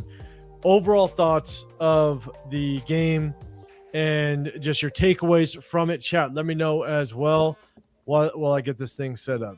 So, Jeff, thoughts on the game overall? Defense still looks like trash. Okay. But how bad, we don't know because it wasn't even our number ones out there going against their number 1 offense. Just like you said at the beginning, it's like we're not going to get a true tale on how our defense improved versus last week because it wasn't our number ones out there. They still didn't look that good. Mendoza had some hiccups today, threw a pick 6, unfortunately, but it's preseason. If you're going to do it now, before you put him out there in a game. Mike Washington looked as advertised again this week. He had some great runs. There was again some great blocking for him. It was wasn't our first string offense out there on the line, so the second string guys did a decent job springing him some open runs. Mendoza is what it is, how it went today. Again, Houston's some of their second string defense could be starters on our team, so they're still good. McDonald alone out there on their defense looked pretty damn good. He looked good in silver and black, I got to say that. One of the things that was going to be very good, Donald actually started to produce and ball. There was a lot of people that liked McDonald in the draft. And with McDonald producing, but Stooks, even though the starting defense today was the backups. They started all backups basically on the defense. Houston's got a player that potentially is producing versus us with a safety that's a backup. So I think it could have rubbed a lot of people the wrong way, but we'll see how it works out in the end. I'll be right back. Jay, I'm gonna throw it to you. Thoughts on just the game overall, what's your take, and then shoot it down to LV if I'm not back in time. So Jay, what's your thoughts, man? Yes, sir. The game in itself didn't look pretty at all. Mendoza has some ways to go, for sure. We saw that today, and he just needs to go ahead and continue to go ahead and learn from mistakes and try to go ahead and improve. Luckily we got Kirk Cousins that's going to be starting week 1, but like to Jeff's point, we don't know what the team really is because we kind of had a mixed bag, and mostly we saw the 2s today, and some of our starters were on the sideline. A lot of their starters was kind of on the sideline as well, so it's kind of a mixed bag. But I think what we've been saying all off season long is that this team is not going to be the team that I think everybody expects it to be. This season is not going to look pretty, and I just want everybody to go ahead and just kind of start accepting that as of right now because We won what today. you We're saw- going to the Super Bowl. Yeah. yeah, like we got a shot. So Fernando has bad games, but yeah, no, it's not gonna be pretty. Like y'all thought this game was kind of bad. Like wait until like the season starts. It's gonna even get worse. So we're gonna have games that we win, maybe here, maybe there, but ultimately, there's questions on this defensive line. There's Fernando Mendoza still needs more work, and we need to figure out what we're going to do. And then kind of in our secondary, outside of Eric Stokes, is still to me is still up in the air. We haven't seen a whole lot. Obviously, even though we're seeing a vanilla defense, a vanilla offense, some of the things are still not being executed. And I think the whole experiment with Tokyo Toe has finally run its course. He might be on next week, and then that's probably all she wrote. I don't even think at this point you even keep him on the international player roster. Well, if you cut him, he's not gonna be. So yeah, you can keep him there if you really want him, but there's not really any point. If you're gonna if your whole thing is about Carlson, maybe that's the dude you bring in. But honestly, there's right now in kicking, I don't see a whole lot of talent. But yeah, man. Overall, hey, yeah, we did get the win. There was some pluses. Defensively, some guys did shine. We saw what Buddy was able to do on the strip fumble. And we got some pressure. Aiden O'Connell was able to kind of step it up a little bit, but still, I feel he needs work. He still needs. I haven't seen enough to be like, yeah, AOC is gonna do it.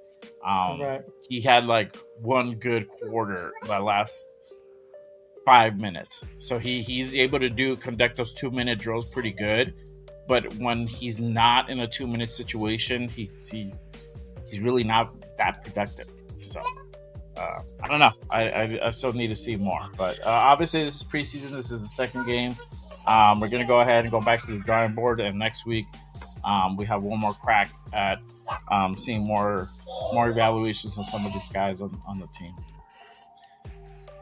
Yeah, Nate, I'm going to throw it to you in just a second. But when we talk about Aiden O'Connell, and, I said this after we went to training camp, and we saw just the comparison between the quarterbacks between Friday and Saturday. And, I said basically, like, if we were to play a game today, it was clear that Kirk Cousins is 1, Aiden O'Connell's 2, Fernando's 3. People didn't like that. And even based off of last week, if you look at last week, Aiden O'Connell, he's playing down by 17 basically, in the defense is playing prevent defense. I think he relies way too much on Philip Dorsett to be able to, complete a pass to Philip Dorsett. Old man Philip Dorsett really isn't a reliable target. But I think it really is clear. It was clear during that training camp is that, if we were to play a game today, it's literally Kirk Cousins, Aiden O'Connell, and Fernando Mendoza. And that's not the biggest knock on Fernando Mendoza. It's just about Aiden O'Connell's literally been in the league for 3+ years.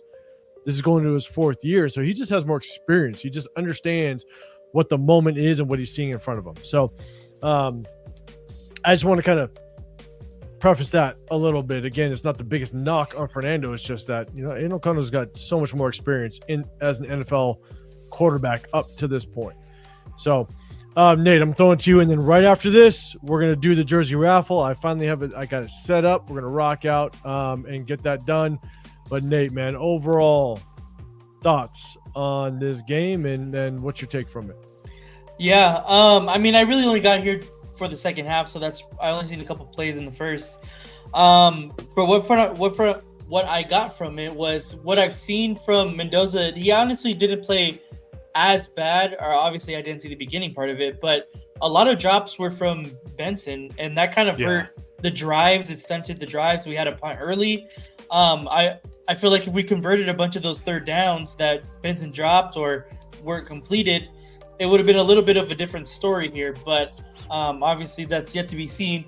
As far as the backup second, third string, I really liked Aiden O'Connell, of course. We seen that happen. What's his name? Damn, I have to look at my card now. Sloan, I seen a little bit. Crawford, mental reps. We seen get in there for a big stop on third down. But yeah, it was really just like the second and third round, our second and third string players. We're not really gonna understand or see what our team looks like, obviously, until week 1, and that's where you can really kind of gauge where the projection of this team is going to really be against who we're all kind of predicting to be a bad team against the Miami Dolphins.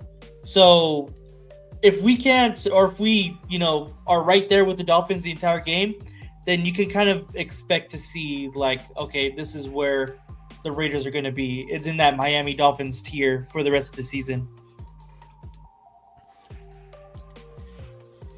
Man, what's funny is, Tokyo Toe, a lot of people were excited to kind of see him maybe do what he does. And again, I don't evaluate kickers, so I really didn't even know who he was. The only reason why let's do this.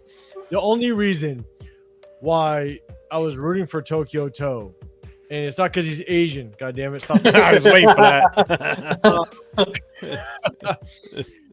But it's because I have a bunch of relatives that live in Hawaii, and Tokyo Toe went to the University of Hawaii, and so my entire extended family are 49er fans. Outside of my one brother, I have one brother that's a Ravens fan. Everybody else, all diehard 49er fans. And my aunt, my uncle, they're like, man, if Tokyo Toe makes the Raiders, we're going to root for him. I'm like, holy shit, since 9 years old, I literally had one family member, a couple of family members that were willing to actually come to this side. And so I was rooting for the kid. But if he doesn't make the team as an IPP player, the International Pathway Player Program, and we let Lakitasi go, and this D line doesn't work out, and we could have used him in some capacity. Not say he was a starter, but it could have been a rotational piece. Could he have been a potential just situational guy at 6'7", 340 pounds? If he does anything with Tennessee and we let him walk, but yet we have Tokyo Toe, I'm gonna be pissed. So quick rounds with that. Jeff, what's your thoughts on that? Quick rounds. On what? On the Tokyo Toe? Keeping Tokyo Toe and letting Lakitasi go. Like, what are your thoughts on that? I hate it because, again, Lakitasi he's somebody that we could put out there and he can be an immediate impact, or at least we know what we got with him. And I've already said this on other shows. We don't have time. We're not in a position with this team to have a project at kicker. We're not built for that right now. The Rams can do that. They've got, like perfect example is Ty Simpson. He's going to be their project. He's going to be their heir apparent. So they've got time with that. We don't have that luxury. We're not a consistently winning franchise. We don't have time to groom a kicker. When you had a guy that could have played offense or defense, not very good, but you could still put him in there and get some results from him. Now that guy that's come out and missed 2 PATs, missed a field goal. Right, he did miss a field goal earlier. Shanked the kick last week on a kickoff. The only thing he did good tonight was the kickoff he had. Other than that, he was crap, and he's been crap. So, I'd rather have. We've got nobody else on our roster that qualifies as an IPP. I did take a look. Jim, I'm gonna throw it to you really quick, but before I do it, Rorschach. There you go. Ray Finkel, baby. Ray Finkel. Jay, we keep Tokyo Toe, we let Lakitasi go. What's your thoughts? Oh, bro, that was a big fucking mistake. I was upset, bro. I was upset that we let Lucky go. I was very interested on what they were gonna do with him. They were working with him. It looks like they were grooming him. I don't know what happened between mini camp and training camp that they were just like, we're just gonna go ahead and cut our losses. But this is how the game is, you know. So yeah, I don't think Tokyo Toe is gonna work out. I think it's safe to make that bet now. So yeah, you know, we could have used Lockett as a rotation guy, but maybe they felt somebody was slightly better. I don't know.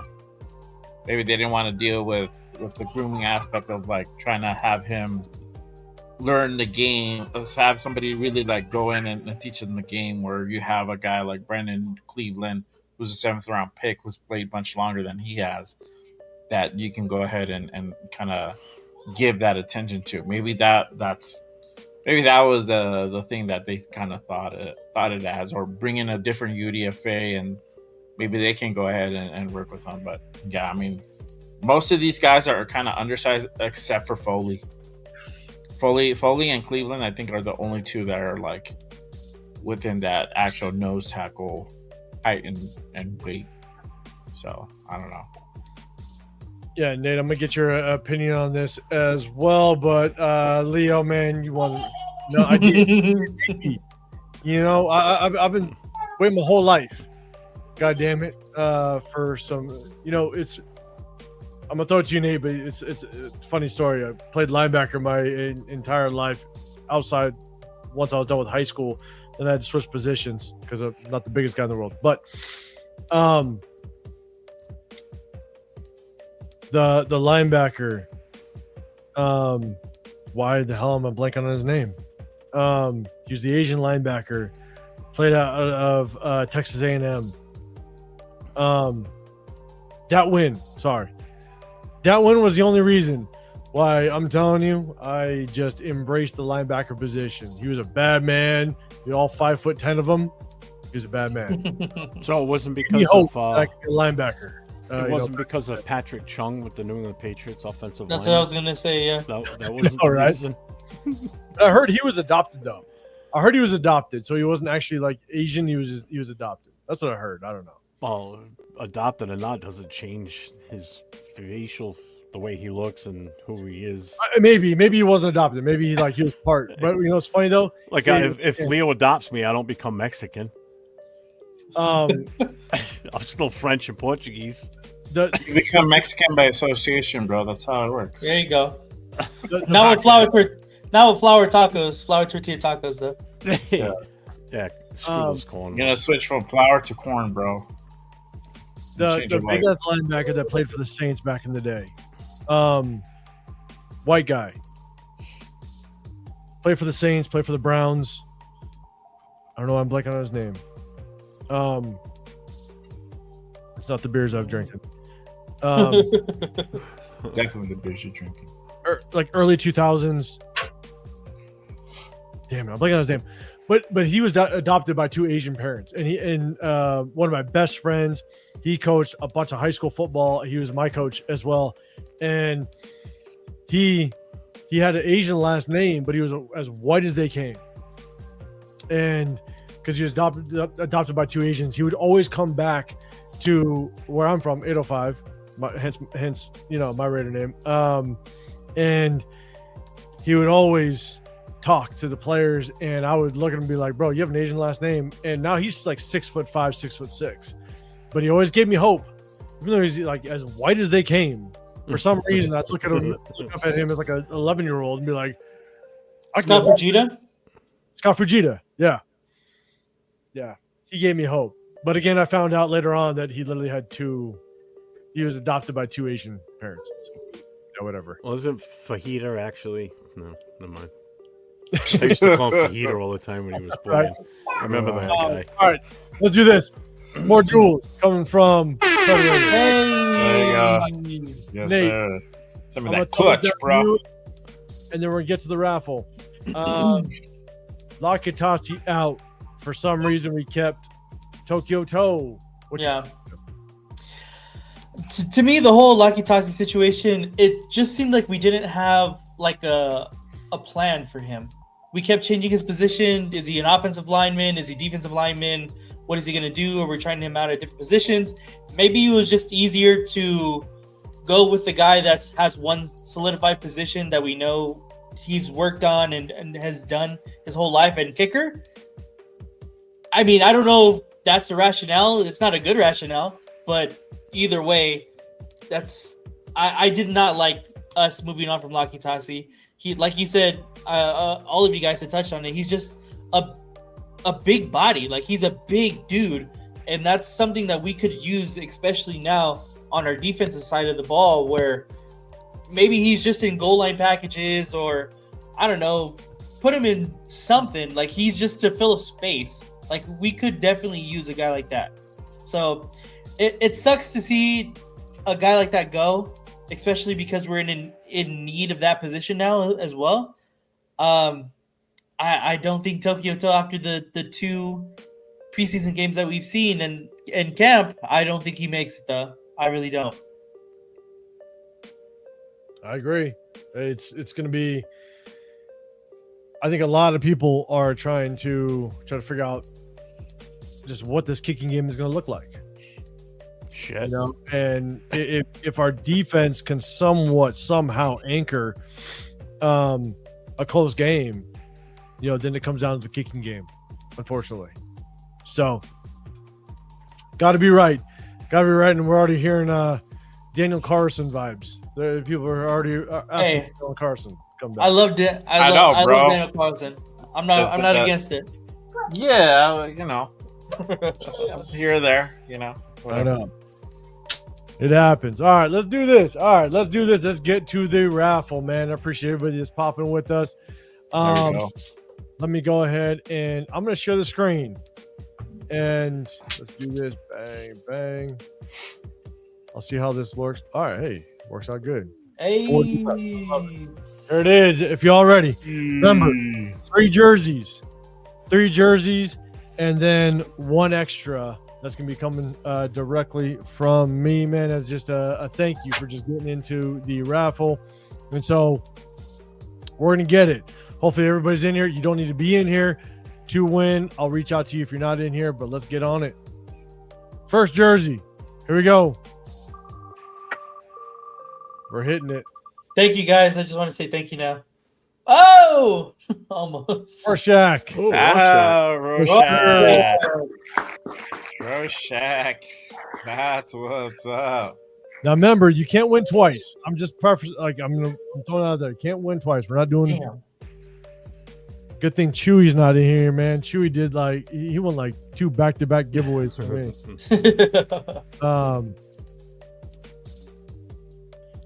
So Rorschach, you got the first one. I'm gonna have Cheeto Linus. He's gonna reach out to you. Yes, if Nate wins, it's rigged. All right, and we're gonna make sure that we figure out what jersey you want. So Rorschach, if you're still in here, let me know what. There you go. I see you. What jersey do you want? And give me your size. Jersey and size. We're gonna make it work. Okay, here's the next one. I want to see if he's picking. Come on, Rorschach. Right? We'll see who he picks. No face. Hey, there you go. That's what's up. No face, man. If you in here, Congrats, Rorschach. Congrats, no face. Yeah. He said Mendoza and an XL for Rorschach. Wow, I'm disappointed, Rorschach.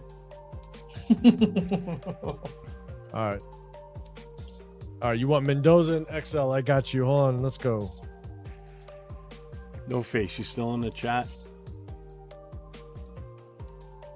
Mendoza XL, Rorschach. All right, no face. If you're in here, let me know what jersey between Genty, Mendoza, and Bowers and your size. If you're in here, if not, we're gonna reach out to you. We're gonna find you. But no face, I got you. Let's see, it's no face Raider. All right. Okay.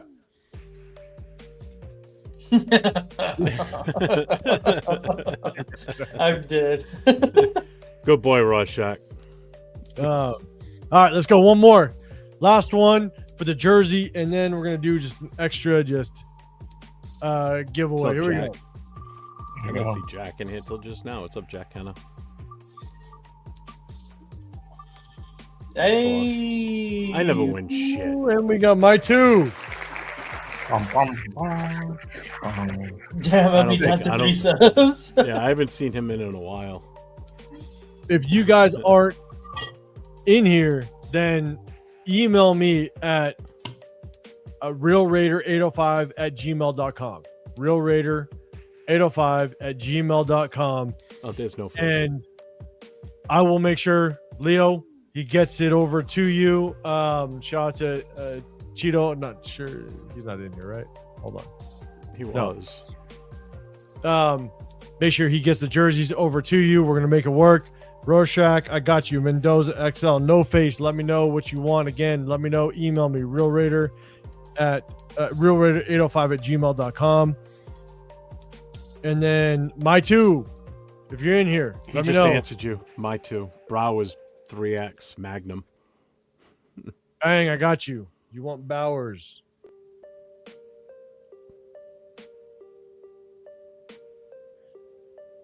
Bowers 3X, got you, big dog. You, Brown. Right now, No Face. I don't have it from you. Let me know. Email me.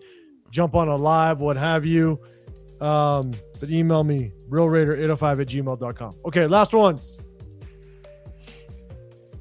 Last one. Jerseys are done, and this one, it's just going to be basically an item I'm going to give away. I'm going to ship it out to y'all. Here we go. Hey. Fucking rigged. I'm gonna get over to hey, Jay. Actually, I could either ship it. I have it, so let me give it to you when you get here next week. Yeah, I'm gonna see you next week. That works out perfect. Yeah. Rorschach, All right, I got you. winners: Rorschach, Mendoza XL, No Face. Get it to me. Let me know. My two, Bowers 3XL. We got you, man. Cheeto Linus. He's gonna get those jerseys out to you guys. It's gonna be a lot of fun, man. I appreciate y'all. Hey, what was my consolation prize? Hold on, let me go back to Cool, Kev. What was my consolation prize? No Face, you won, bro. We need to know what jersey and what size. No Face. Yeah. He said congratulations. I know. Hold up. No Face is in here. Yeah. What do you want, No Face? Bowers, Genty, or Mendoza? What's your size? Tell me, big dog. I need to know. What's up, Mike Rare? I'm gonna wait it out. What up, man? So I'm gonna hold this like No Face. I have your comment up on the screen, so you gotta tell me. I'm gonna watch the comment section. But right now we had a total of basically 12 people rocked in, and so did this, and I wanted to do this to. We all know Jeff is going week one. Jeff, you're going week one. Yep. And you're gonna be out here for a while, big dog. Yes, sir. You're gonna be out here for a while. You're gonna be out here week one. You're going to SoFi. Shout out to everybody that's coming out for week one. Yeah, Exactly. I'm not even going to SoFi. You got. I wish I was. No. I still could. Oh, he is down week one. Yeah, that's good. He just shows up. Hey, what's up, guys? But it's going to be a big trip. And so basically the proceeds from this is basically going to Jeff. So Jeff, I'm going to send you the proceeds to it. Just to help you out with, honestly, just the week one as well as the SoFi trip. And so that's what I wanted to do it towards. So I'm going to send you over. You already sent me a little bit of Venmo, so I'm going to send it back to you, plus the rest of everybody that entered into this. And it's just going to help you with just navigating the week one. Are you shitting me? Yeah, man, 100%. That's what I wanted. What's up, bro? So that's what we're doing. Paul, bro. That's all Paul, bro. Yeah. So, hey, you being out here, it's your first time ever being to a home Raider game. Wanted to do a little bit of something just to be like, hey, let's help out in whatever way we can. And that's what we're rocking out. So, shout out to you. Hell yeah. And it's going to be right. So, it's going to be a good time, man. Anything we can do to, man, just help out. Really good time, bro. Yeah. Your first ever Raider game. Let's make it happen. I'm speechless.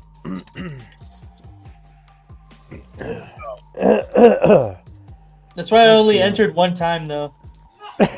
Do that. Fuck that. I know I'm gonna be the Uber, so only get one entry. Oh, You know, you know what? I can't say thank you enough. I mean, that's I don't know what to say. I'm at a loss for words. It's going to make this even more fun, you know, being able to be around you guys. I mean, and I've already met Nate in person. I've met 805, Severe, Chris. You know, I'm going to finally get to hook up with Jay, meet Jay in person, Leo, you know, and then the Afakasi, and then, you know, when I go to LA, I'll meet Ben finally face to face for the first time. You know, Aunt Six, all these guys that, you know, have been in my chats, I've been in their shows, been in their chats. You know, this is a big experience for me, and I'm honored that you're doing this. I mean, this is awesome. I can't thank you enough. I appreciate you. I appreciate everybody that was part of this.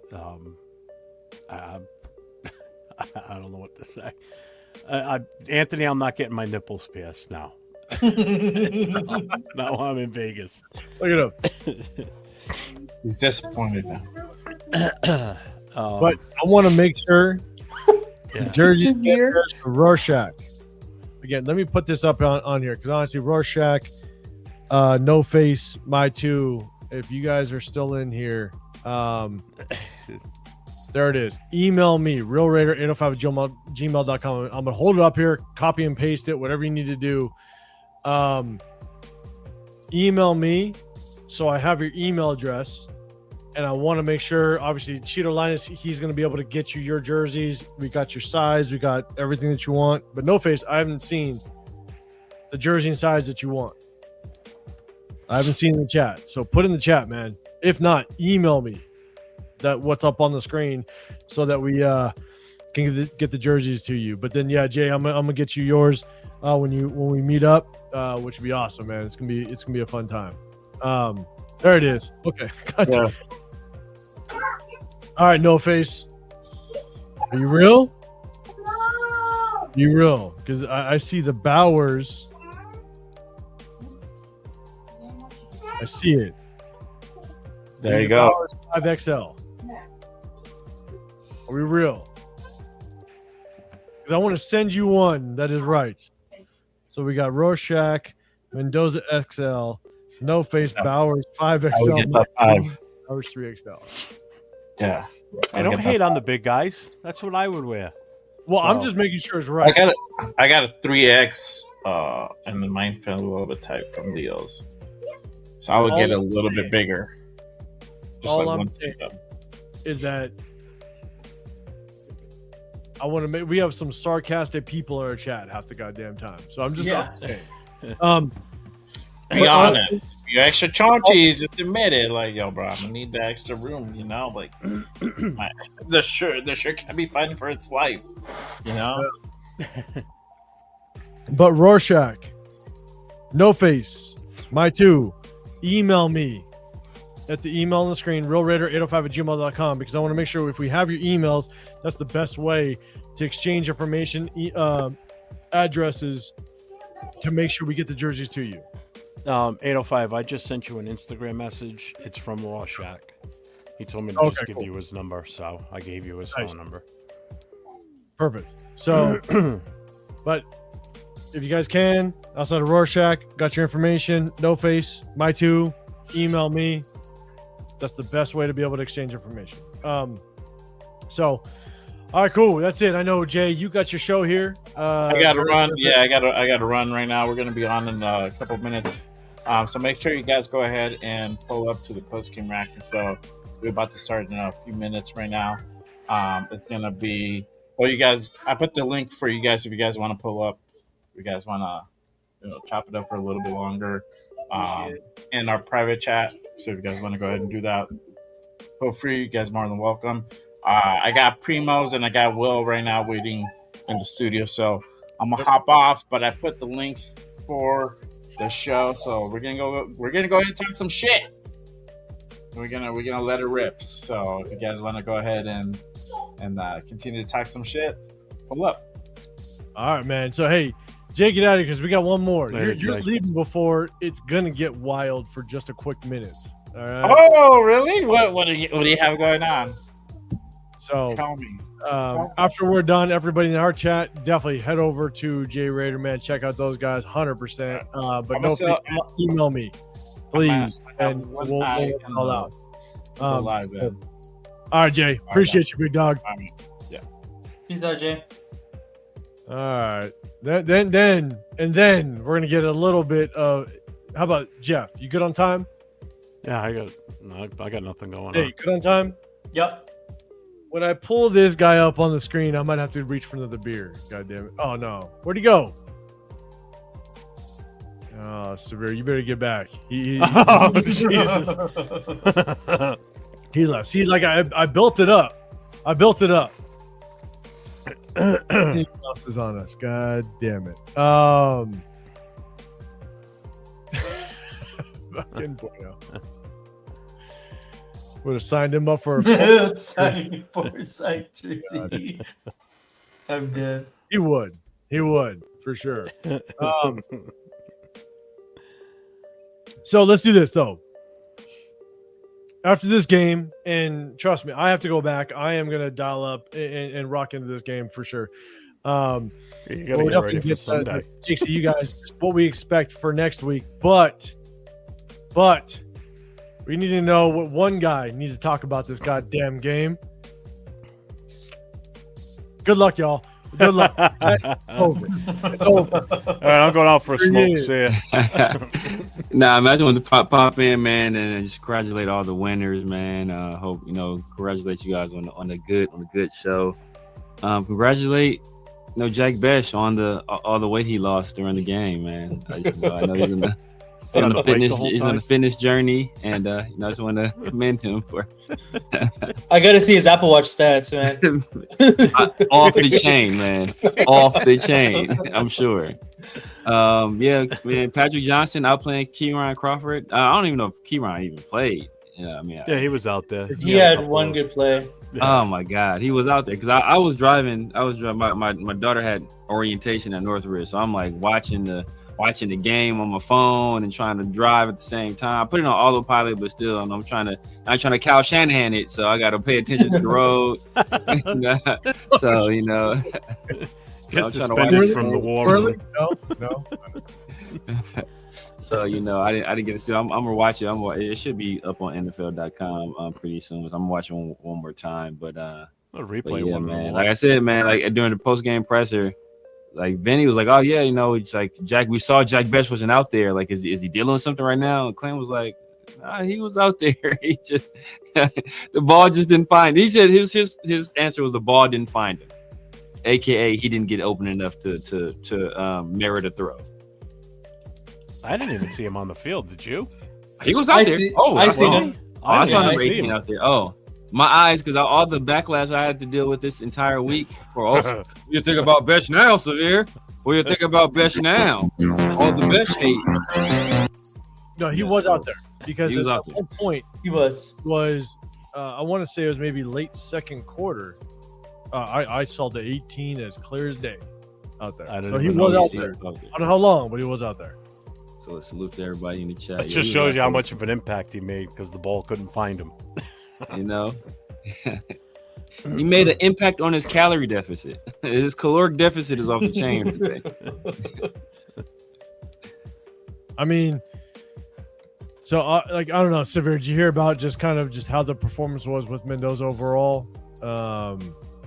No, I didn't finish watching it, but I'm sure he gave some cookie cutter. I'm sure he gave some cookie cutter answer about. I'm gonna ask you guys because I wasn't. I was trying to watch the game, so I couldn't watch you guys and the game at the same time. So I was trying to watch the game. Is it just me, or after interception, Mendoza was crying, right? I wonder. I would not be surprised if that was the case. honestly. It looked like tears to me, but sometimes you're in the game, you get to sweating. Sometimes it gets in your eyes too. Your eyes get red. So I want to give him the benefit of the doubt, but he had it looked like he was crying. It looked like he was crying. I was like, "Is this?" And look, that only further reinforced my point. Is this dude's not ready, bro? He's crying for throwing an interception against second stringers in a meaningless preseason game. Like, if those were tears, bro, oh my God, we are in a world of trouble. I'm just watching it right now. He's sold out for the run. I'm trying to see if he's crying though, but it looks like when he got up, he looked a little like red in the face. It's like it's when Max is like wiping his face with a towel. Yeah, exactly. Like it was when he wiped his face with the towel, right? Yeah. So I don't know. I gave him the benefit of the doubt. I was like saying it's just sweat. You know, he got some sweat in his eye. He's sweating. But my initial reaction was like, it looked like this man's crying. But let's look at it this way, right? And again, like, was he crying? I don't know. But it looked like he was rattled like you wouldn't believe. At a very minimum. He was rattled. This goes back to what I said earlier, where when we were talking about the ABBA song, I said we went from Hell's Bells and Metallica to ABBA, and now we go from that, and we go from a guy like Lyle Alzado to our quarterback crying, throwing a pick six. There you go. So he wasn't crying. He had a blade aggressive. Let's make this clear. So thank you, Coach, for clearing it up. He wasn't crying because he was doing interception. He was crying because he had grass in his eye.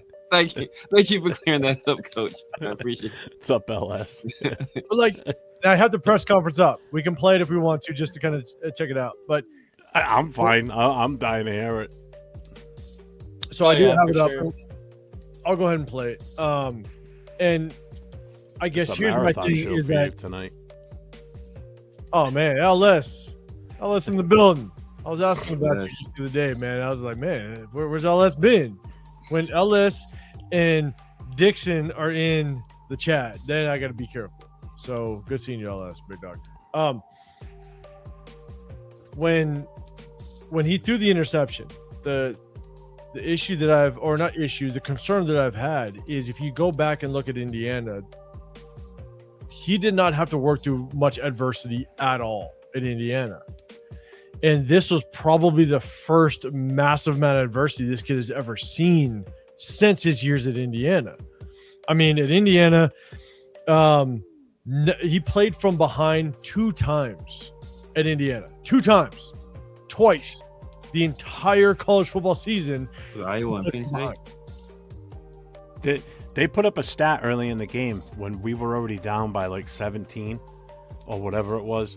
They said that this is the largest deficit he's ever faced since 2024. Yeah. Really? Yep. They put that up in the game in the stat. He had the game-winning drives against Penn State. Great. Give it to him.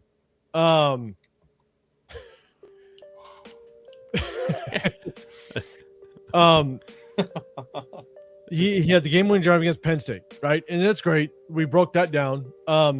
But then even against people want to claim Iowa, no, they were tied. And so he was going to the game-winning drive when they were tied. So the pressure really wasn't on him. If they didn't win, get in field goal range, they kick the field goal. If not, you go into overtime, right? And then against Ohio State, they regained the lead in the second quarter. So it wasn't like he was just the pressure was on him. They regained the lead in the second quarter.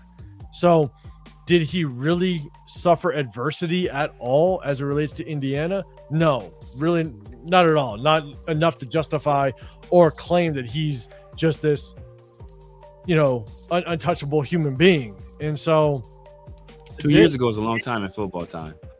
You saw it.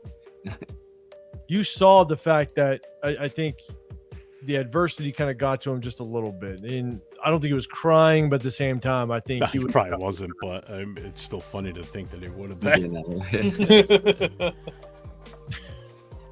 It looked like he was crying. The synergy wasn't right on that play, so, The synergy. Yeah, exactly. But I got the presser up. Let's go ahead. He didn't progress through his progressions. Stop it. God damn it. All right, I'm going to share this. Make sure it comes up right. When you got 4 people on the screen that don't like a certain player, I'll have issues. I'm going to play it. I'm going to make sure I kind of get over to it. Hold on.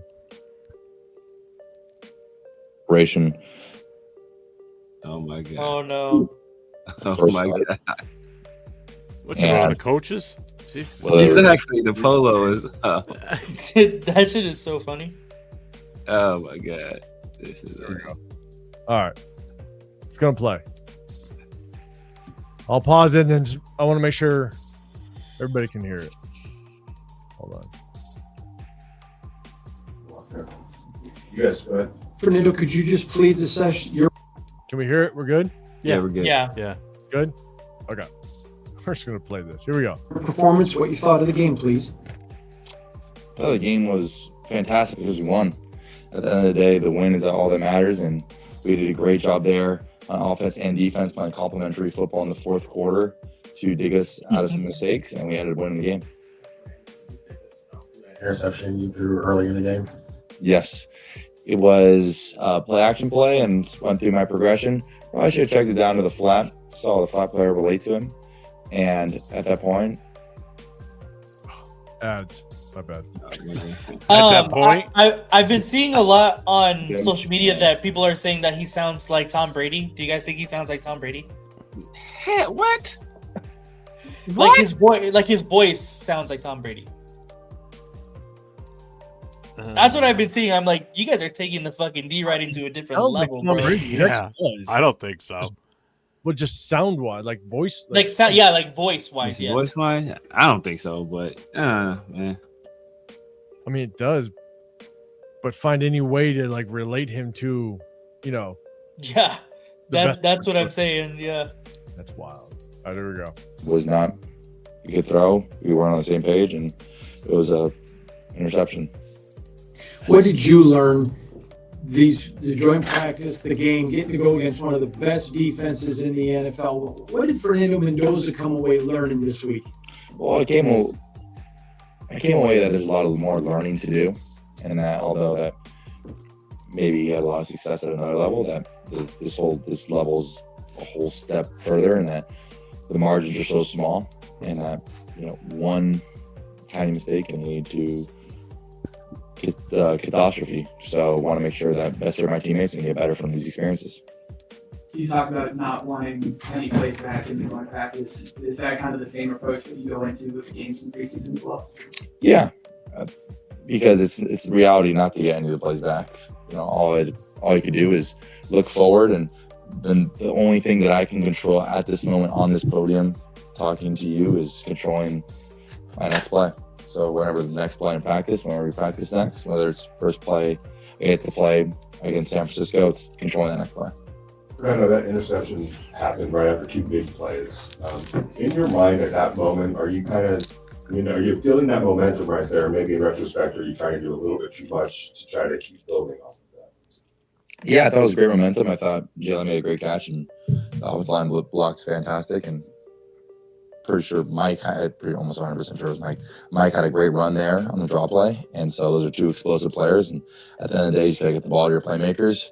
And I don't think it was pushing the envelope because it was a check down. If it was like a deep shot or something, maybe. But just we're on the same page on this check down. Things happen like that, and I got to be better for my teammates next time. When did you get word that you were starting, and did it change your prep at all, like knowing that you're going to be the starting quarterback, or did you feel any different compared to maybe last week? Yeah, I wouldn't say that it changed my prep at all, because whether it was this week or last week, I think I got the same amount of playing time, and that was the plan going into these games. Coach Kubiak outlined for the team of what the plan was going to be with the starters, essentially week 1, 2, and 3 of the preseason to keep it internally, and that was something that I knew going into the game was going to be a great experience as a first start in the NFL preseason, which is always the next step.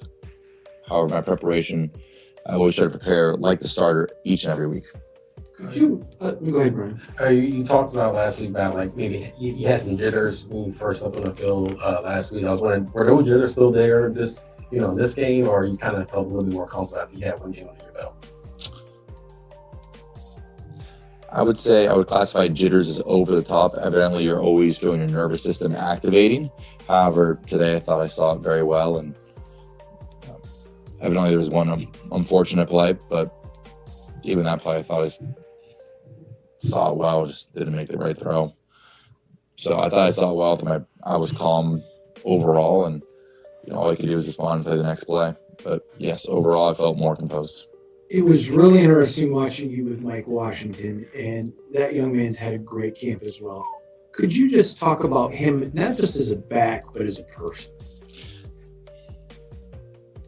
Mike is evidently a special back on the field, and having been able to grow with him both as rookies, he's also a special player, but in his mentality of always wanting to get better.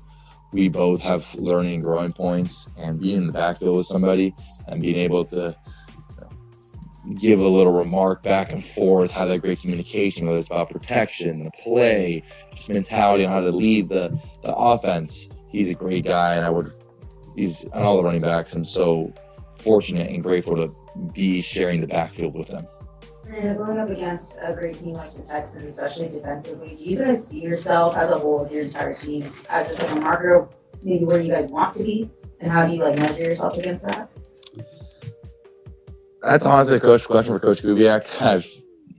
Right now, I've such little experience in the NFL. However, I thought today was a great learning experience, and I thought that it was great because we got the win. However, yeah. Well, the way the team came back and won, obviously this is just preseason, but it was Coach's first win as an NFL head coach. Do you think that meant a lot to him? He said we weren't happy for you guys, but do you think could you tell that it meant a lot to him? Coach Kubiak is a great leader of men. And evidently that you can see that by his response. And I think it was great of our team to have that resilience. And it comes from the coaches, it comes from the players, it comes from just the entire organization. So I think it was an amazing group effort. Crosby was on the sidelines talking to you after the interception. What exactly was that interaction all about? And what kind of words did he have for you right there? Yeah, Max is a great team captain, a great team leader, and he's always encouraging for that resilience because adversity is going to happen.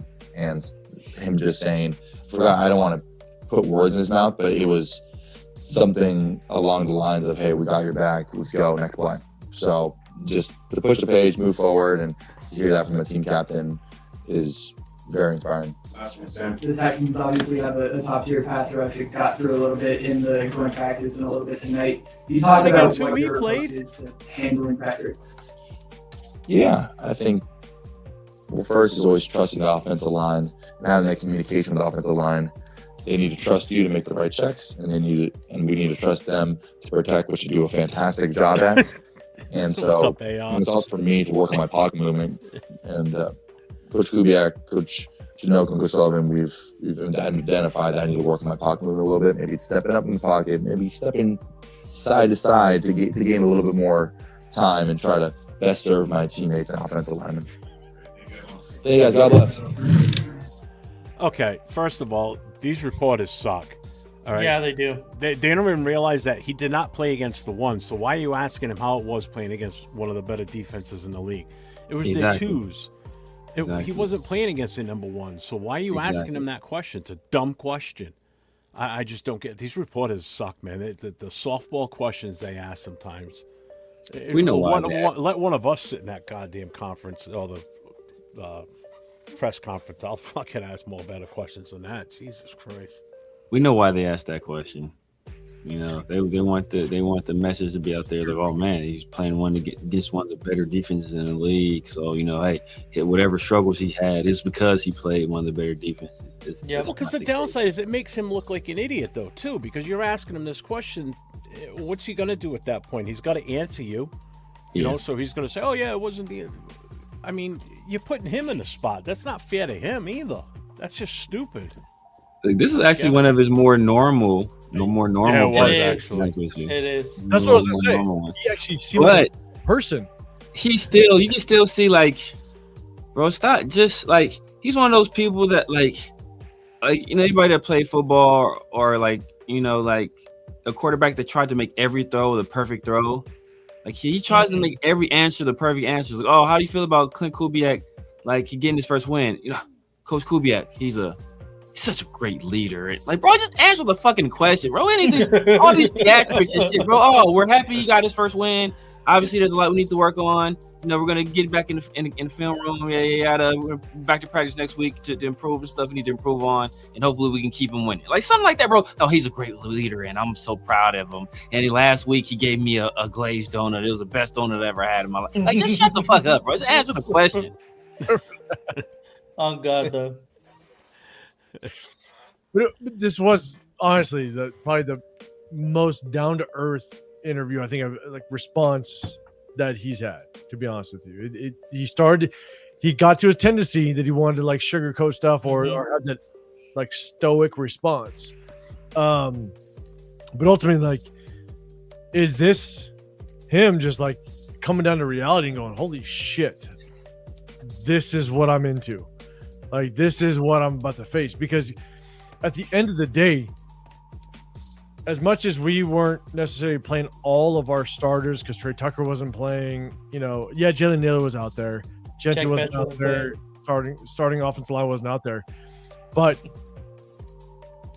at the end of the day, you're still going against Houston's backups. And it did not look good. It didn't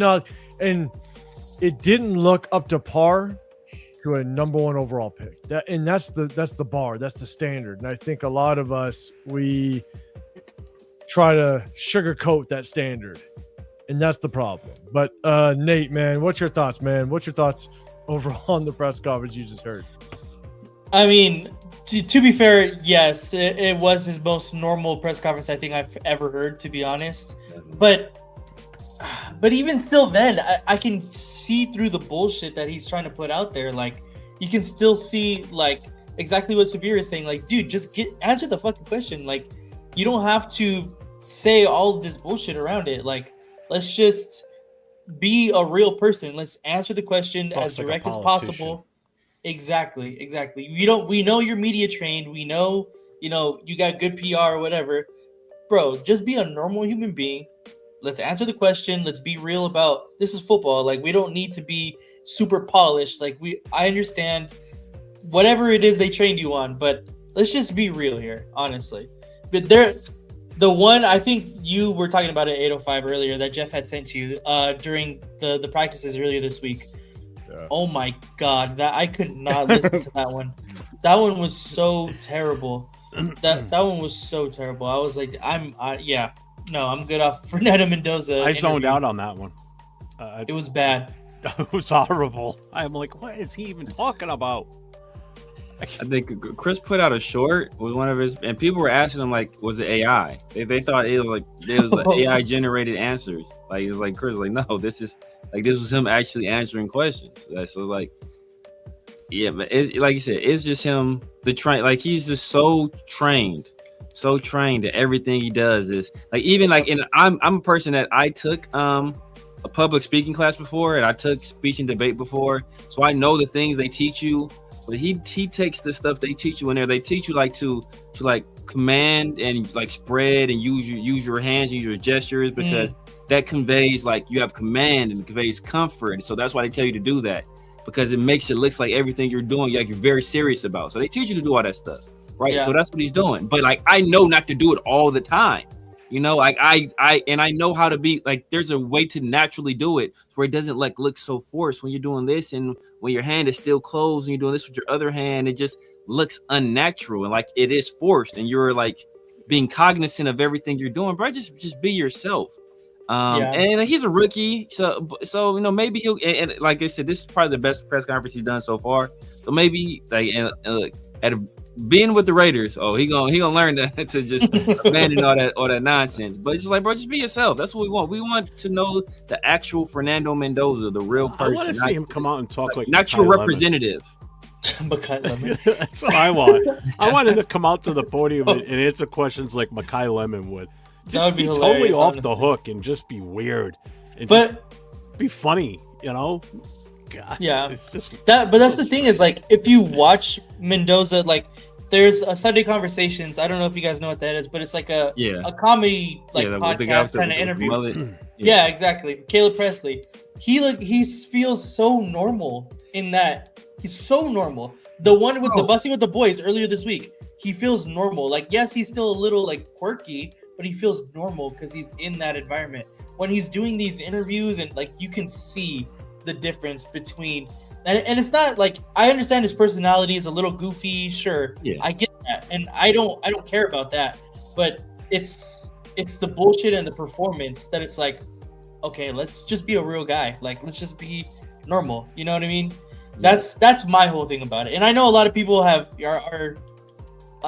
like talking about how that's just his personality. That's the only thing that they've seen. But I've seen interviews when he was in Indiana, like talking about getting beers with the boys and fucking like going to talk to girls and shit. Like that he seems so normal. Like that's just not it.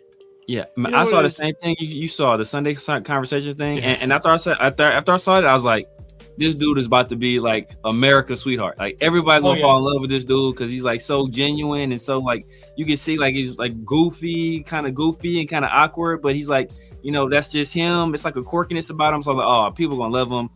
He's gonna really endear himself to the people. But then he comes out with these like canned answers. It's like, bro, like just be yourself. Yeah.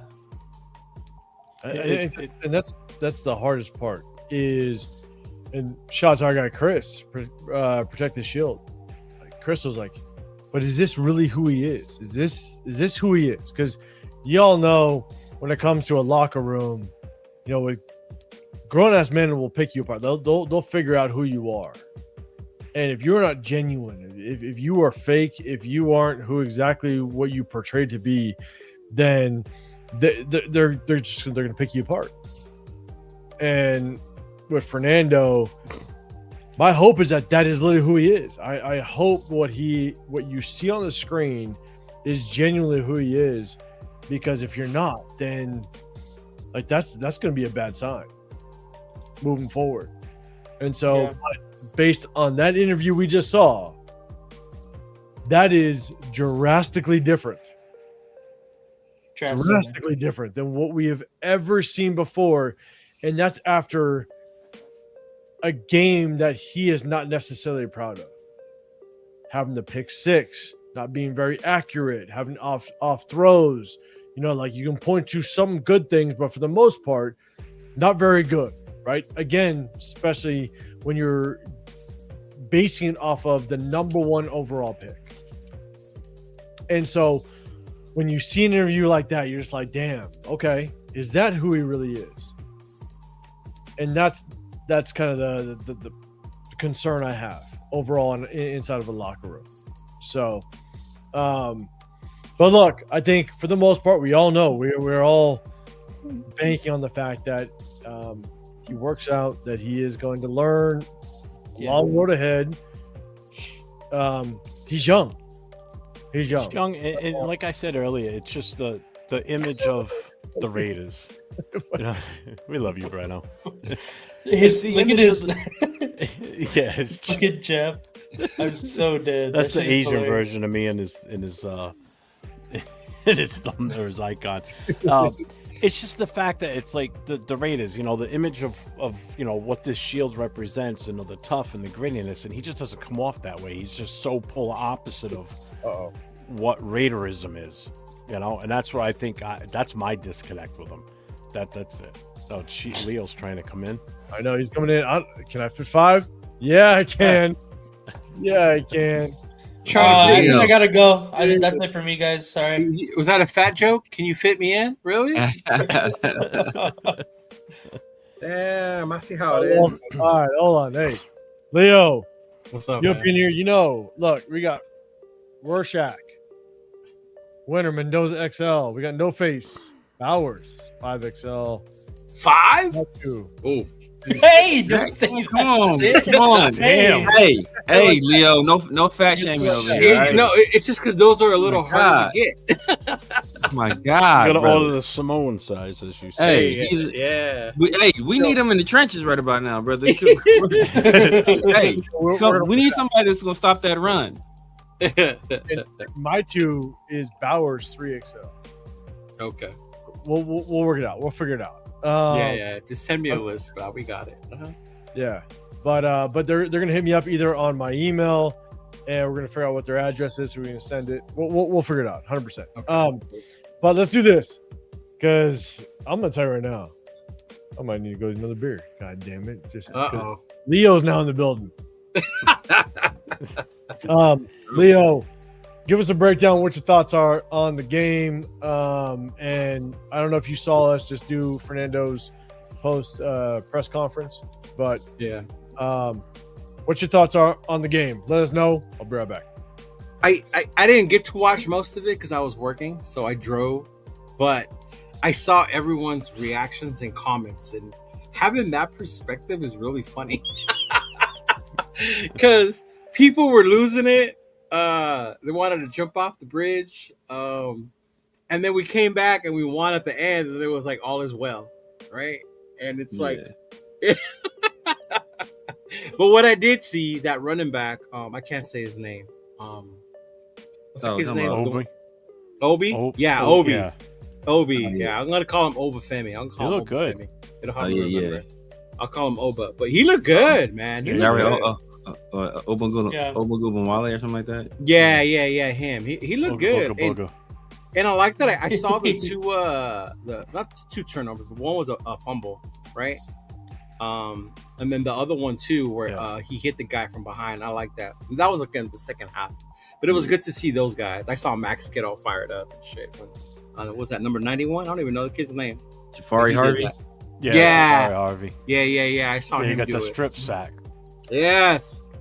And then Johnson. So that was cool to see. But I got to rewatch the game. I did see when O'Connell was there before the comeback. He missed a couple of wide open dudes, and it's like, bro, what are you doing? Like, just seeing the ball. Even Aikman, like, they stopped talking about the game because it was the NFL stream. Like, they just stopped talking about what was going on. You can say Aikman, like, man, is this game over yet? Like, let's get going. Well, because he even said that because one of the players on the Houston Texans was like, keep the clock going. He's like, yeah, and we agree with him. Keep the clock going because they just wanted to get out. Dude, that first quarter lasted an hour. Did it? It's insane. Yeah. That was a long that's what I first got to quarter. rewatch. Yeah. And Because I was with my client and I saw the thing light up and it said pick 6 Mendoza. And I was like, oh, Lord, here we go. Like, here we go. And then I saw the replay and he totally behind. I don't know what Mendoza. He wasn't rushed. It looked like he had time in the play that I saw, the replay I saw. So I don't know what happened. But That's your number 1 overall pick, Leo. He had a little bit of pressure. You know, I will say it was on my boy Charles Trent Williams Grant. It was Grant giving didn't him look too hot play. last night. It wasn't enough for him to have to rush the throw, in my opinion. No, but I don't think he ever looked away from Washington. To be I don't think he did either. But you know, if there was anybody to blame in terms of pressure, it was Charles Grant. And I want to say I think Mike Washington had actually chipped on that play too before he leaked out. So he actually chipped and leaked out, and then Charles Grant still gave up the pressure around the edge. So you know, but like I said, if Fernando Mendoza steps up into the pocket, he doesn't he doesn't have anything to worry. But he faded back behind him too. Yeah, and then he threw a pretty bad. Yeah, that's what I saw. I saw it behind him. And who's 66? Is that Zoom? Mm-hmm. Yeah, Zoom. Yeah, he just completely got blown by on one of them, and they got to Mendoza in like 0.5 seconds. Yeah. I was like, good Lord. Grant had an off night. I will say that. Grant was. Yeah, he had some bad plays out there. He got beat a few different times. This wasn't his best. They didn't look too hot out there without JPJ. I'm just saying. Hey, look, hey. Again, that was the twos. So what do you think been out there? Who knows? Yeesh. Oh man. They had him out there last week, I want to say, in the second half. Yeah, he did. He played with the second team. Did he? Mm-hmm. Yeah, because he was in on that run, I want to say. So Meredith was at center on that run, the big Mike Washington run. Mike Washington with another big run today. I saw that. I'm about to hear how Genty lost his job this game. I wouldn't go that far. But shit. I mean, that's so you talk about Houston. We're going against twos, right? We also had our backup offensive line in there, and it's been something I've said. And again, I'm not saying that Mike Washington is going to take over Genty's job, but at the end of the day, is we all know how the fan base is, and we all know how emotional it can get. And if Mike Washington just has more explosive plays, like Genty might have, 16 carries for 70 yards, but Mike Washington might have 10 carries for 68 yards. Exactly. Just because he has that 160-yarder that just pops. Right. And I think that's the difference. Is then it's going to get the nation talking. Which again, like, who cares about the fan base? Like, who cares about my evaluation? Who no one gives two shits about what I say. But apparently, Well, you they hate actually for the watch Mendoza the tape, players so. training. You don't turn around and talk to your friends at training camp 805. You pay attention on the field, damn. like, at the end of the day, like, no one gives two shits about what I say. But Yeah. at the end of the day, that's going to be really interesting because when Yeah, they won. Hey, you know what? You got to give them something. They won. You know what? Oh, damn. That's right. Break out the candy, bro. Yeah. Break out the candy. Yeah, kids, here's some 2025 season candy. Here you go. Yeah. I forgot. Actually, 2024 season. We got to catch up. It's been so sad around Raiders football. His kids didn't even ask for candy. That's how bad it's been. They couldn't wait for Halloween because they could go out and get candy. They weren't even looking for the candy. Severe ain't lying. Like, you don't understand. Oh my God, I'm getting on a tangent. You don't understand. At the beginning of the season, my kids will be like, hell yeah, Raider football, I'm going to get candy every time they score a touchdown, or I'm taking them to ice cream when they win. And they get excited.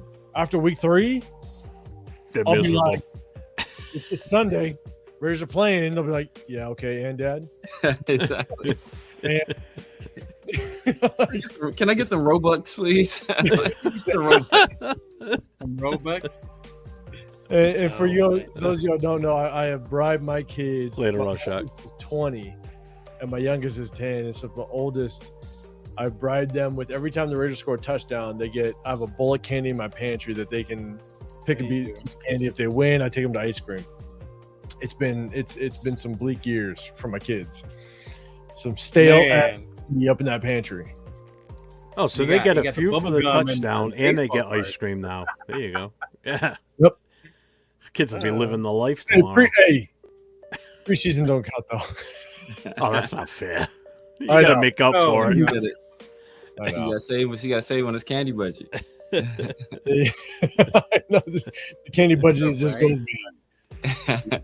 All the candy money's been going to beer. It's like, Oh, Drought I and haven't had to buy sorrows. candy in months. Ellis, yeah, by week 6 they'll be asking for sale. That ain't a lie. Ain't a goddamn lie. So Leo, what's your thoughts? Because I'm gonna ask Leo because we asked this early on. We know Genty there, Mike Washington there, right?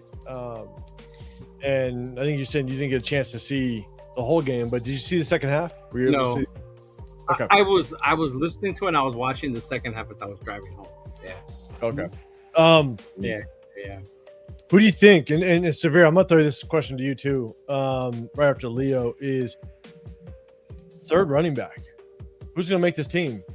You know, you obviously got Bay. You got the kid from Houston that we just picked up. be right Obviously, back. a lot of people were talking about Hemby. What's your thoughts Right. on that third running back? I liked how Hemby ran hard, but I was telling the guys while you were gone, Oba Femi looked good, bro. I like how hard he was running. He hit the hole quick. The blocking, I don't know, the blocking looked better. I didn't see the blocking in the first half, but that long ass drive, I saw that one, like that 90-something yard drive, 15 play or whatever. Like I like the run game on that drive, like that made me still feel somewhat better about what I saw. But you know, the funny part, you talk about preseason and wins don't count. Like the same people that get excited about a preseason win, right, are the same ones that get mad when we win a meaningless game at the end of the year. You know, like this win's gonna mean more to them than like beating KC at the end of the year or some bullshit like that. You know, like, yeah. No fact. No, that is a fact. Because the amount of people that are cheering and like, we fucking won, and like, okay, bro, like it's preseason. Chill out. Chill out there, buddy. Yeah, it is. Severe, man. Thoughts on that third running back, man? Who do you think is going? Who do you think is going to capture that? I think it's going to be that new kid we signed, Laube. I heard he was doing pretty good out there. Yeah. that little Ube kid, I heard he did his thing today. You're hearing Aikman talk about it, huh? Aikman, man, Aikman was struggling. He could do nothing with that name. But I've been saying for a while, I still think it's Laube. We saw he had the nice move on the catch. Yes. Oh my god. We had the nice move on the catch. You know, he had to make somebody miss an open field. Obviously, he had the nice run on the touchdown where he actually beat a defender to the corner. We haven't seen a running back do that in a Raiders jersey in forever. So yeah, I still think it's him. You know, he's going to contribute on special teams as well. The only way I can see it not being him is if they're really, really confident in somebody else being the full-time kick returner as well, and somebody else can supplant him on the other stuff he does on special teams. They can find guys that'll do that in other spots, but in Laube, you kind of got a guy that can do all of that. He can return kicks, he can return punts, he can be on the coverage units as well. So, and he can be a good receiver out of the backfield. He's a solid runner when he has the ball in his hand, when he's not fumbling it. So I still think he has the edge, and he's still pretty young, right? Dare Ogunbowale is like 30 or 31 or something like that. Oh, is he? He's a little older. I want to say like 30, 31, I believe. Oh, okay. And then Roman Hemby is still young, and I think he's a guy that can be a practice squad eligible player, and I don't think he's going to contribute on special teams the same way that Laube is. So right now, I'm still giving it to Laube. But I wouldn't be surprised if it ends up being Dare. But right now, I'm leaning Laube. Man. So let's do this. This is going to be typically the third preseason games are really for the guys in the bubble. Yeah. Right. Wait, before you move on to that, I have a question for you. And I saw what you said earlier about the college thing. Yeah. This is why I miss them doing the cuts each week and not all of them at the end. Yeah. Because now this game is totally different than before. Because before it was like the last 10 guys that were left on the roster or whatever, right? Now you got like 30, almost 40 dudes. Yeah. You have to cut. And this week, I think it makes it hard when you have that many to evaluate as opposed to cutting them each week. And I think it was easier on the teams to be able to start like fishing out who's going to be here and who's not. It's not easy. It's not an easy process because the amount of bodies that you have to cut is wild. You know what I'm saying? Like, it's not easy to cut down to, especially when you have a certain system like Kubiak, when he wants to run more of like a 2, maybe 3 tight end set. And if you want to keep more tight ends, you got to cut more running backs. You got to cut more receivers, vice versa. Like it's how you navigate the roster at that point. And if injury happens, you hope that you can sustain some players on the practice squad that you can replace if injuries do happen. And it's so hard to navigate it. So I'm with you. And you got to think about it as well as that this year we actually have a fullback. So that's another roster spot you have to worry about in the past. And do we carry 3 QBs? That's another roster spot. Oh. Yeah, I think you almost have to though with Clint's injury history and Aiden's injury history too. To be honest with you. Yeah. I mean, at this point, because I was about to kind of get into just really expectations of the third preseason game, but based on Fernando Mendoza's performance, it almost solidifies that we are keeping 3 quarterbacks. Yeah, in my It opinion, was that bad? it was. Yeah. I think it. What I said after the training camp that Nate and I went to, and then I went, obviously Friday, Saturday, I said, like, it was clear, in my opinion, that, like, if you were to play a game today, Aiden O'Connell is QB2. Today. Today. No. Really? Yeah. That's not Mendoza hate? That's like for real, for real? No, that's for real, for real. He's looked good the entire time that we've watched him, to be fair. Like, better than Mendoza. Aiden? Aiden did not look better last week. And try and get and last week in the preseason game. Last week, no. Yeah. Last week, So no. you said the entire time, I'm no way. Like, But you see, I think they were talking about the practices they went to. Ah, okay. But you have to take that last preseason game truly in context and for what it's worth. So, for example, right, when did Aiden O'Connell go in? We were down by like 13 to 14 points when Aiden O'Connell went in. So that defense was playing some pretty good prevent defense, right? Now, he made the mistake thinking that I can rely on Philip Dorsett. That was bad. Like, he literally just dinked one off his face mask 12 yards downfield. Yeah. He had another really bad drop. He tried to hit a whole shot with Philip Dorsett, which looked like on tape overthrown. Just it looked like on film or on when you're watching on TV that it was overthrown. But if he would have led Philip Dorsett, you would have let his ass right in the safety. You got his head taken off. All right, John, I'm about to dip out, gentlemen. All right, Severe. All right, Severe. All right, Talk to you, like- man. Appreciate you popping in, big dog.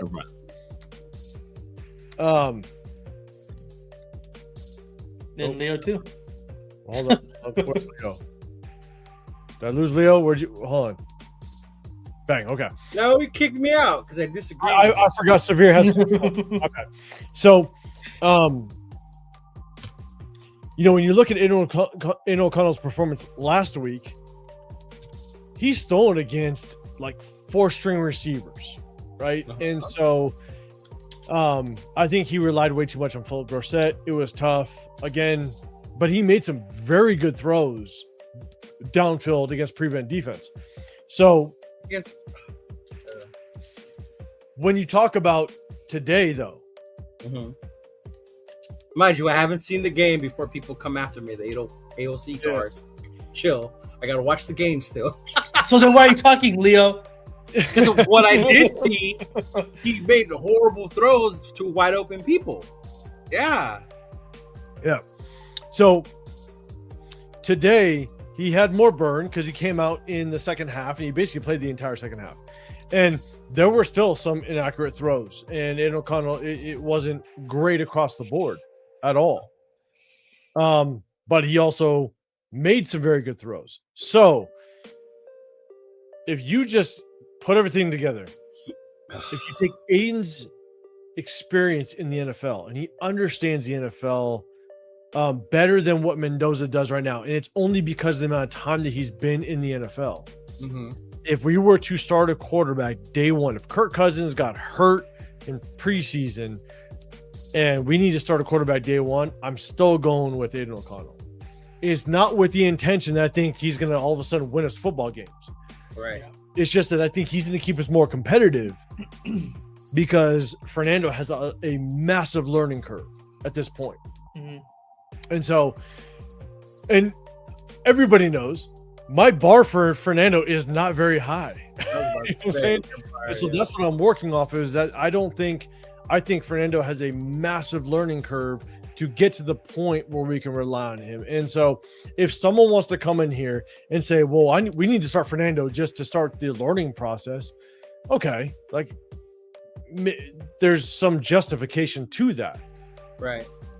But if you want to talk about someone that is going to have a better chance at keeping us competitive, a better chance at, if it's a close game, defense does their job, who has a better chance of actually possibly winning that game? Right now, I think it's Aiden O'Connell. So that's just me. And again, that's not about who has the higher upside. It's just about today. And I think to that point too, as well, like hypothetically, if that, situation comes up where Kirk Cousins goes down somehow, in between here and the first game, you don't want to stunt Fernando Mendoza's growth by putting him out there too early as well. Like we've seen, it happened to like Sam Darnold as of recent. Like what putting them out there too early on a bad team can do to a player's development as well. So I think that's why I would also say that's another plus in Aiden O'Connell's camp at this point, if that situation would hypothetically come up in this point. Leo, what's your thoughts, man? It's crazy to hear that based on like hearing you guys say that today makes me think that Fernando was that bad today. That bad. That he's nowhere near to even be number 2. Because he even put in Aiden at 2 and ahead of Fernando and say he does have to come in. At that point, you're like, I think you're doing a discredit to Fernando by putting him at 3. Because even when you talk about snaps, 2's going to get more than 3, right? But it's still not going against the ones as well, though. It's still not going against the ones, but I don't know. To me, I guess with me, it's like I think it's ran its course with Aiden, right? And if for whatever reason Kirk goes down, he's our best chance to win. Then you still rock with Fernando because as competitive as Aiden's going to be, you know what he is at the end of the day. It's not like he's giving you a better chance than say Kirk would by putting Kirk in there. We know what he is here, right? I'm going to say that it's not that Fernando. The problem with, and again, I have to go back and look at the film, right? Because when you look at Fernando's performance today, there was quite a few checkdowns that he hit that I have to look at and go, okay, is he checking it down because there's truly nobody open downfield? Right.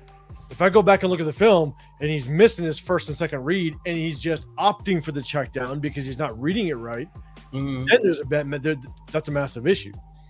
It goes back to the struggles that I showed against Indiana or when he was at Indiana. So I have to go back and look at the game film. This is why I struggle with, just having an initial assessment. Oh, yeah, always. I watch the game at the watch parties, then I have to go home and watch it at least twice before I can have an actual assessment on it. Yeah. I said it multiple times when we're watching live. I'm like, okay, he just hit the check down. Right. Was that the right throw? You know what I'm saying? Was there something open that tells me that he's reading the defense properly? And so I got to go back to the game film and just watch it. But ultimately, there were throws that obviously the pick six was bad. Mind you, you complain about him being a check down Charlie. The check down was there on that interception. He didn't have to force the ball where he did. He could have checked it down to the fullback who was on the flat, and he didn't. He decided for some reason to throw it, and then it went behind, and I don't know what the hell. But again, I didn't watch the whole play.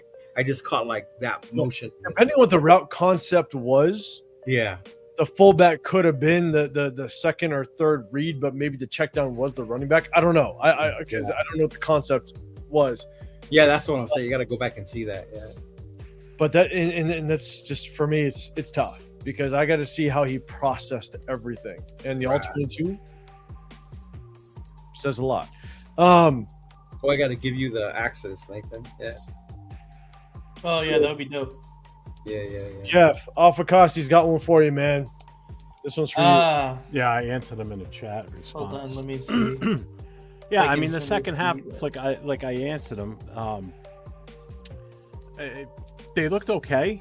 I mean, they were going against their third string defense for the most part. Although McDonald did have a few cases where he got in the backfield. It's just the guy's so goddamn massive. And was that McDonald that got through on the number 93? Oh Lord! Yes, bull rushed. Just mowed them down. Yes, it was. Yep. Would have been nice if he was in silver and black this game, but whatever. I thought Dalton Wagner didn't look that bad when he was out there. You know, again, it's his size that's impressive. If he just had quicker feet, he just looks so slow when he's out there. But he looked like he was holding his own, to be honest with you. But again, it's against the 2s and 3s. You know, he's the only one that I saw that really was putting in any type of effort in the second half. I mean, O'Connell didn't get knocked down, didn't get sacked. You know, I mean, he was on his feet the whole time. He was able to complete plays. You know, didn't have to worry about him running for his life. That's one good thing because we all know how that goes. Yeah, so to kind of lead into the third preseason game, third preseason game, based on, and I know Leo, you weren't able to see the whole game. No. Nate, you came in kind of more to like second quarter, but Jeff and I were watching the whole game. Chat, let me know. Do you think Fernando Mendoza needs to play a substantial amount in the third preseason game? Because typically the third game is all about the bubble players, right? It's the guys that you want to have a final look, because you're, Leo, to your point, you just brought it up, that you need to chop down to that 53-man roster. And so you're trying to get the last look of those players to really determine who do you want to keep on here, who do you send down the practice squad. When you send them to the practice squad, you run that risk of a team swooping them up. And so my question is, how much do you think Mendoza needs to play in the third preseason game? How much do you think he should play, if at all? So, Jeff, I'm going to start with you first, man. And chat, let me know how much you want to see Fernando Mendoza. I want to see how he bounces back from this game he had tonight. So I think they should start him. So put him out there for maybe first couple of series, then have maybe AOC finish off the first half, and the third and fourth quarter should all be Clark. Let this kid get some game film out there for him. You know, we got a decision we got to make with him. You know, if he turns out to be that good, do we keep him and try and trade away Aiden O'Connell? Don't cut AOC. You can get something for him. It's not going to be a lot, obviously, but some teams would take him. Trust me, they would love to have him as a backup. You know, so yeah, I think Fernando should start for sure. Yeah, Nate, I'm gonna throw it to you next. Isaiah, what's going on, man? You're saying, what about Patrick Johnson? I honestly, he looked good. Yeah. Did he? I could not pay attention a whole lot to the game. I hate it. I kept trying to reach for my controller to rewind. God damn it. I couldn't do it. He was one of the defenders that made a play. Yeah. Yeah. My opinion on Sunday when I go live. It was when Troy Aikman was trying to get the game going. Yeah.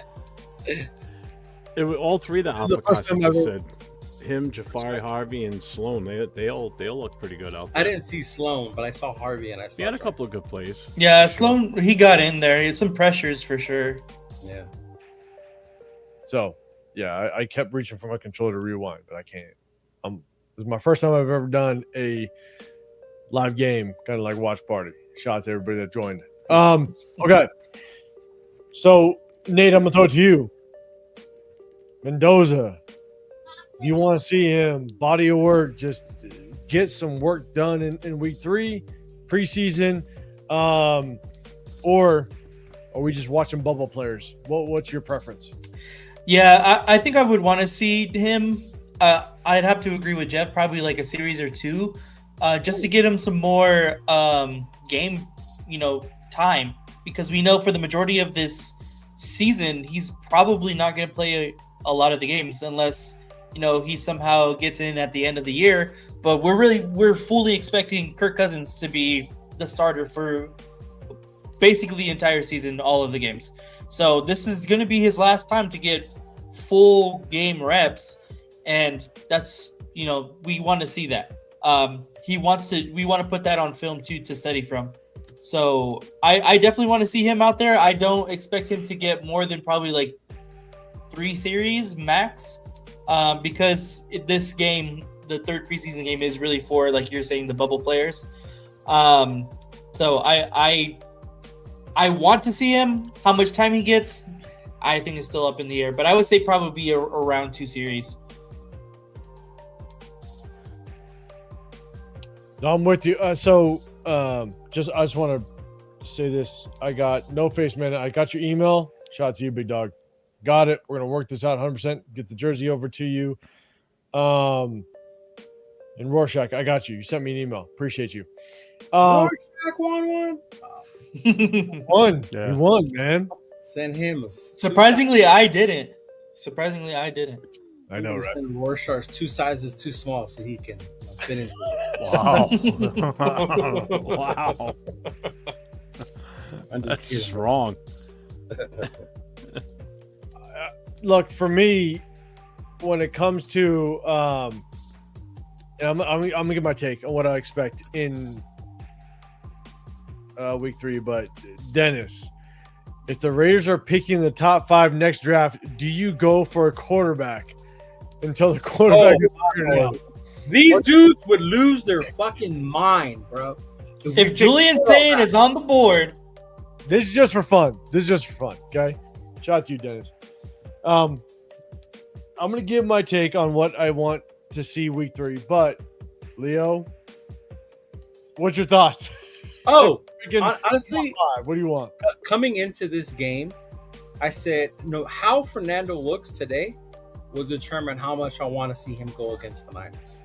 So if he came out here and looked probably better than he did against the Cardinals, I would have been like, we're straight. We don't need to see Fernando now, right? Let him play like a series or 2, then bring in Aiden and then that other kid who we haven't seen yet, right? Bring them out.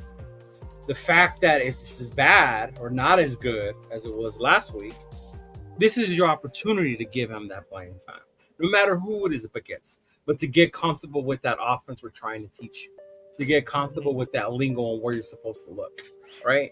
Because you don't want to have to practice like this in the regular season.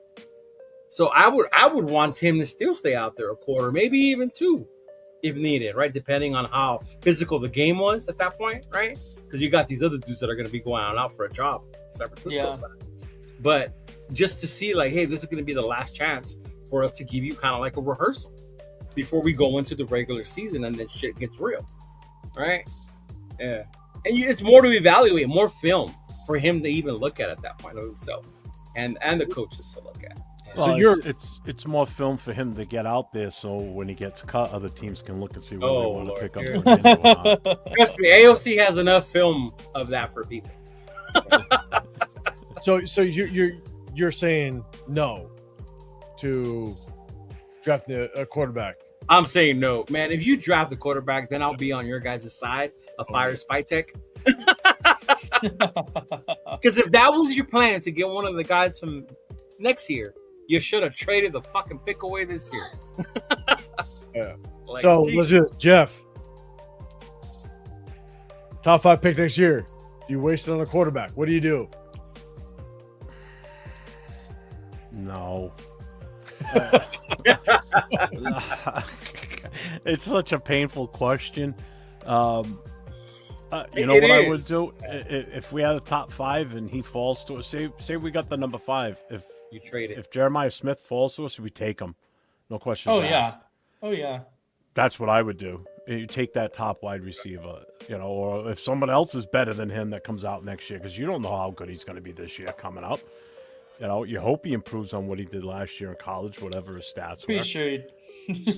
But say whoever's the number 1 wide receiver, if it's him or somebody else, that's our biggest need. But if we're still along with a million other things too, but if we're still struggling on the line, why not trade that pick and build up the trenches like we wanted to do this year? Then we could have done that this year. But we did it. But now we got another chance to do it again. We're not gonna. It's all right. But this is just another one. This is just another thing that just keeps happening.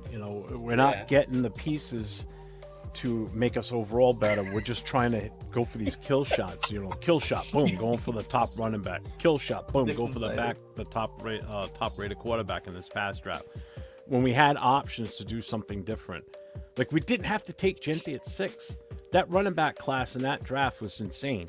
We could have taken a running back in the 2nd or 3rd and still be just as good as Gentry was. Don't get 805 started, man. Don't get him started.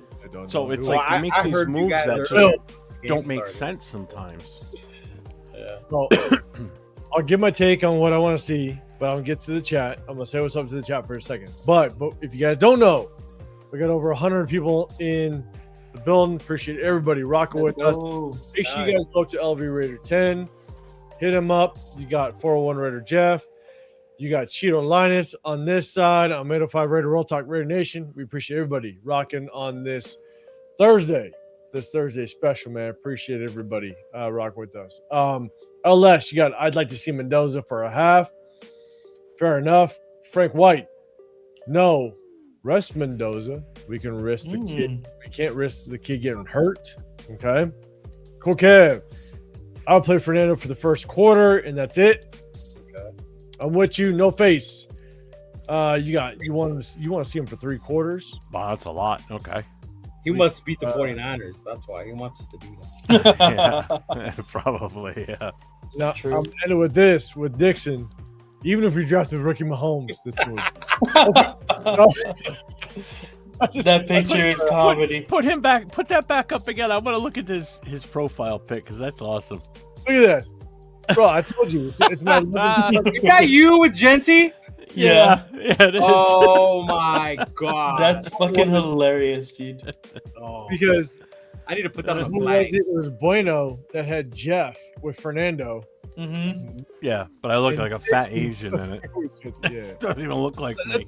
That's like my 11th uncle. Like, bro, like get out of here.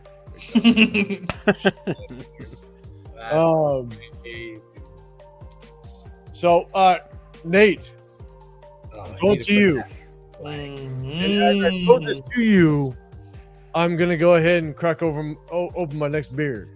Oh, Nice. hey, how much did you collect on your raffle? 130, and it's going Nice. to it's going to big old Jeff, that home opener. I love it, man. There you go. Shout out. Did he cry? Did he cry? He Yeah, I did. did. It'll be a good time. I won't deny it. I won't deny Yeah. it. I wasn't that. That's why when he said that, I'm like, what? Just speechless. I missed that. Thank you, part. everybody. I appreciate you guys. I love the fact that awesome. Love the fact that just being out here for so long, it's not cheap, but whatever way we can help, as a nation, we're gonna do it. So You can afford Dutch Brothers. You don't have to go to Dunkin'. I don't think you'd like that. I'll still No? go Dunkin'. hey, Leo, say it right. It's Dutch Bros. Oh, excuse me. By my oldest daughter. Like, I'm sorry. Oh, really? No. Okay. All right. Like, I do my coffee just normal. You know what I'm saying? Right. Like, just fucking put some coffee grounds in there and brew the coffee, and that's my coffee. They have to go the high maintenance route, like this guy over here, high maintenance route. The one above you too. Don't let him fool you. Oh, this guy runs on Dunkin'. I'm gonna crack open this beer and I'm gonna throw it to Nate to be like, Nate, we have a top 5 pick. What do you use it on? Is it a quarterback or is it a skill position? What's your thoughts? We're trading Mendoza. No, realistically, realistically, no. I don't think so. I think we give every opportunity for him to be successful. If he doesn't work out, then we're shoving it in everybody's face. But besides that, then he just doesn't work out. Like we're gonna give him the best tight end in the league, a very solid running back, top 10 running back. If we get a top 5 pick, we're getting Jeremiah Smith. No ifs, ands, or buts about it. So we're gonna give him all the weapons to be successful. And if he just doesn't work out, then we've been telling everybody what we've been seeing, and they don't see it. But at that point, we'll be right. So it's fine. But also, that would be to the detriment of the Raiders. So I don't know if we really want that anyway. Yeah, it's one of those where, like, we are in a position that we put ourselves in, right? Like, Fernando Mendoza is the future. We have to get every resource possible to make sure that he thrives. That's it. You look at situations back in the day with the 49ers. Remember when the 49ers traded a shit ton of draft capital for Trey Lance? Yeah. They invested so much draft capital, and they traded up to get him. Yeah. And within 2 seasons, maybe 3, they're willing to just like, oh shit, go to the Cowboys. They keep getting injured. And it's like Fernando is here. It's that simple. Point blank period. You have to give him the opportunity to be able to thrive, give him the weapons, give him the resources, whatever it may be, and allow him to have the best chance at success. That's it. That's all you can hope, and that's all that you can really hope for, is that we're going to make this a damn good situation. So, and I'm glad you said that, but how do we measure Mendoza being successful before we call him a bust right away? Because if you remember, even when before Carr became 2016 Carr, it took a while for us to win a fucking game. But we knew we had something in the quarterback, right? Like, we weren't saying like, oh shit, Carr's not who we think he is because we haven't won. There was just so much the team needed before we were like, oh shit. And then 2016 came, they got it together. But you see what I'm getting at? Like, how long do we go with Nando before we start saying he's a bust? Today.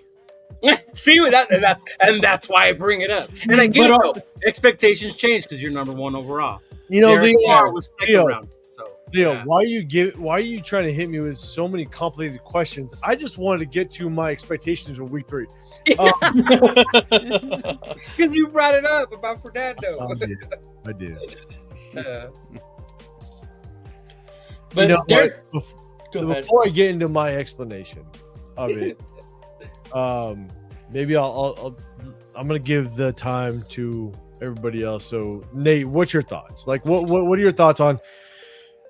At what point do you sit there and go, damn, like we just made a mistake? Because I know my point, but what's your point? That's a good question, because like Leo was saying, the expectations for a number one overall is a lot different than what we had for Derek Carr. But also Derek Carr showed more flashes in the preseason. He showed a better it goes through after his first day. He's a bust. Is that Dinty? Everybody goes through the boot tent. You can pull up, have a hangnail. They send you to the boot tent. That's so true. So true. But it's difficult because, to me, I think Mendoza's going to have a lot shorter leash because he's the first overall pick, and his expectations, just in a general sense, are going to be way more than a second-round quarterback, whoever that may have been. Derek Carr, obviously, is the example. Yeah. But I would give it 2 years. A year of him being definitely a starter. Okay. I mean, we're gonna keep him his all 5 years just because of the contract. He's a first round pick. We're gonna pick up that 5th year option. Contract wise, it makes the most sense to field a competitive team that way. Maybe not all 5 years, because again, the 49ers actually were able to get off of Trey Lance, and they gave up a shit ton of draft capital. They were, but they got lucky by landing Purdy. Right. So, like, they might be able to move off of it if a prospect is there and we're just shit, and maybe it's right. I'm just saying. But then that also goes back to the previous question of, if we have that top 5 pick, Julian Sayin is there, blank A, B, C quarterback is there, and you like him much better than Mendoza, Arch. What do you do then? And that goes with however long Mendoza's here. I mean, it would probably make it the situation a lot more easier, year 4, year 5. Right. That makes more sense. But 1 through year 4, probably sticking with the best possible option, because you have the contract of Mendoza still, not as much as a NFL starting caliber quarterback at that point. And I'll preface this: I hate doing the bus talk. I hate it. I really do. After like one preseason game, but unless you're saying actually just like I can see that too a little. Yeah, like unless you're saying I think Mendoza is going to have a longer leash because than what Derek Carr had. I can already see people making flimsy excuses for him. Yeah, 100%. And excuses will always happen with the number 1 overall pick. You're going to go excuse first before the bus talk. But, and I think that's tough. But Jeff, man, what's your thoughts on this as it relates to Mendoza? And At what point for you, you're like, man, like maybe this shit ain't gonna work out? Prior to the draft too. Right. I mean, it's got to take a couple years. I mean, we always say that you can't evaluate a draft pick until their third year in. So it's got to be at least 3 years. If by the end of year 2 and going into year 3, you know, if it's not looking any better, then we have to seriously reconsider what we're doing going forward. I'm still with giving this kid time. Yeah.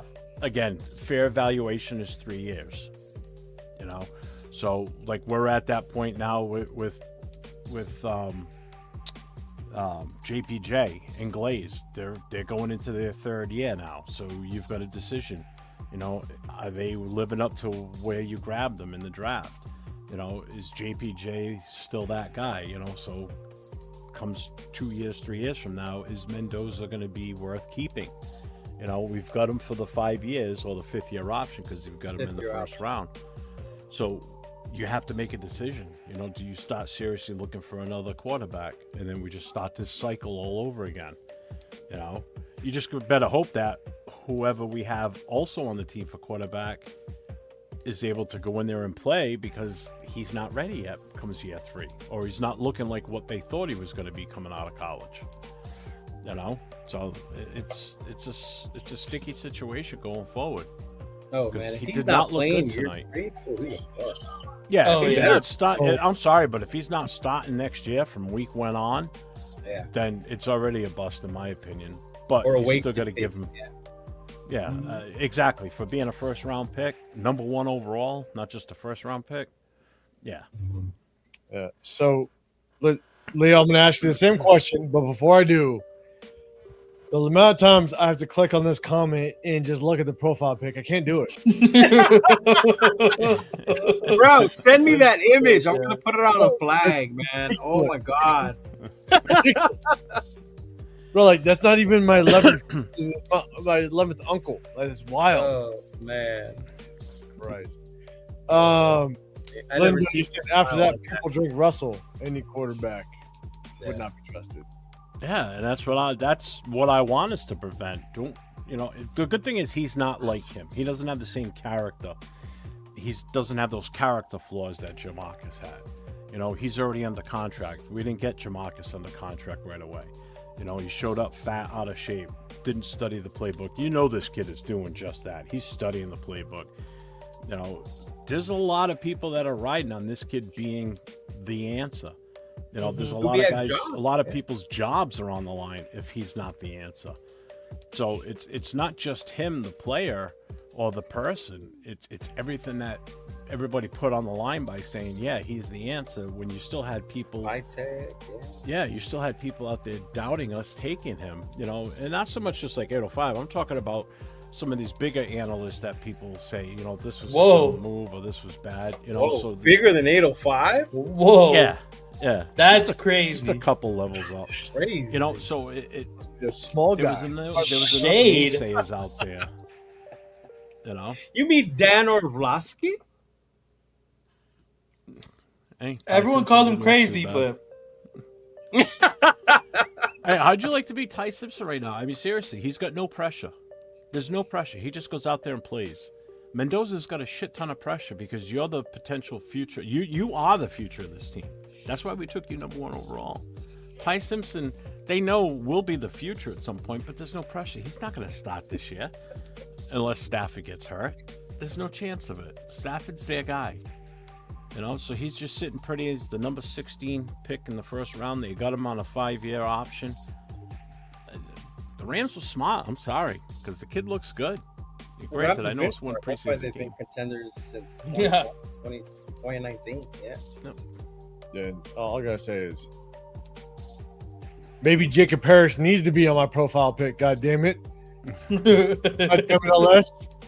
Jacob Parrish, my God, that got me the name though. That got me the nickname that Jeff likes to remind me of all the goddamn time. Good old hot dog water. Hot dog water. Had me thinking that for a second. I'm like, what? All right, Leo, man. At what point? And again, trust me, as much as I've been probably the biggest critic of Fernando Mendoza, at what point, man, does that talk start to kind of drum up with you? I think I don't look at it so much as wins, even if he does start all next year, right?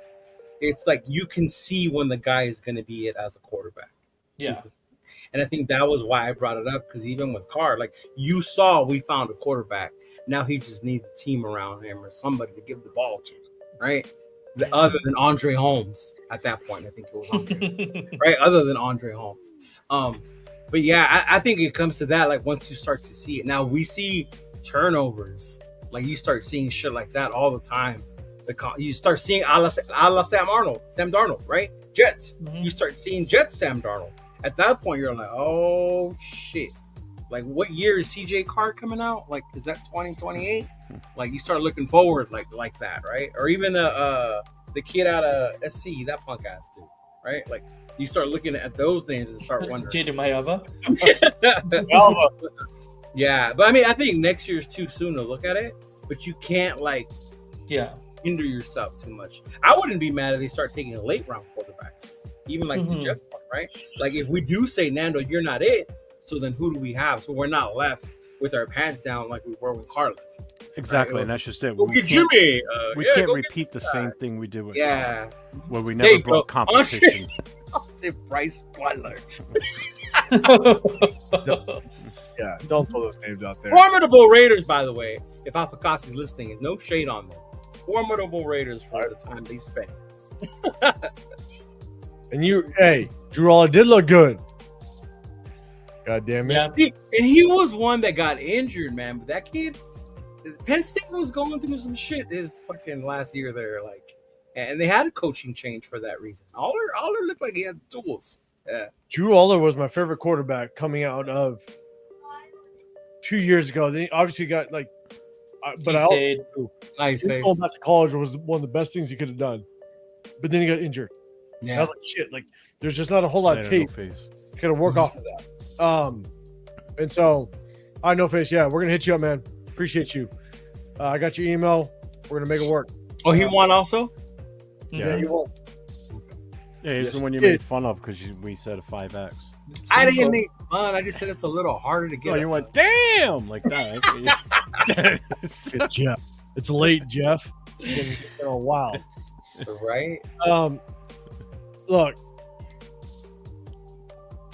I'm really hesitant to put the whole like bus talk, right? Right. And here, I guess what's really tough though, it's like when you talk about bus, it's like what is he gonna ultimately be, right? When you pick somebody number one overall, what's your expectation? Franchise If you quarterback. pick somebody 10 years. number one overall, I want to say the expectation is that you're going to be the reason why we win at least one Super Bowl. At least one. Hopefully multiple, but maybe it's just one. Right? Like be a piece to that puzzle. That's the ultimate goal, in my opinion.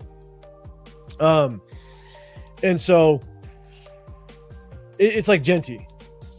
Right? When we picked Genty number 6 overall, then when you pick somebody that high, you're hoping that they're one of the best players to at least wear the silver and black at that position group. Like put them in the talks of Marcus Allen and, Bo Jackson and those type of guys, right? You just hope that they will be in that same conversation when you pick that number 6 overall. With Fernando Mendoza, based on what I saw and what I broke down, I just looked at it and going, damn, like I don't see it. I don't see it at all. That's why I was on Team Trade Back. And that's why what I look at is the faults that he had in college, the things that I think that don't translate well to college or to the NFL. If you continue to show that in the NFL, that's going to be a rough go. Okay. If you don't have good ball placement in NFL style throws, if you don't have good accuracy within NFL style throws, if you don't have good pocket presence, those are the type of things that if you're starting to emulate that in the NFL, then I got problems. Like the leash is just a little bit shorter. And that's where, like, Nate, when you talked about the 5th-year contract, I'm like, I just don't know if he'll get it if he continues to show struggles in those areas. And so, we talking about Genty? No.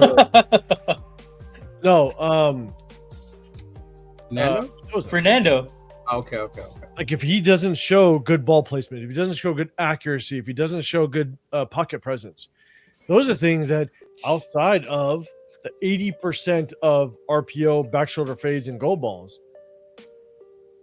if he just does not show the ability to be able to execute the quarterback position at the NFL level in NFL style throws, he didn't show it that he could do it well in college. He didn't. People got all hopped up on the RPOs. People they loved it. Yeah, it worked for that time. You know, it worked for that team and that scheme and the way that team was built. You know, this team's not built that way. We're not. Yeah. We're not even close. And with a couple comments, Linda, if you don't fix the O-line first, everything won't matter. And I think all of us can agree that the O-line, everything starts in the trenches. Always, yeah. So that's a very valid statement, which is Just why last year it's proof positive right there. You made me want to look up something 805 because you said because we drafted him number 6, he should be one of the all-time Raiders, right? So in my mind, like, okay, he had his rookie season last year.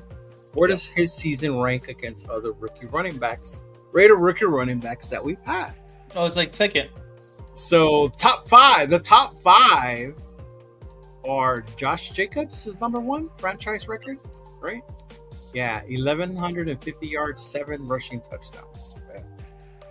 So, but it goes beyond that because you would expect them to. You would want that to be the conversation that you are in the you're in the talks of some of the best ever world of silver and black, right? Oh, okay. Now, what I will say is you also have to take into consideration the difference in generation. Or because Marcus only had 700 yards, but only 160 carries. Yeah, the running back position is very different. Yes, in this age, where it's more running back by committee versus you're the featured guy. It's also the fact that like a lot of people lean on the run game back in the day. Yeah, where nowadays we don't. You know, you might see some teams that lean on it, but if they do, it's not only a running back by committee, but at the same time, look at Kenneth Walker. Kenneth Walker was literally the Super Bowl MVP, and Seattle was like, "Yeah, peace, go elsewhere. We'll find you in the draft." Oh yeah, and then look who they got in the first round of this year's draft. A compliment. Yeah. Jeez, yeah, they're gonna. Yeah, I low-key forgot about that. I'm not gonna lie. Yeah. So it's just how running backs are valued, right? That's true. And that's the problem that I had with Genty. It's not that Genty could be a good player. He can be. We all can agree that like he could be a good player, but is he ever going to live up to that number 6 overall pick? And LS, man, you're saying number 1 overall. You'd expect them to be able to start day 1.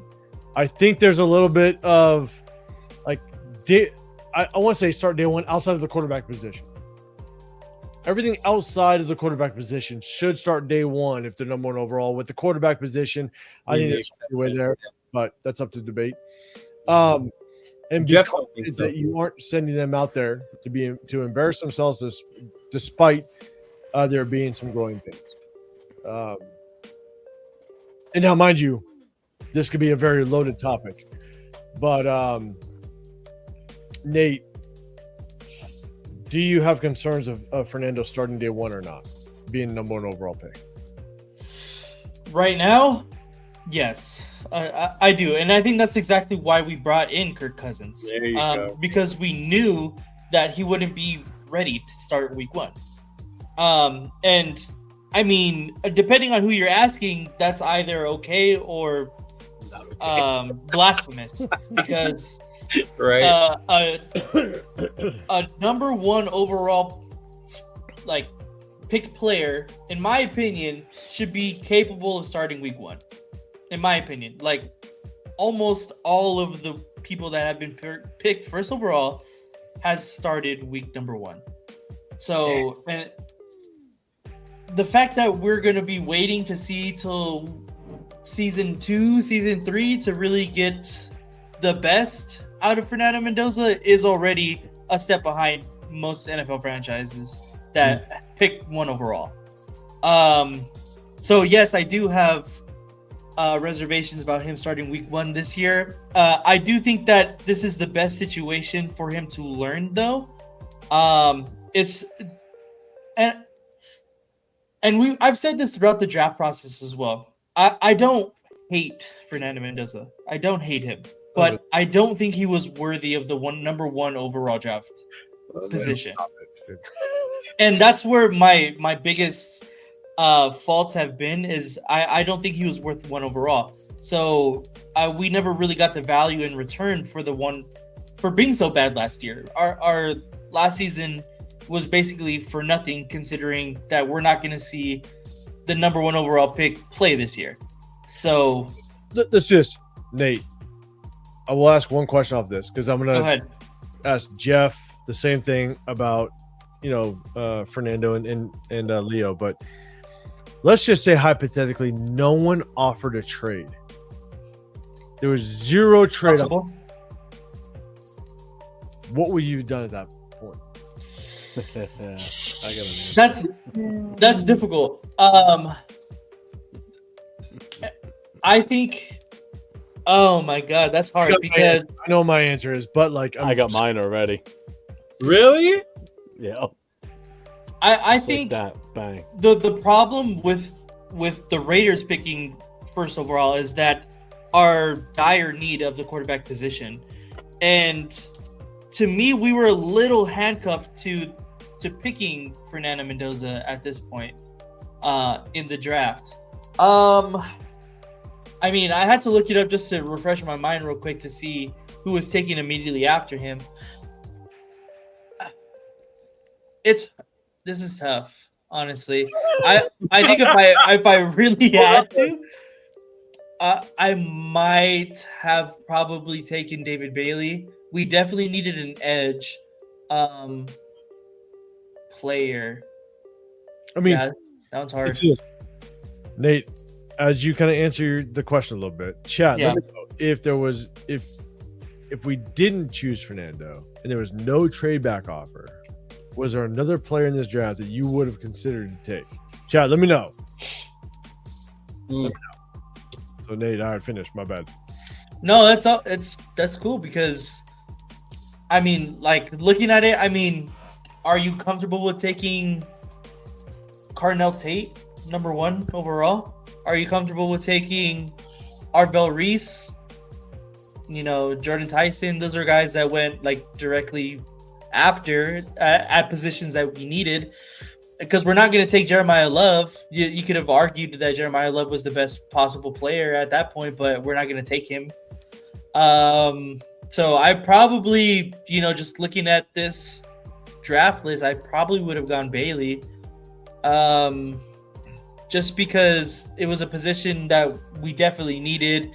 And from what I've heard and seen, he doesn't look too bad for the Jets. So I probably would have gone him. Okay. So I'm going to address this comment really quick, and then Jeff, I'm going to throw it to you. You said, I don't understand that you say you know football. I'm assuming that's pointing to me. I'm pretty sure. Yeah. It always is. It's always pointed at you. I think you know the most. So yeah, go ahead. So I'm going to say it I don't know much about football at all. So don't subscribe, don't follow me. He's actually a member on your channel, So no. isn't he? I think so. It might have been a gifted membership. True. Oh no, he's not. What happened? Oh no, he's not. He's not in green. I thought he was. No. Oh, okay. So yeah, Bebop. I don't know a lot. So, Jeff, picking Fernando Mendoza overall. 1, do you expect him to start day 1? Right? No. And That's pretty blatant. Got it. Do you expect to start day one? Do you have that expectation? But two, if we did not have a trade offer and we're picking number one, is Fernando the guy you think the organization should have went for if we did not have a trade offer? And if not, who would you have went with? We have the first round pick. Nobody takes us up on a trade offer. So what I would do in true Minnesota Viking fashion, I would not pick in my allotted time, let the Jets jump up, take the number one pick. Then as soon as they make their pick, we throw ours in right after that. Which is who? No, we try and trade back further back and gain more picks. Oh my God. What a way to avoid the question. He's saying nobody wants to play with us. You got to pick somebody. Because I don't really see anybody that was worth the number one right now out of that draft. I just went back to look through the yeah, no, it first-round goes back draft to picks. what we said. The Raiders, out of all And it's teams, like- would have the number one pick this year. Yeah, Yes. Seriously, you look at the. I mean, we wouldn't take Jeremiah Love. We already got Genti. You know, Sal, Bailey, do not pass Reese. go. Do not kill I him. mean, anyone. Yeah, I mean, I wouldn't take an offensive lineman that soon. I would have taken right around the time that Fano and Malaga went, which is around 9 or 10. Yeah. I just, there was no true number one. Mendoza feel wasn't you. even a true consensus number one. He was No. only a number one because we were picking, and we were so quarterback needy. That's the only reason why everybody predicted. Do you think us the to Jets would have took him at number one if we were one and they were two? Yeah, honestly, I Yeah. do. I do. I mean, look who they went to go get. They went to go get fucking Geno Smith. Yeah, So they traded. The for only Geno one Smith, that go wouldn't have figure. got him would have been the Giants. The Giants. Oh, would've yeah. put straight back because they got. Yeah, because your even the homeboy. teams after that, it was because they actually have a good quarterback. Oh, the Cardinals. Would, might have. would Arizona have taken him? They might have. No, I don't know. I think they would have with LaFleur. I think. Oh, I don't know. They might have, but I still think Arizona is depleted of talent. They literally could have taken anybody. They have Well, Marvin let's look- Harrison. They have McBride. Let's look at this, right? So we don't take Yeah. Fernando. The next best team, or the next team that would probably take him, would be the Jets. After the Jets, maybe Arizona, but after that, probably wouldn't be until the Saints. And they're at number 8. Quarterback need. You know, the Dolphins, number 12. If Dallas wouldn't, Giants wouldn't. Cleveland's not gonna. He tried to get around answering your question, 805, and I didn't. He said, "I would wait for the clock to go by. Let the I Jets would do a pick true and try to Minnesota trade the Vikings number two." fashion and not get my card up to the podium in time and let the Jets take Makes them. sense. That makes sense. You know, other than that, if you look at the rest of these guys, I mean, I don't know. Maybe go with Sonny Styles or Ooh, at number Bailey one? or Reese. That's what I mean. It's like none of these. That's guys why are worth it's the difficult. number one pick. Yeah. You know, All right, cool. and we all agree that Fernando was not the consensus number one overall pick. You know, again, it's because of where we were. Of like you said, Leo, of all times for us to get the first pick in the entire draft, it has to be one of the worst to decide who's the true number one. Right? You know? You gotta It's love just my a luck. answer. Wait till you get to my answer. It's just a luck that we had the number one overall pick in arguably one of the worst drafts because there was not a consensus overall number one offensive tackle or edge Yeah. rusher or D tackle or it was just rough. So How'd you count on taking him? Leo, get after. Let me know because I'll So- give him my take, but let me know. So I personally, as GM, I couldn't trade the number one overall pick, so I would have traded Aston Gent, and I would have drafted Jeremiah Love number one. Oh, what a way to avoid the question again. Wow. What a way to avoid the question again. That's what I would have. But no, But based isn't on he who injury was- prone? Who, Jeremiah? Yeah. Mm, I thought somebody I said mean, On he was illegal injury prone. tackles, yeah. They're starting to say because he did miss a couple Injuries. sometime. yeah. His last season at Notre Dame, and it was in that USC game the year before where that injury had started. Actually, yeah. Oh, so it's USC's fault. Way to go, Nate. Yeah. Yeah, I mean, based on who was up there, I would have. I probably gone. I would have went edge. I would have went Yeah. Reese or Bailey at that point. Yeah. Just to help Max, just to help Max for sure. Not take a guy in the third round hoping he was the answer to help Max. We'll get more pressure on the head. Mental reps? Yeah, 'cause, I mean, we've seen what a defense can do to a team, right? If you can fucking rush that quarterback, it changes your fucking ability. Look at how the Giants beat that Super Bowl Patriot team. It was by getting to fucking Tom Brady. The Eagles beat the shit out of Kansas City because they fucked up Mahomes' world that day. Like just being able to get to the quarterback like that. I think you misvalue the number one overall pick that it has to be a QB. Edges are up there for me too, as far as needing number one overall picks. Yeah. Now, I wish we had the number one pick in the 2024 draft. Would have been nice. 2025 draft. Yeah. 1,000%. But you know what? To answer the second part of that, Fernando starting as a number one overall. Nathan brought something up that I didn't think about when he said no other number one quarterback had to sit. You know what else? No other team went out and got a veteran to come in and play, knowing that we're going to bring in a number one overall quarterback. Like Chicago didn't go get a veteran to ease in Caleb, right? Washington didn't go. It was like, what speaks volumes to me is the day after Fernando's pro day, boom, they signed Kirk Cousins the next day. Mm-hmm. Yeah. Mind you, it wasn't long term. Right we there. Different, but yeah. Jeff, you're bringing so many issues that have Fernando. Just about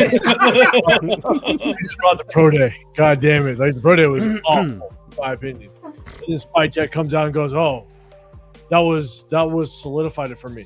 He commanded that pro day. I'm like, what the fuck? He was throwing to his boys on his field. The air. Do it in the combine. Yeah. But even like combine even on air, like it wasn't very accurate on air. And it was the most basic combine or pro day I've ever seen in my life. But whatever, I'm not getting that. So, shit. What was the question? The question. I don't know, but 2 more hours. You're gonna be pushing my time frame. Would Fernando? Yeah. Oh no, number one. No, if the Raiders could have traded out of number one, would you still? Who would you choose at that point? Who would you choose? Yeah. Oh, I'd hands down go Cardinal take. Hands down. Really? 100%. Number one because we fucked up not taking our boy T-Mac the year before. Yeah.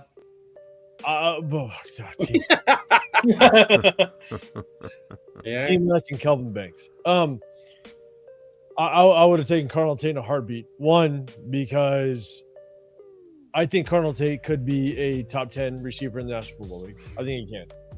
Number two is because of the salary. I mean, if you can get a top 10, if he turns into a top 10, if you can get a top 10 receiver on a rookie contract, literally with a fifth-year option for the next 5 years, that is wild to a salary cap. Like, isn't that the same for quarterbacks though? Because quarterbacks it's the same, but I'm not high on Mendoza. That's the difference. Oh, you don't expect Mendoza to be a top 10 quarterback. Yeah, I see. My bad. I get it now. He's like I am all for getting a quarterback on a rookie contract, 100%. Right, That's right. if I think they are worth a rookie contract. And so, and I think that's where you kind of date back where I kind of had the arguments with, Bo Nix. And I know a lot of people still are talking shit about Bo Nix or whatever, but at the end of the day, I think Bo Nix could be a damn good quarterback. He almost went to the Super Bowl. Should have. If he doesn't get injured, it's Denver versus Seattle in that. Oh yeah, they would have beaten the New England. Oh yeah. And people want to talk shit, but at the end of the day, if you take a look at what Bo Nix is, there's two factors to really take into consideration. One, Cody, you listen to this. I know you're in the chat. One, consider the fact that one of, if not the worst receiver core in the National Football League. Like his receiver room was dog shit, and they tried to bring on Evan Ingram, which was basically injured the entire season. Plus. That receiver group literally had the second most drops in the National Football League. The second most drops. And if you go look at him in the playoffs, he literally was throwing to nothing but injured receivers. His receiver core constantly got injured. His number one receiver was what's his name over there? Sutton? Yeah, Colton Sutton, which is honestly maybe a bottom tier number 1. Yeah. And then his number 2 was Troy Franklin, which was not very good at all. That's his brother, though. That's his homie, though, from Oregon. Yeah. Yeah. But at the end of the day, they literally led the league or second most drops in the National Football League. Plus, I have some really good friends that are Broncos fans, and they said they could not stand Peyton Manning or Sean Payton's play calling. And so I didn't know, I don't follow the Broncos religiously at all. But if you go back and look at our game against the Broncos, and it was a 3rd and 1 situation, and Sean Payton ran like a double reverse pass on 3rd and 1. Oh, yeah. What in the hell are you doing? Just run the goddamn ball and you get the first down. And that was like the first sign. I was like, oh shit, I see what they're talking about. Like, he just tries to be like smarter than the rest. But you know why they do that? He has the luxury to do that when you have the defense that they have on the other side. That's true. You could take chances like that. You could take stupid chances. You could play with injured wide receivers. Because we just got to score 10 points and we might win this bitch. Good. It's true. Yeah. But at the end of the day, though, like, what was so impressive about Bo Nix, and I hate to talk about Broncos. Yeah, shit. they're already telling you that you're a fucking Bronco fan in the chat.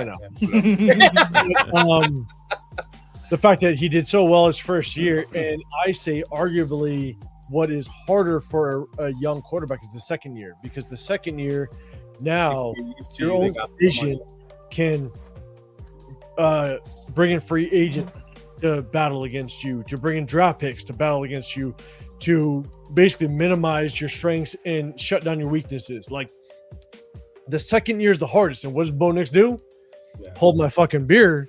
If I didn't get injured, I'm going to the Super Bowl. Like, and the vast majority of our fan base, if Fernando Mendoza had literally the same 2 years as Bo Nix, you'd be fucking all over his ass, crowning him and putting on his ass right out the box. I'm sorry. Oh, yeah. Give me that bullshit.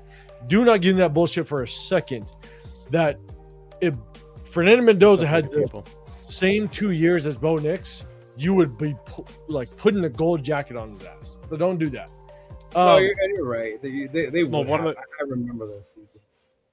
One of the guys in my chat, Cody, he's the Broncos podcast fan that I have on Monday nights. So yeah, he loves Bo Nix. So he's not a fan of Sean Payton. What up, we the people? Sutton is a legitimate now. Yeah. You know what? You're right about the second year thing, even in your division, because he struggled against us, which I was shocked. I was like, why the fuck is Bo Nix struggling against us?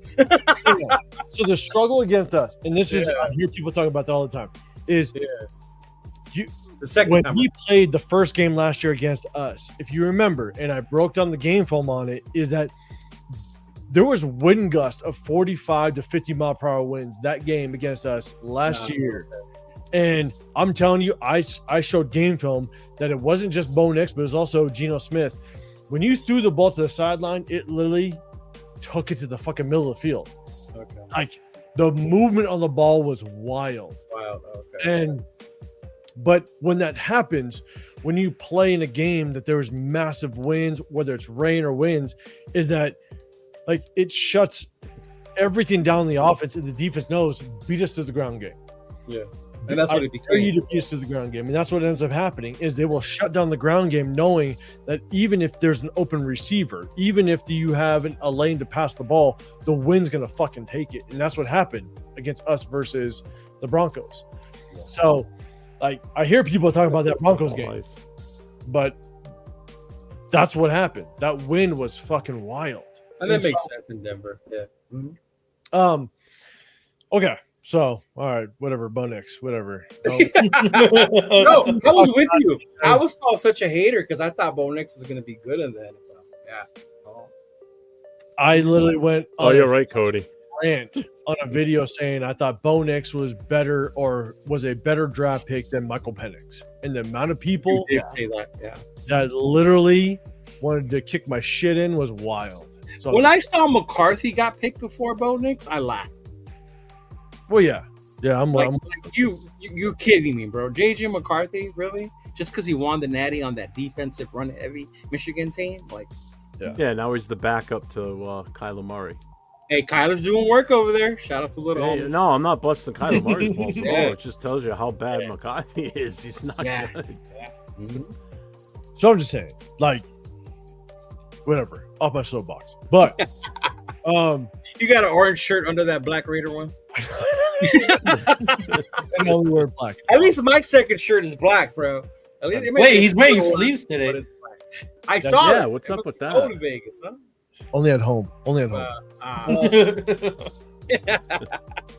No, look. When it comes to Fernando, again, my leash is short. But I want to give Fernando all the chances possible. I want to see him at least in 2 quarters next week. Play 2 quarters because he's got to get as much in-game experience as possible. If That's it what all I'm saying. goes the way that Clint Kubiak wants it to, then guess what?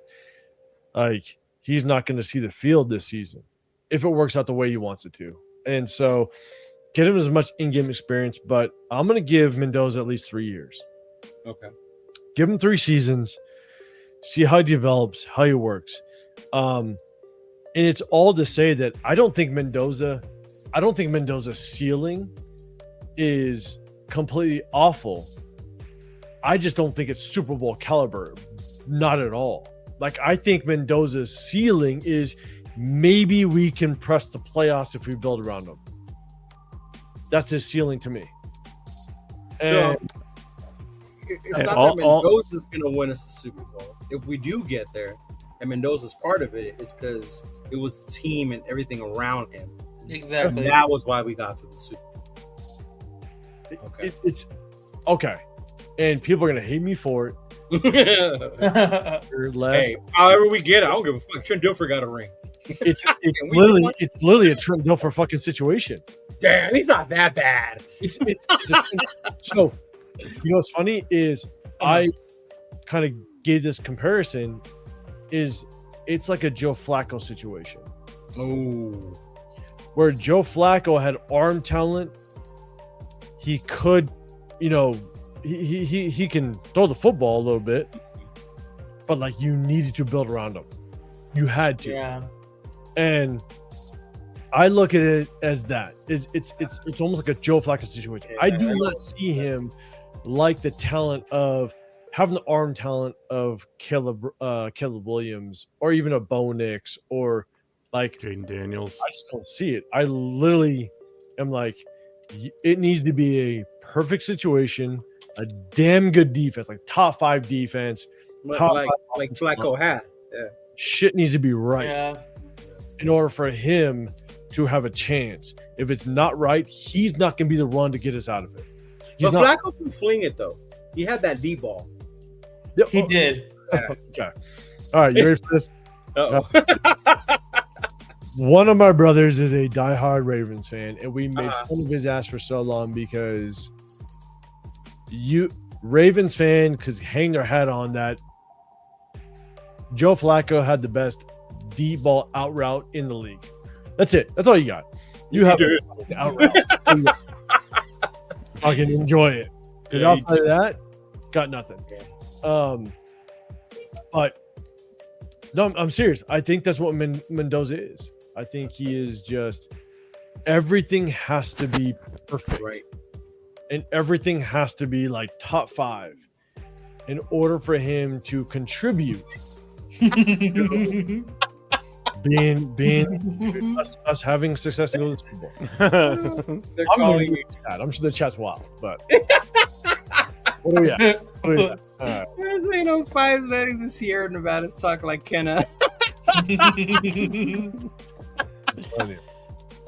Oh, that was a good one, all eyes. That's a good one. 1800. Hey, all I know is ALC 12 won the game tonight because he dove for the touchdown just like Mendoza did in the national championship. Very true. That was not the Very same true. fucking thing, bro. Might as well have been. Might as well have been. Oh my god.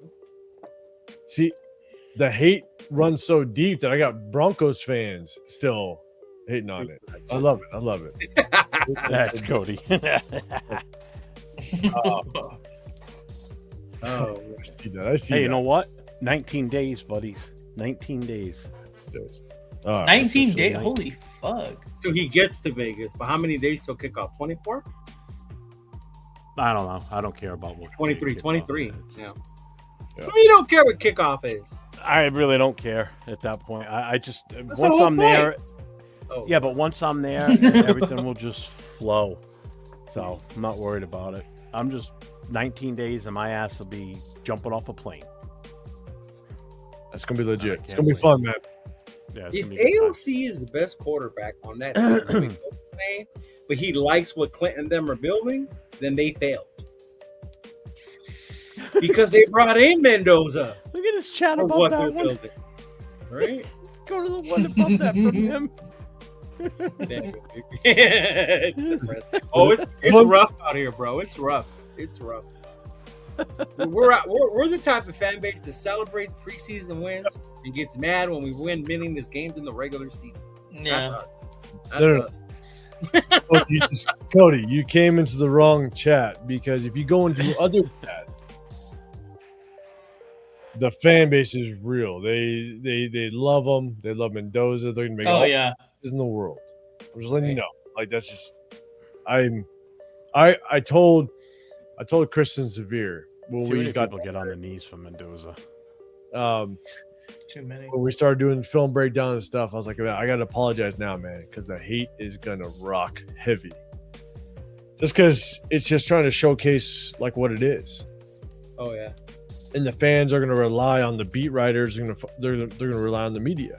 Oh man, the Mendoza lovers are gonna come for you this week.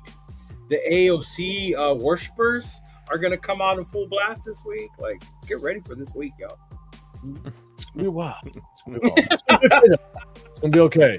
And look, Cody, I was actually a Clint Kubiak fan. I really do like Clint Kubiak. I think that Clint Kubiak was the right choice.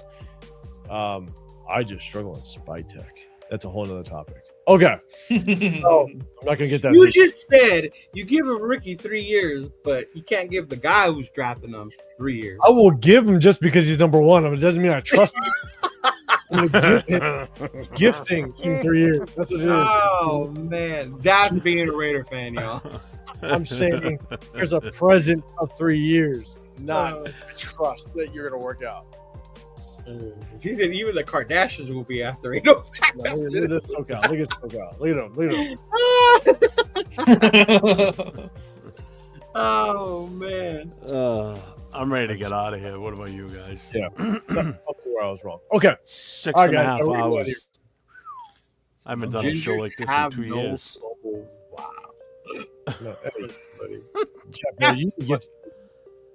Jeff, you need to get yourself in gear, bro. Like, it's been a long time since your 24-hour live. Do you think this dude's gonna let you go to sleep when you're in Las Vegas? Have you ever hung out with 805? We don't party. Dude, I don't go to sleep. I didn't say I was gonna go to sleep, bitch. I just said we're ready to get out of here. What do you got to do? Sleep. What do you got to do at 2 a.m? What are you gonna go do? I'm dying for a cigarette, man. Oh, see, there it is. I'm all out of coffee, so I'm gonna start getting ornery. That makes sense. sense. I don't. This is it. This is all I got left. There's no 24-hour one on me. God damn it. So let's do this. All right, we're gonna get out of here. We appreciate everybody. We're gonna get out of here. I gotta watch the game. Yeah, watch party was on point, man. Hey, do me a big favor, guys. Go up to LV Raider 10. Definitely subscribe to the channel. You got 401 Raider Jeff. You got Lito Cheeto Linus. Shout out to him, man. Funding the jerseys for the giveaway, man. It's gonna be great. We're gonna get those jerseys over to Rorschach and No Face, as well as my two. It's gonna be a good time, man. We appreciate everybody rocking with us. Real quick, Jeff, plug real quick the shows that you have, what you got going on throughout the week. Be on tomorrow night for the No Huddle show, where I cover all 32 NFL teams. And now that we've got preseason games to talk about, go on at 9:00 p.m. Eastern time, 6:00 Pacific. And Saturday night, Jason and I will be back with Raider Nation Voices at 10 p.m. Eastern, 7:00 Pacific. I'm working on the Blue Chew sponsor.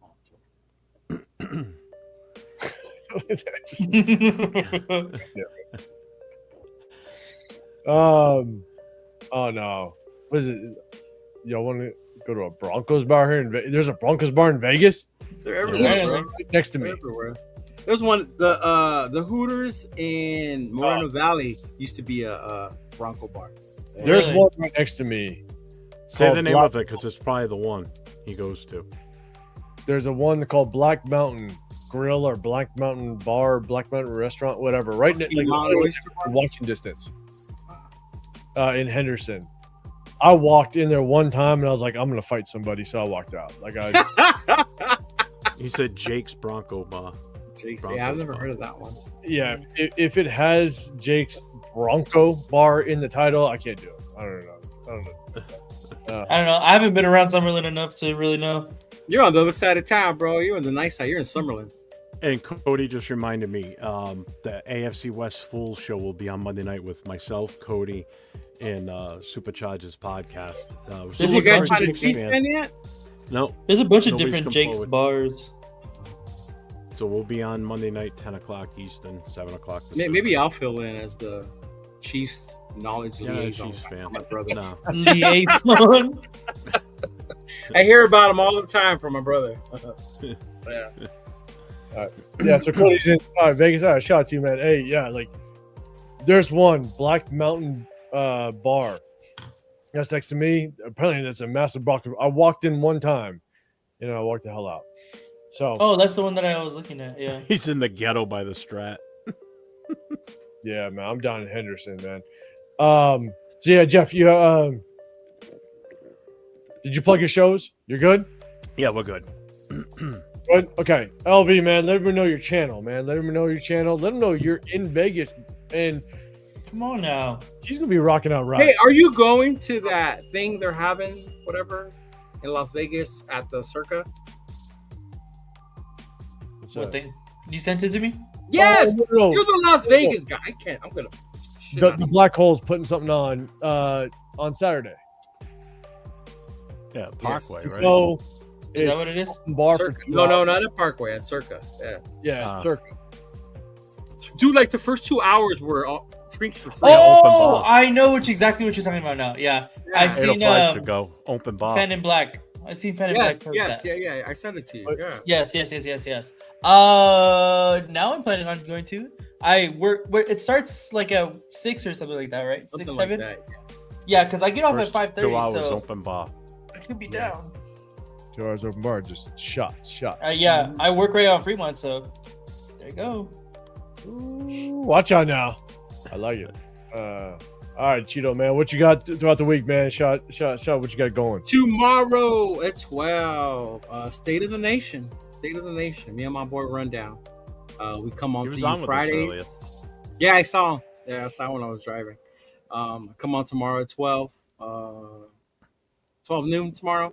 Me and Rundown, and then we also come back on Monday with the Photo Raider podcast. Monday night we'll be back on, and then of course with these two knuckleheads above me on Tuesday for the most notorious podcast. I'm gonna give Nathan or Will, one of them, the access to the NFL. That way you guys can add more film to our breakdown for our Tuesday show. Yeah. Nice. Yeah. Nice. Yeah, That's 12 good o'clock stuff. tomorrow. I'll probably won't even be awake yet. I'll probably still be in bed. I don't sleep, bitch. What happened to that? I do. I'm training my body for West Coast time. Here we go. So I haven't been going to bed till like 3-4 o'clock in the morning. You've been doing that. Yeah, I know I have been for the last year. You've been playing with your submarine game again, huh? No, I haven't played that in a while. Yeah. No, I sit out in the garage and smoke and play on my phone for I'll do that till about 2:30, 3 o'clock. Then I'll move back in here. Real quick, yeah, Cody, man, hey, I'll be at that Broncos game. I got a couple buddies out here. Oh, I normally go to the Bronco game, Cody. I didn't know that, but yeah, we'll definitely see you down there, bro. Yeah, well, maybe, just maybe, a Bronco fan can know where we all link up for the game. Maybe. I don't know. I don't know about that, 805. I don't know. Just don't hurt him. I need him on Monday nights. Don't hurt the kid. We might meet a terrible at least in one location, he'll be outnumbered. One location. No, last time a couple of the team's fans straight in there. Remember? Yeah. A couple. He's about your double, age, yeah. Nate. Too. Like he's you younger. said, just a couple. Trust me. Other places were fucking outnumbered. Yeah. Yeah. Just a couple is good. I wonder how it went at Parkway Tavern, because didn't you say that was a Charger bar? It's a trap. Yeah, but on game days. He just turned 21. Because the Chargers play today. Yeah. No, he didn't. I'm kidding. The Chargers play today. I don't know. We'll see how it works out. But shout out, yeah. LB, shout out to channel. Jeff, Leo, you're good. If you guys don't know, I'm 805 Raider. My channel is Real Talk Raider Nation. And honestly, I just piss off people. So that's just what my channel is. That was evident today. And in return, they put him on images with Ashton Jesse, his favorite player. I want to get that popular. Right? Yeah. People just hate my takes, but you know, a lot of them turn out semi-true. So it is what it is. Okay, so we won today, right? 22-20. Yes. The 49ers beat the piss out of the Chargers. 41-17. Ooh, jeez. All right, Cody. Appreciate you, man. Thanks, Cody. I'll see you Monday. I'll talk to you over the weekend, bro. Mm-hmm. Cool, Gav. You know what's funny though? Is the only reason why I invite people is because I like talking shit. Oh my God, holy shit. Where's Turf when you need him? Sincere McCormick, 6 carries, 53 yards, and a touchdown. He had a 39-yard run. Zamir White, 12 carries, 29 yards, 9 yards was his longest run. Sounds gross. I forgot about Sincere McCormick. I forgot he was there too. I will say, cool, Kev. It's only because I like the battle. I love talking shit. If I didn't like talking shit and actually battling, then I wouldn't be on this. Yeah, he does. He does like to talk shit. You'll see. Here's a good one. Trey Lance. We were talking about him earlier. No Chargers. 10 for 16, 73 yards, and he ran 2 for 42. He had a 37-yard run. Damn. Man. Tell you, we'll see. We'll see how our division rivals do. It'll be very interesting. So, all right, guys, we're gonna get out of here. Appreciate everybody that rocked with us for damn near 6 hours, almost 7. Almost 7. I just try to get Jeff back to his old days. That's all I wanted to do. Yeah, you're pretty close. A couple hours. That's the last thing we need. He'd be unleashing some demons out there in the Raider universe. But hey, check it out, man. Hey, at the end of the day, man, do me a big favor. Over to my guys. I'll be Renee. Hit the sub button. 401 Jeff. Hit that Cheeto Linus. Make sure you guys go over the guys. Hit that sub button. I appreciate everybody that got into the raffle. I'm gonna hit that end button. It's only for about 30 seconds, but you guys hang on. We're gonna talk backstage for a quick minute. But appreciate you guys. Have a great rest of your evening. Check out if you want to. I'm gonna break down the game film on Sunday if you want to see it. If you want to see it, be prepared, world. Yeah, it's gonna be fun. Yeah. So I'm actually gonna shut this thing down. I'm gonna take a look at the game film again. We're gonna break down the game film on Sunday. Check out with us. So appreciate you guys. Have a great rest of your evening. Later, everybody. Start to your weekend. Stay safe. Go Raiders. We'll see you on the next one. We're out of here. Peace.